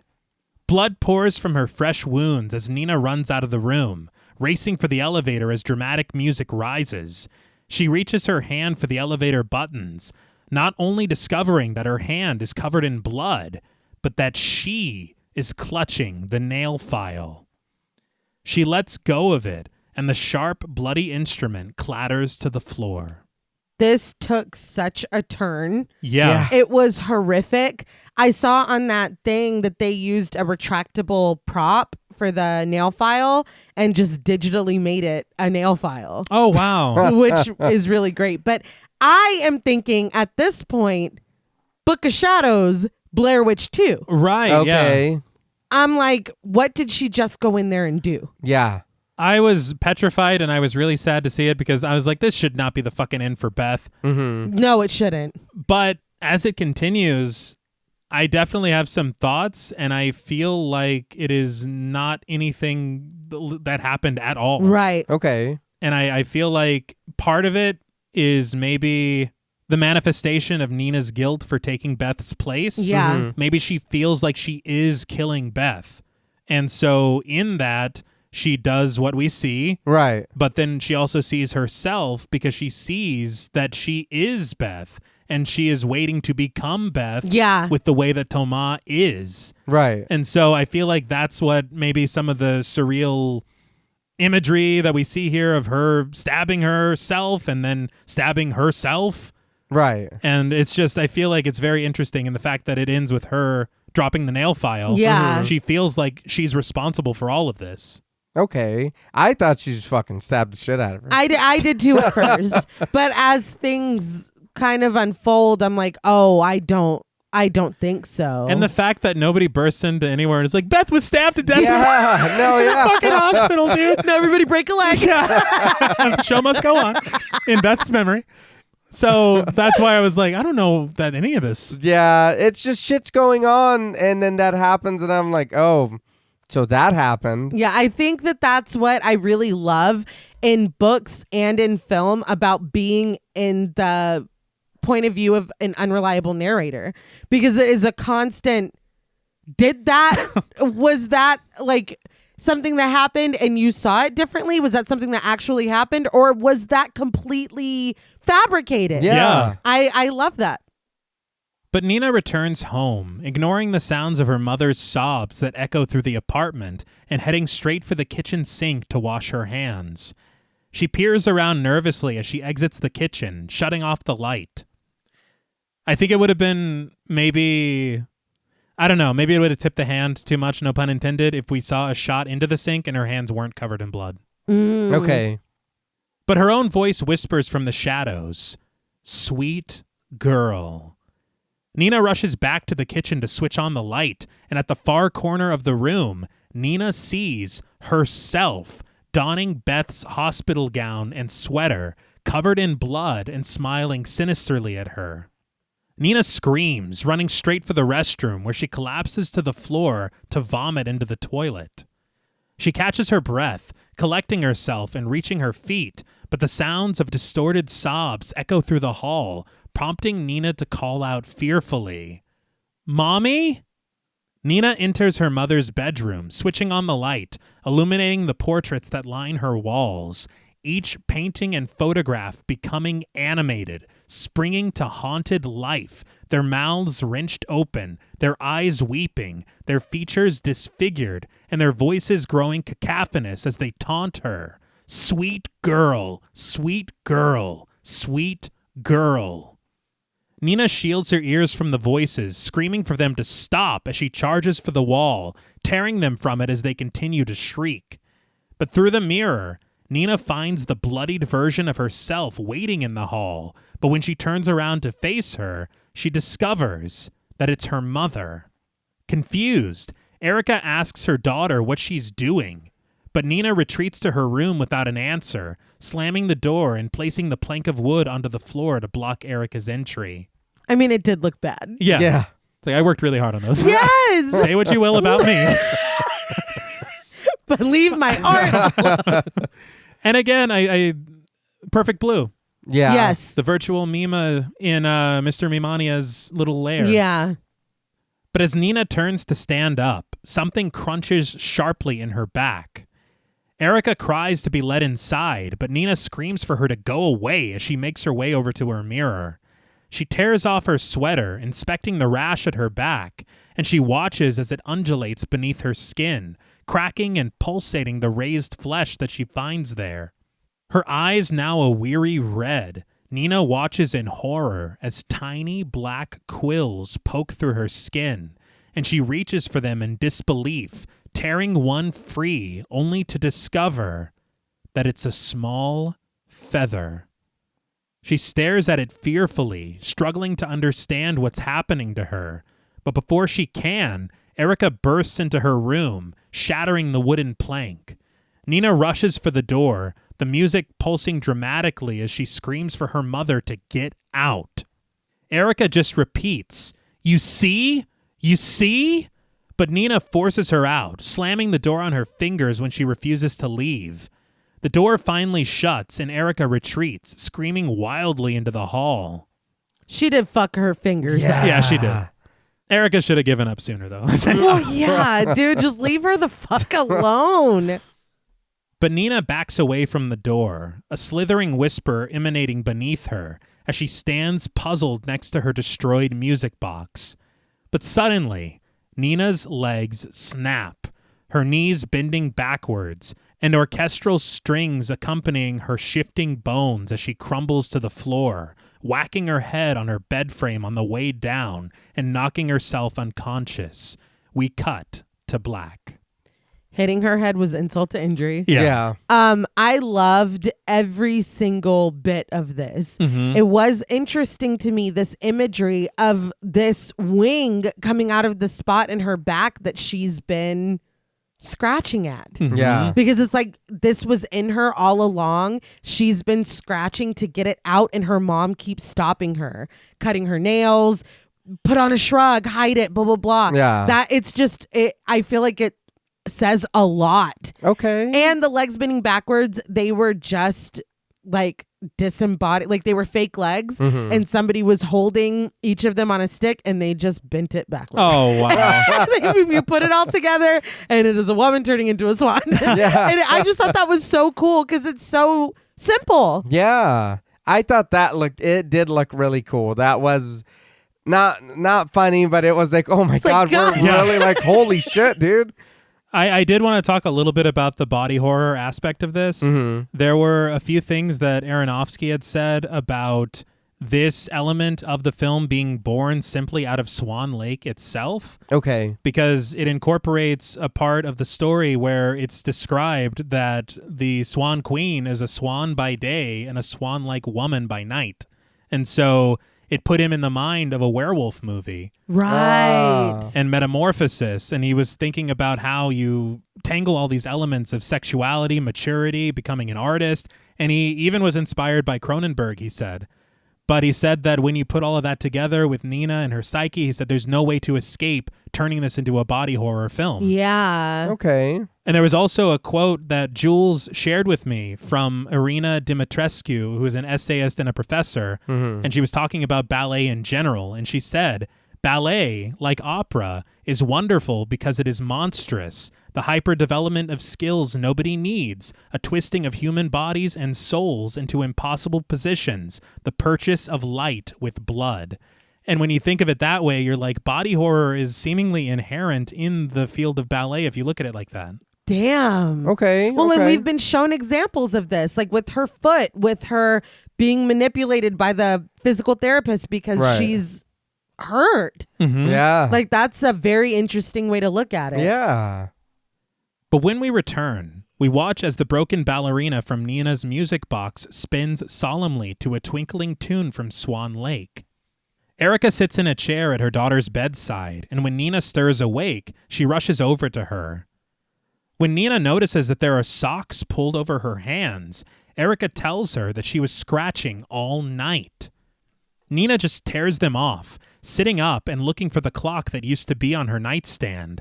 But Erica says that she shouldn't worry about that, only shushing Nina when she asks what time it is.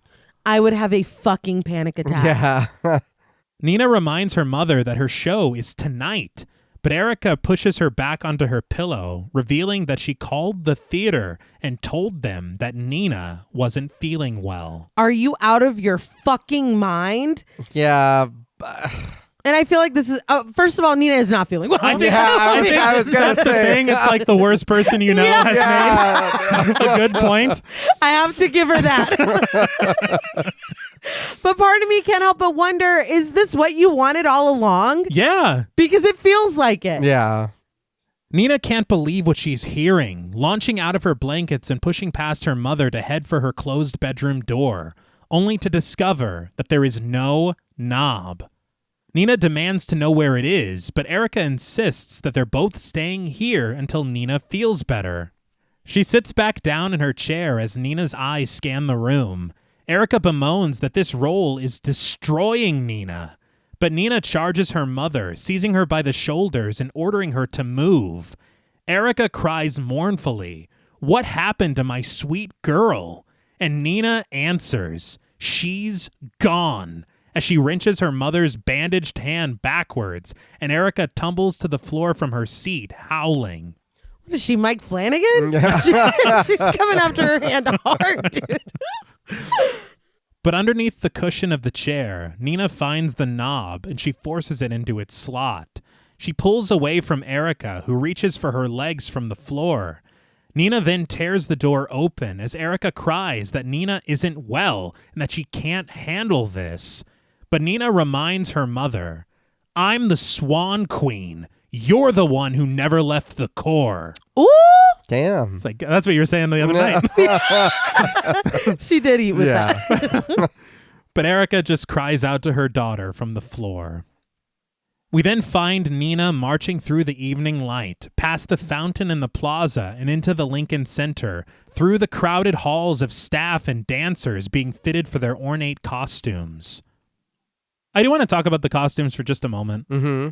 I saw the costume designer, Amy Westcott. She did work on The Wrestler with Aronofsky. She also did The Menu. The Menu? Yeah.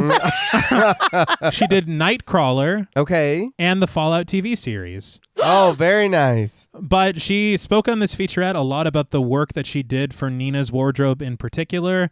The way that we move through the color palette from that bright pink to these darker grays and black, and it's manifesting her change of character. Yeah. But as seems to be customary with this film, there was a little controversy regarding the costumes. I did see a little about that. So Amy Westcott and the production collaborated with Rodarte, which is a fashion label that was started by sisters Kate and Laura Malevi. Mm-hmm. According to Forbes, the Malevi sisters were not members of the Costume Designers Guild, which made their work ineligible for Academy recognition. This sparked this massive wave of defense of these sisters in the fashion industry, and a lot of things were written about them, and things were very much all over the place, because depending on what you read from the fashion industry, they said that the Malevi sisters designed 7 costumes, they designed 20 costumes, or they designed the entire ballet. I feel like this is very similar to what we were talking about earlier. Yeah. And so Amy Westcott, the costume designer, came out and she downplayed that involvement because she also did a lot of work on this film. And so it became this thing of like, you know, who did what. It was a big deal, and all for naught because the film doesn't even get nominated for Best Costume at the Oscars. So it's just a shame because you see that very amazing work went into this. Yeah. And you, again, want to kind of just focus on that, but then you're like, oh, and then there's this argument behind the scenes. Yeah.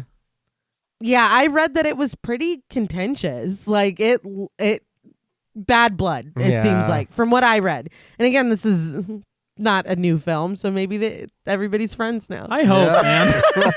I can't keep doing this. But at the end of the corridor, in front of the principal dressing room, Nina sees Thomas talking to Lily, her face made up for the performance, but standing in casual clothes. Lily snarls, "What are you doing here? She's supposed to be sick." Thomas just asks for a minute and follows Nina into the dressing room. She sits in front of the vanity, preparing her makeup for the performance, seated between a pair of busts, one wearing a headpiece for the white swan, and the other with the black swan's crown adorning its top. Very cool to see her planted between the two. Yeah. But Nina brushes a sponge across her forehead and cheek, smearing a pale foundation across her skin, and assuring Thomas that she's all right when he asks her. But Thomas breaks the news to Nina that he's already asked Lily to do the performance. Nina then asks if he's officially announced it, and when he doesn't answer, Nina adds, "After Beth, do you really need another controversy?" Okay. I was like, go, Nina. Yeah, that's Black Swan behavior. Yeah. Thomas seems to smirk, impressed as Nina tells him firmly that she's here and she's doing it. Thomas accepts this, leaning over Nina's shoulder as she continues applying her makeup. He advises her that the only person standing in her way is her, and it's time to let her go. He orders Nina to lose herself.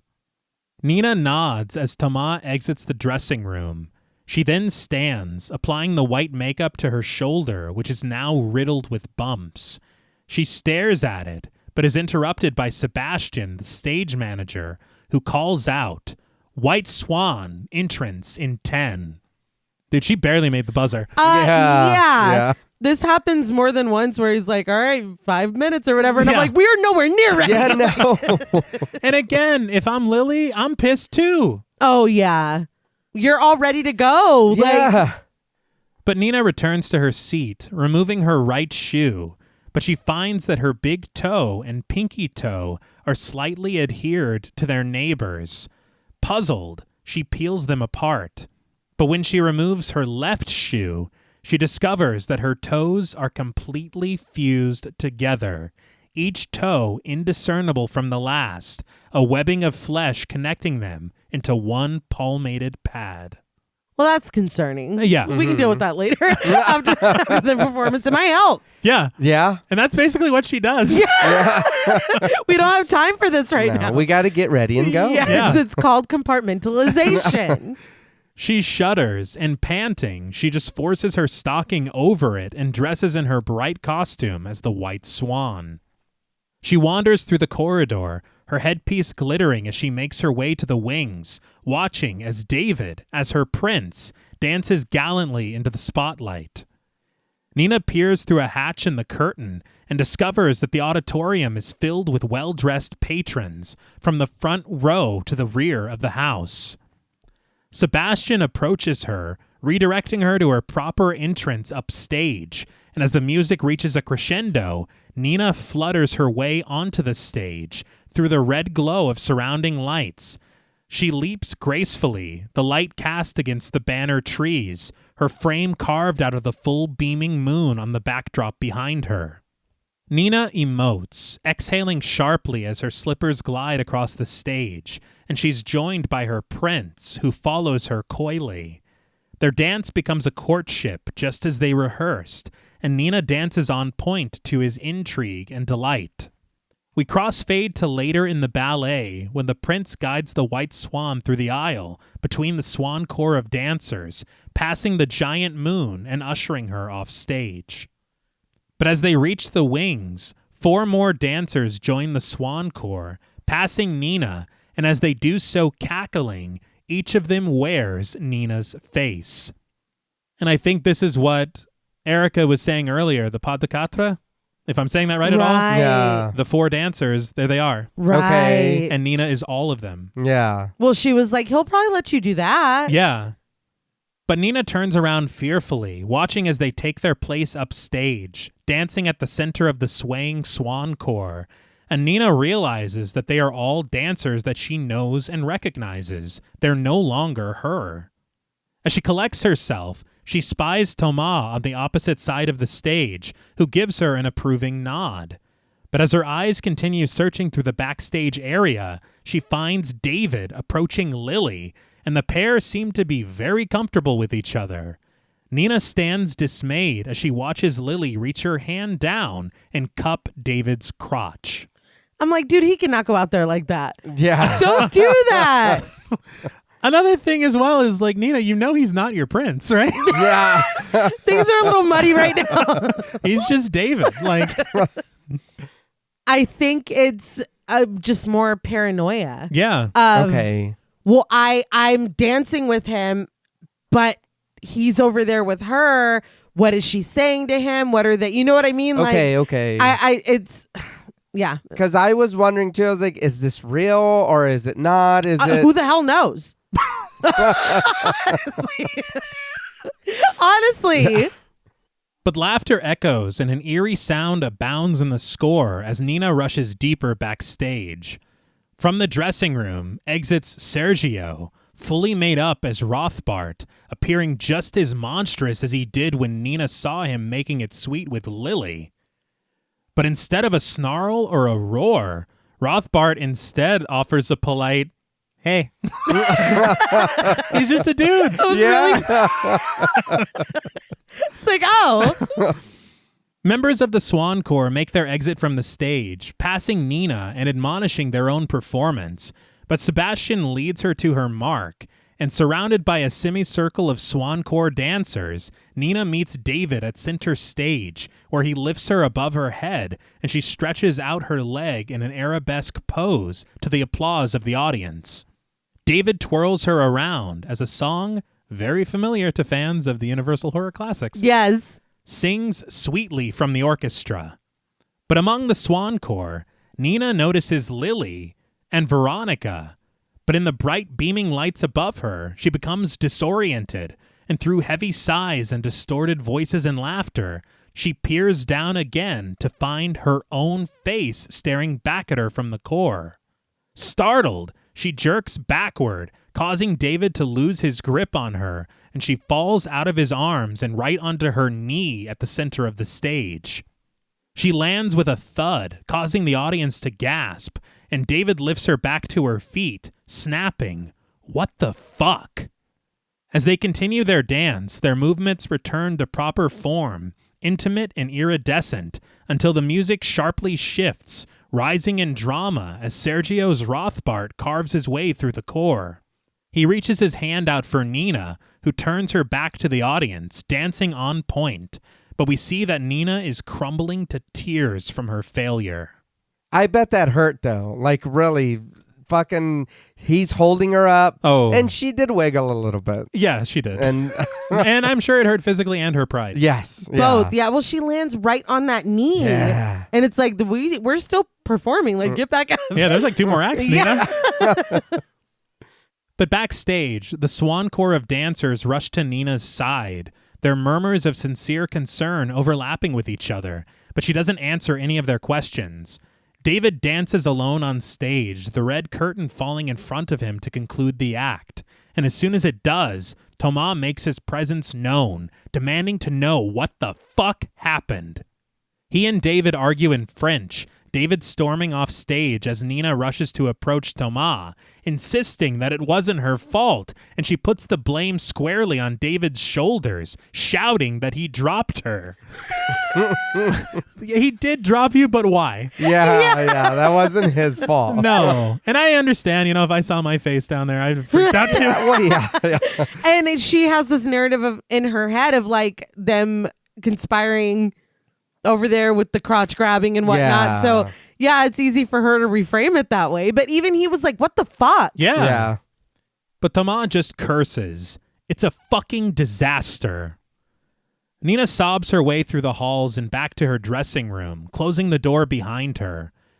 But from the vanity, Lily croaks. Rough start, huh? Nina gasps, and reflected in the mirror, we see that Lily is not only wearing Nina's black swan costume, but she's applying her makeup for the role as well. Lily remarks that it must have been pretty humiliating. But Nina orders her to get out of her dressing room, and Lily feigns concern, telling Nina that she's just so worried about the next act, and she's not sure that Nina's up to it. But Lily has a suggestion. How about I dance the Black Swan for you? She's like, just spitballing here. Like, I'm already wearing the costume. But as Lily stands from her seat and turns to face Nina, Nina comes face to face with herself. She shudders before summoning her strength and seizing her counterpart by the shoulders, slamming her into a nearby mirror. She screams, "Leave me alone!" as her double tumbles to the floor upon a bed of shattered glass. The doppelganger returns to life with renewed vigor, clenching her hands around Nina's throat, choking the life out of her and seething. It's my turn. My turn. Nina's neck suddenly grows longer, stretching upward and covered in prickly bumps as her hand blindly seizes a sharp shard of glass from the floor. She stabs it defensively into the doppelganger's stomach, twisting it as her eyes burn a bright red, and she snarls, "It's my turn!" But it's not herself that she finds at the end of her brittle blade, but Lily, with blood pouring from her lips as the jagged piece of glass snaps off in her stomach. Nina recoils in horror, breathing ragged and fearful as Lily's life slips away and she collapses to the floor, dead. This is a lot. Yeah. Yeah, I was not expecting this. No. And that neck is just a long prosthetic neck that they're just choking. Oh, but wow. Yeah, nothing was, it was just fake. Yeah. But yeah, this is incredible. The back and forth between it being her or Lily, then her, then Lily again. And just the sobering moment of what the fuck did you just do? Yeah. Yeah. And everything is happening so fast, you don't even take the time to think, how did Lily get back here so fast? How did Lily change into the Black Swan costume? Yeah. None of that even registers. You are a part of what Nina is thinking. Yes. Mhm. But Nina can barely tremble a cry as Sebastian suddenly pounds on the door, alerting her. Black Swan places in 5. I'm not making that. With no other option, Nina drags Lily's body over to the showers at the opposite side of the room, the broken glass scraping against her back as Nina stands against a brick wall, collecting herself and catching her breath. As fanfare sounds on the stage, Nina's eyes stare forward, certain and centered. But we return to the stage, where ornate dividers are pulled away to reveal Nina in her dark gown as the Black Swan, her jeweled crown resting firmly on her head and her eyes stern with winged makeup. Sergio dances at her side, his face bearing a thick layer of stage makeup and no longer appearing as monstrous as he did before. They dance closely, a whoosh of wind sounding at every flutter of her wings. The camera follows her every movement, her red eyes widening as she stares down lens at us. Captivated, David's prince attempts to win her affections, but the Black Swan glides off stage to the applause of the audience as the prince leaps towards her to follow. David congratulates Nina once they reach the wings, but Nina is in a world wholly her own, breathing and gasping and moaning beneath a mesh mask that covers her face. She removes it, stalking the backstage area, and with every breath, her skin grows prickly, each mark a slithering pulse in the score. She watches as they cover her shoulders and spread down her arms, mixing with the black paint that covers the back of her hands and flowing like a wave to her other arm, each bump sprouting a small black feather to Nina's unbridled delight. She returns to the stage, diving into a chain of turns, one after the other as the music rises around her, each turn, her feathers growing thicker, covering her arm, her shoulders, and her chest, spreading all over her body until she reaches center stage, the lights beaming brightly as her beautiful black wings encase her. She unveils herself as the orchestra strikes their final chords, and she poses proudly to the applause of the audience, her head arched back and her wings pointed backward in all their glory. But from the audience, we see Nina, who appears completely normal in her black costume, but her shadow cast against the backdrop by the hanging chandeliers echoes her true transformation, her dark wings fluttering against the wall as she soaks up her standing ovation as the Black Swan. So she definitely lost herself Yes. in the music, the moment. She owned it. Calm down. Talk about an Oscar winner. All of what I said is true.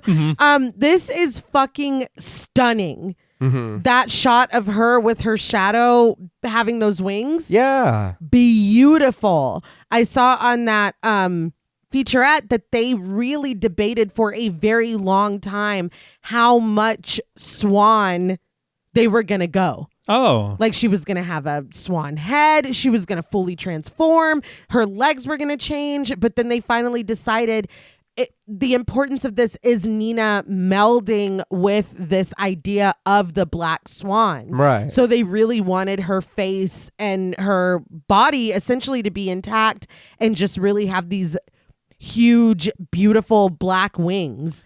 I think that was the move.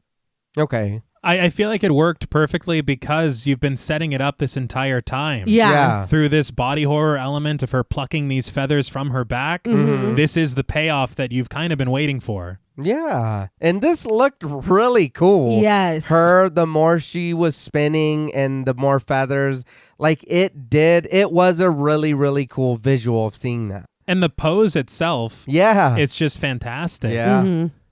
Something else that I saw on a featurette is that when she's doing this pose, there is no audience. It's just a giant green screen. Oh, wow. And so her in front of the audience with the lights beaming at her, that again is a composite shot of digital work. Wow. Movie magic. Yeah. But Nina exits the stage against Thomas' protests, who tells her that the audience wants her back out there. But Nina shuts him up with a passionate kiss, standing on point to reach his lips. The score sings brilliantly and romantically as Nina returns to the stage and Thomas stands shocked, laughing even, as the audience tosses bouquets of red roses at Nina's feet. But Nina departs from the stage, heading downstairs past the ascending Swan Corps to return to her dressing room. On the way, she passes Sebastian, who congratulates her for a job well done and reminds her that the last act will begin in 15 minutes. But once she gets back to the principal dressing room, she discovers a pool of blood leaking under the closed door of the shower where she hid Lily's body. She promptly grabs a pink towel from a high shelf and covers the crimson liquid. Compartmentalization. Yeah. Just get past it. Nina returns to the vanity, removing her black swan makeup and transforming herself once again into the white swan.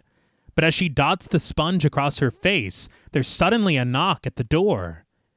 Nina rushes to answer it, and once she does, all she can do is gasp. She sees, outside in the hall, dressed as a member of the Swan Corps, is Lily. You're dead. Yeah, didn't I stab you like Yeah. one act ago?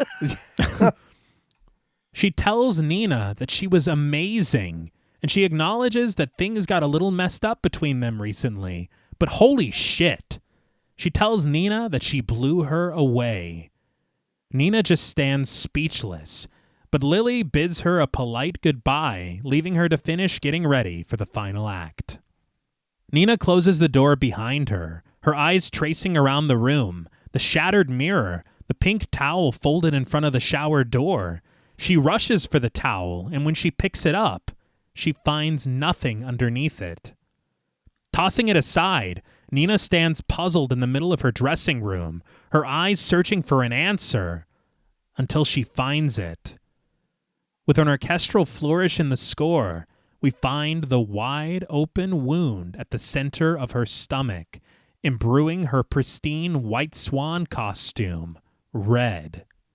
Tears streaming down her face, she reaches into the wound with her fingers, pinching a thick layer of mirror glass and plucking it from her flayed flesh. The score rises dramatically as Nina crumbles to tears, but urges herself onward, back to the vanity. She sobs momentarily, but she steels herself as she continues applying her pale makeup. She catches her breath, smiling. Show must go on. Yeah. I guess. This is like in cartoons when they run off a cliff and they're running in the air and then they realize that they've left the cliff and then they fall. Yeah. Yeah. You just did that whole performance with glass in your belly Yeah. and you fucking killed it. Yeah.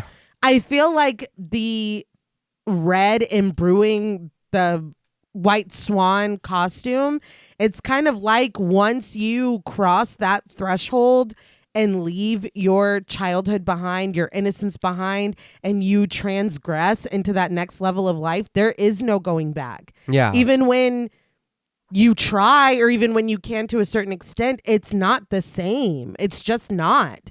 And I think that her finally finding this within herself and reaching this black swan peak, it's like, yeah, that's over now. Like that it's done. Yeah. Yeah. Like she soiled her innocence. Yeah. I mean, it's not white anymore. It's not. You know what I Yeah. mean? I feel like as well, just as far as like a narrative standpoint, I think that it all works so well, and it is just kind of a mindfuck to really think back and consider how that scene actually went in the dressing room. Yeah. Nina is wearing her white swan costume. She basically fights with herself, stabs herself in the stomach, switches costumes to the black swan, fully takes on this persona, and there's no way to see it because there's no hole in the black swan costume. Yeah. There's no blood that's leaking through, and if there is, it's a black costume and you can't see it. Yeah. And so when she returns and she changes back, everything comes to full understanding. I remember being so blown away in the theater the first time I saw this. Yeah. And I didn't even know what to think. I think, honestly, it was like that thing where they say in Fight Club and they're like, ladies and gentlemen, we've just lost cabin pressure. Because I'm like, what the fuck? When she opened the door to Lily is when I was like, I don't know. Because Yeah. it's that. It's, Yeah, I it don't was know that. what I've just seen. I don't. And this is what leads me to believe that the situation with Beth probably didn't happen at all. No. Yeah. Because it's like we just saw evidence that these delusions, these hallucinations, they're not actually happening, or at least not in the way that you think they are. Right. And Lily was never trying to take your spot. Right. Yeah. Even in this moment, she's like, look, I know things got messed up, but you're amazing. Yeah. She's just a nice person. But in her white swan costume, Nina returns to the stage as the music swells, each step certain, swift, serene, scintillating. She glides through the swan core, past her prince, and into the arms of Rothbart, who carries her fluttering to center stage. Surrounded by the swan core who dance on point at the edge of the stage, Nina ascends the stone cliff upstage, dancing up the walkway to the top. She turns to face the stage once more, fluttering her wings in the bright sunlight of the backdrop behind her. As blood begins to pool at her stomach, she lifts a mournful hand to bid farewell to Rothbart, to her prince, and as directed, she takes one last look into the audience, where at the center of the house sits Erica, tears streaming down her face. Nina gasps as she locks eyes with her mother one last time, her eyes welling with tears of her own. I have to be honest, the swelling of the music and the look on both of their faces, it made me emotional. Yeah, it's very intense. It almost made me feel like her mom knew something was wrong. Yeah. Like she was looking at her like something's the matter. The expression on her face is so difficult to read. Yeah. Because there is like concern, there's awe, there's like it. Pride, Yeah. but sorrow. Yeah. But we follow the Swan Queen as she takes her final plunge, seemingly falling forever until she's caught by the silk sheets of a waiting mattress. And this was the shot that was accomplished with the use of the dolly. They had Natalie Portman standing up and following on a track horizontally as the mattress was brought to her. Okay. That's wild. Yeah. But Nina is swarmed by the Swan Corps, including Lily, who applaud her incredible performance, and Tomas shouts echo backstage, "Bravo! They love you!" He rushes to Nina's side, climbing onto the mattress with her and caressing her face as he tells her, "My little princess, I fucking knew it. I always knew you had it in you." He invites her to the stage to take her bow, but as he stands, Lily gasps at the sight of the wound at Nina's abdomen, blood gushing now, staining her entire waist, her skirt, and the silk sheets beneath her. She breathes raggedly, Thomas crying for someone to get Nina some help and asking her what she did to herself. The music just climbs dramatically as Nina breathes. I felt it. Thomas doesn't understand, but Nina meets his eyes, telling him, "Perfect." She turns away from him, gazing upward into the lights, which grow brighter around her as she smiles in finality. It was perfect. We dip to white as the applause in the orchestra reach a crescendo and the crowd chants Nina's name as the credits roll. So, what did you guys think of Black Swan? This was a very interesting watch. I know that, like I said earlier, that I had seen it the once, but watching it for the show, there is a lot to take in here, and everything beautiful. The choreography, the cinematography, the music, the everything about this was really, really good. I will say, in watching this, I did come to a conclusion, and I know I've said it before. I think I just don't like psychological horror. I did enjoy this, and for everything, there is not one bad thing I can say about this movie. But to me, even towards the end, I was just like, huh, all right. Not in a bad way, but in a, like, when's the head getting cut off way. Like, I mean, but everything here, you can tell the care that went into this movie. Yeah. The practice, the love, the everything. That's what I'm saying. There's nothing other than it just not being in my bag that I can talk down to this movie at all. Right. It's just not for me. Like, I did enjoy it, but watch it at the end, I was just like, damn, that was pretty sad.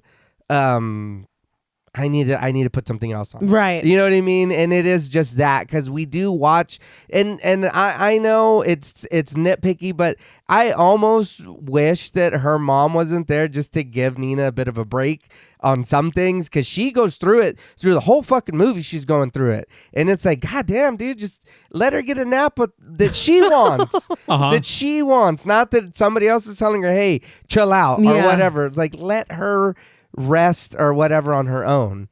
But yeah, everything about it was, other than, like I said, it not being my type of genre, I really think that this is a really, really good movie. Yeah. And I mean, everybody has their subgenres, you know, there's nothing wrong with that.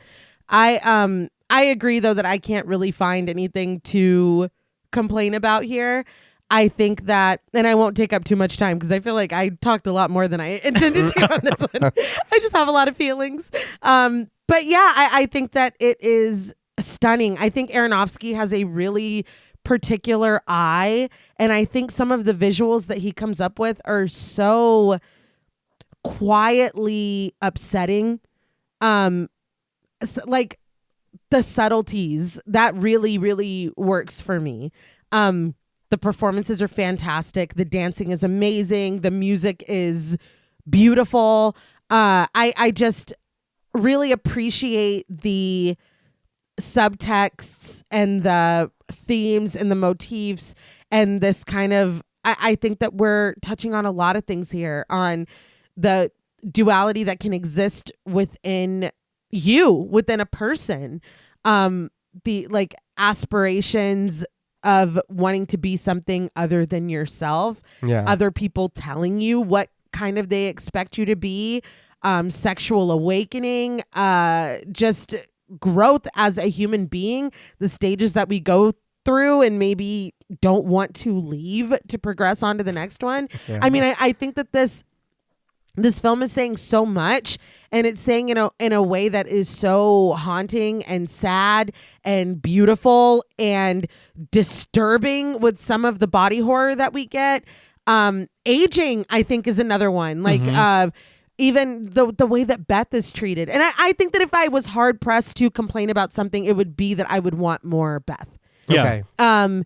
And I don't even know how hard I would push for that, because I feel like the pacing of this film is fucking spot on. Like, I think that we don't spend one more minute than we need to anywhere. Yeah. It's such a quick and like breezy watch for how heavy it is. But yeah, I really love this movie. I think it is kind of a masterpiece, honestly. You're taking the words right out of my mouth. I honestly, I haven't watched this film in maybe a couple of years, and every single time I return to it, I seem to forget just how special it is. Yeah. How incredible it is, not just on a technical level through their cinematography, the shot composition, the choices of using Swan Lake so interestingly throughout the score, the production design being so brilliant. I really think that there is just such a depth to a lot of what is being shown here. Just like you said, thematically, through these motifs with the mirror, I am blown away by how much work went into this behind the scenes. Yeah. Preparations, using actual ballet dancers, the costumes. The performance at the end of Swan Lake is gorgeous to behold. Yeah. Even in these little snippets and through this claustrophobic cinematography of all these dance moves. I'm just honestly astounded by this film every time I watch it. Yeah. But I applaud the elements of surrealism. I really like how emotional some aspects of it are. And when you really dig into it and allow yourself to really identify with what each of the characters is going through, it's very sad for so many of them. True. Oh, yeah. Not Thomas. No, fuck him. Yeah, he can fuck off. Yeah, fuck off, Thomas. I think Beth, like you're saying, I would like more with her. I feel like her story is such a tragic one. Yeah. And just being cast aside. Yeah. And that's the very interesting thing about this film is through the credits, everyone is kind of given the credit of their Swan Lake counterpart. Right. And Beth's is the dying swan. That's heartbreaking. Yeah. I was like, damn, you're even breaking my heart in the credits? Fuck How are you you for doing that. this? But no, I think that everything that is said about this film regarding its impact and artistry, I think it can't be overstated. I'm just blown away every single time I watch it, and I know that this is one. I haven't watched it in a while, but it's going to be back in the rotation pretty constantly. Yeah. Okay. And I'm very grateful to everyone who voted this in on my birthday poll. Yeah. But I guess we can just slide back into ratings. I don't really think that there's anything else that I can add from what I've already said before. I am incredibly impressed by this film. Every single time I watch it, I feel like I discover more about it that I really, really love. Yeah. There is just such a depth to it that it leaves you wanting to rediscover it again and again. And I just, one more time, want to give a round of applause to how much attention to detail there is in this attempt to really capture the world of ballet through this film. Yeah. And you can tell that they cared and they put that on screen in small moments of little things that you know that people who dance ballet are like, yeah, I do that. Yeah. And I think that that's really, really cool. And one more time for Natalie Portman. Yeah. Just a fantastic performance. I completely understand the Academy Award win. For sure. You know, I don't have much more to say, folks. I just love it. I love this movie. But for me, there should be no surprise. Out of 10 perfectly on-point performances, I am going to give Black Swan 10 out of 10 perfectly on-point performances. I felt it. Perfect. It was perfect. And I will now open the floor to you. I think this was a little hard for me to rate, only because, like I said, I do know there isn't really much for me at all, or if anything, to complain about. It just isn't something that I really... Like, at the end of it, like I said, I understand and I'm watching it, but it's not really something that kind of captured me so much in that sense. I do understand, and it's very sad. It is just very sad. Like I said, I'm like, damn, Nina's going through some shit. And then still, you go out there and you give it your all and you give the best performance of your life, but it's your last one. And it's like, oh, okay, well, that really sucks. I feel like that might be part of the disconnect for you, too, is you don't really go in for bleak. Yeah, it is just that. Come on, I watched her go through all this shit. You finally accomplished what you want to, just to have it taken away. One thing I will say is there's a lot of argument online towards the ending of the film. Half of people saying that Nina absolutely dies in the end, and half of people saying that she doesn't. Really? Yeah, I took it as she was dying. Absolutely. Me too. I see it, especially the white light and everything. Yeah. And thematically, and what came from the film before it, I feel like it is the most fitting and tragic end to the story. Yeah. Well, and that's the end play, of Swan yes. Lake. Swan Lake, if we're going to follow that thing, it has to. Yeah. But I mean, it is, like I said, it was a difficult one for me to kind of pick a number. But I think what I'm going to do, and I'll explain why. So I know it might sound a little lower than you guys, but it isn't really. Are you assuming my score? Yes. No. I think we all know your score. I think we knew T scores. Yeah. He let it be known. Mm-hmm. So I did want to go with the number, but I did think it was too low. So I'm going to go with the number. And the only reason I'm going with this number because I feel like anything that's over this number has to be in the territory of something that I enjoy. So out of 10 perfectly on point performances, I'm going to give Black Swan a 7 out of 10. I didn't want to go under it because then I felt like it would be too low to give this. Because like you're saying, T, you can tell all the love that went into it, all the practice, and then having actual, ballet dancers there. Shit, I felt like I was at the ballet. Yeah. It's like, again, there's not really much for me to be like, oh, it's just not something that I'm, I watch too much. Mm-hmm. So for that, like I said, anything over 7, I feel needs to fall into something that I'm into a lot. Yeah. But for me, that might as well honestly be a 10, giving it a 7. Because like I said, anything over is reserved for things that I'm really into. Mm-hmm. And there's really nothing that I can say was bad about it. Right. It really is just that. Her dying at the end is just like, God damn, you didn't get a break this whole time. No, she didn't. No. Now, before I blow everybody's tits off with my score, I just wanted to add a couple more themes that I had forgot to mention when I was giving my thoughts. And it's just this kind of exploration of pressure and mental health Mm-hmm. and familial toxicity. Mm-hmm. And, this predatory shit in the workplace as well. Yeah. And also occupational perfectionism. Yeah. What's that? I don't know what that is. Yeah, I've never heard that in my life. We definitely don't know that. But yeah, I anything else would just be repeating myself. I think that this is a gorgeous, tragic film. And I think that everybody should watch it and also go watch Perfect Blue. Yes, absolutely. Yeah, that's a 10. Yeah, that is a 10. But on a scale from 1 to 10, perfectly on point performances, You got it.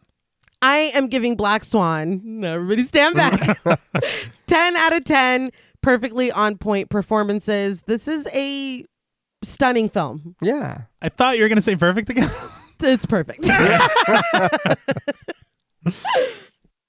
Well, that's all from us at Pod Mortem. What would you rate Black Swan, and what should we watch next? Let us know on Instagram at the Pod Mortem. Don't forget to follow us on Twitter and like our Stairhole Productions page on Facebook. Be sure to follow each of us on Instagram and Blue Sky at TravisMWH, at Blood and Smoke, and at Juggalo Daddy 84. Thanks again to Original Cinematic for sponsoring this week's episode. Please consider pledging to our Patreon, where you'll gain access to over 200 hours of bonus content, our monthly schedule, our Discord server, and the opportunity to help us decide which films to cover. And if you're looking for Pod Mortem and Stairhole Productions merch, follow the link in our episode notes. Stay tuned until after the music for a special thank you to our Wendigo Getter patrons. And remember, while perfectionism is admirable, true beauty lies within our flaws. In this delicate dance of life, things aren't always so black and white. Until next time.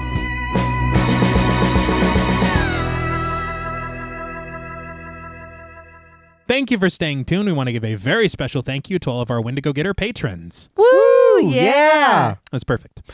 A special thank you to Chris Ontiveros, Kristen Lofton, Megan Martinez, Kimberly Bass, Sophie Hodson, Anthony Jerome M., Jordan Nash, Kent Morton, Lala Thomas, Travis Anissa Hunter, Miguel Myers ATX, Jennifer Perez, Allison O'Neill, Carissa, TJ and Angie Bronson, Gabrielle Trevino, Andy Teague, Applin Ontiveros, Karima Rhodes, Kimberly Kleindienst, Sydney Smith, Osvaldo Soto, Bobby Holmes, Donna Eason, JD Rizak, Molly Gerhart, Armand Spasto, Aaron Aguirre, Eggy, William Barry, Charity Oxner, Amanda Six, Mandy Rainwater, Eden, Jordan Roberts, Dylan, Liz Heath, Spencer Montalvo, Pancake the Panda, John Ramos, Michael Newding, Alexis Roberts, Dan Laveau, Itzy M, Gary Horton, Leisha Olivier, Kate Lamp, Carlos and Sydney, Jessica Hunter, Helena Rudder, Alan Johnston, Mariah, Livy Fun,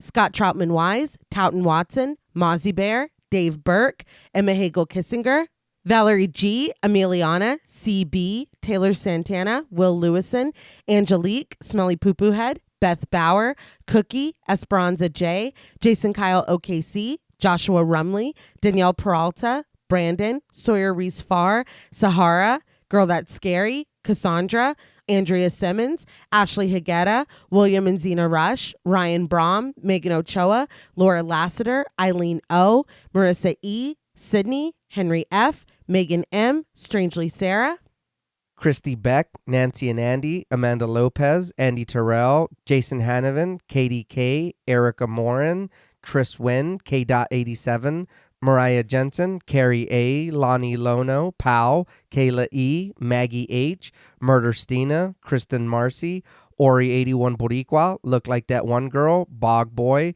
Felnez 63, Alita Pui, Probably My Jugs, Kate Thackeray, Wade Pack, A Lizard, Bay J, Jay Rich, Topher Williams, Elena Metler, Valerie K, Christy Lee Kruger, Professor of Humanities Laura McCarricker, Naomi, Josh Smith, Autumn Green, Abby Kopp, Crystal 831, Skank Sinatra, Morgan Alexander, Tony Osteen, Julie Fredborg, Rihanna S, Daniel Taylor, Anna Kate, Heather Ortiz, Kim H, August, Vengeance Spirit, Kelly Glazyface Mac, Jenny May, Glittery Fab, Malik Caselli Armstrong, Scarly D, Toya Shea, Katie, Martin Shaw, Star, Tyler J, Daniel Dickerson, Cam Davies, Patrick Hoagland, Raven, D, Wesley Tart, Kristen Jackson, Jacob Nordberg, Spencer, Samantha, Damian Grant, Half Price Horror, Clemmy, Erica, Jason X Rules, Karen Burrows, 203 Duncan, Aaron Norman, Stephen Rogers, Victoria Smith, Patricia A. Graham, Erasmo Pena, Danielle Wright, Tabitha Thomas, Becca Boo, Richard Murray, Irene, Sally Slater, 52, Jordan McCarthy, Christy Michelle Wilson, Rosalind Harnias, Emily Rance, Amy, Lisa and Kathy, Mike H., Karen with a Y, Christian Sadler, Hannah, Sarah Jack, Casey L., Evelyn Knight, Paula Garcia, Ghastly Grandad, Megan and Alexandra Saldivar, Lisa Sykes, Sonny Jonas, Kelsey Niemeyer Cook, The Face Flowers, JG, Morgan Novello, Ashley, Alex M., Brandon C., Gordon Sutherland, Georgia Renland, Ashley Poe, Najee P., Seth Schaff, Diana Joe, Connor Gormley, Carrie Parker, Katie Face, Jane Pillsbury, Caitlin Asher, Mia Franz, Dale Harley, Annabeth Carter, Pooh Bear, Spicy Calderas. This is the Zodiac speaking, Jason the Ghost, Moldy Tic Tac, Brian Ward, Tanner Rutgers, Gremlin Keeper 22, Sam Spade 666, Veronica, Kristen Rhodes, Daniel Laurent, Carmito, TVR, Trev Heron, A Very Sweepy Baby, and Randy Tucker. Thank you all so much. Yes, thank you, thank you, thank you. Thank you very much. We appreciate each and every one of you, and we hope that you know that you're unbelievable. All right. I'll allow it. Thank you. Until next time.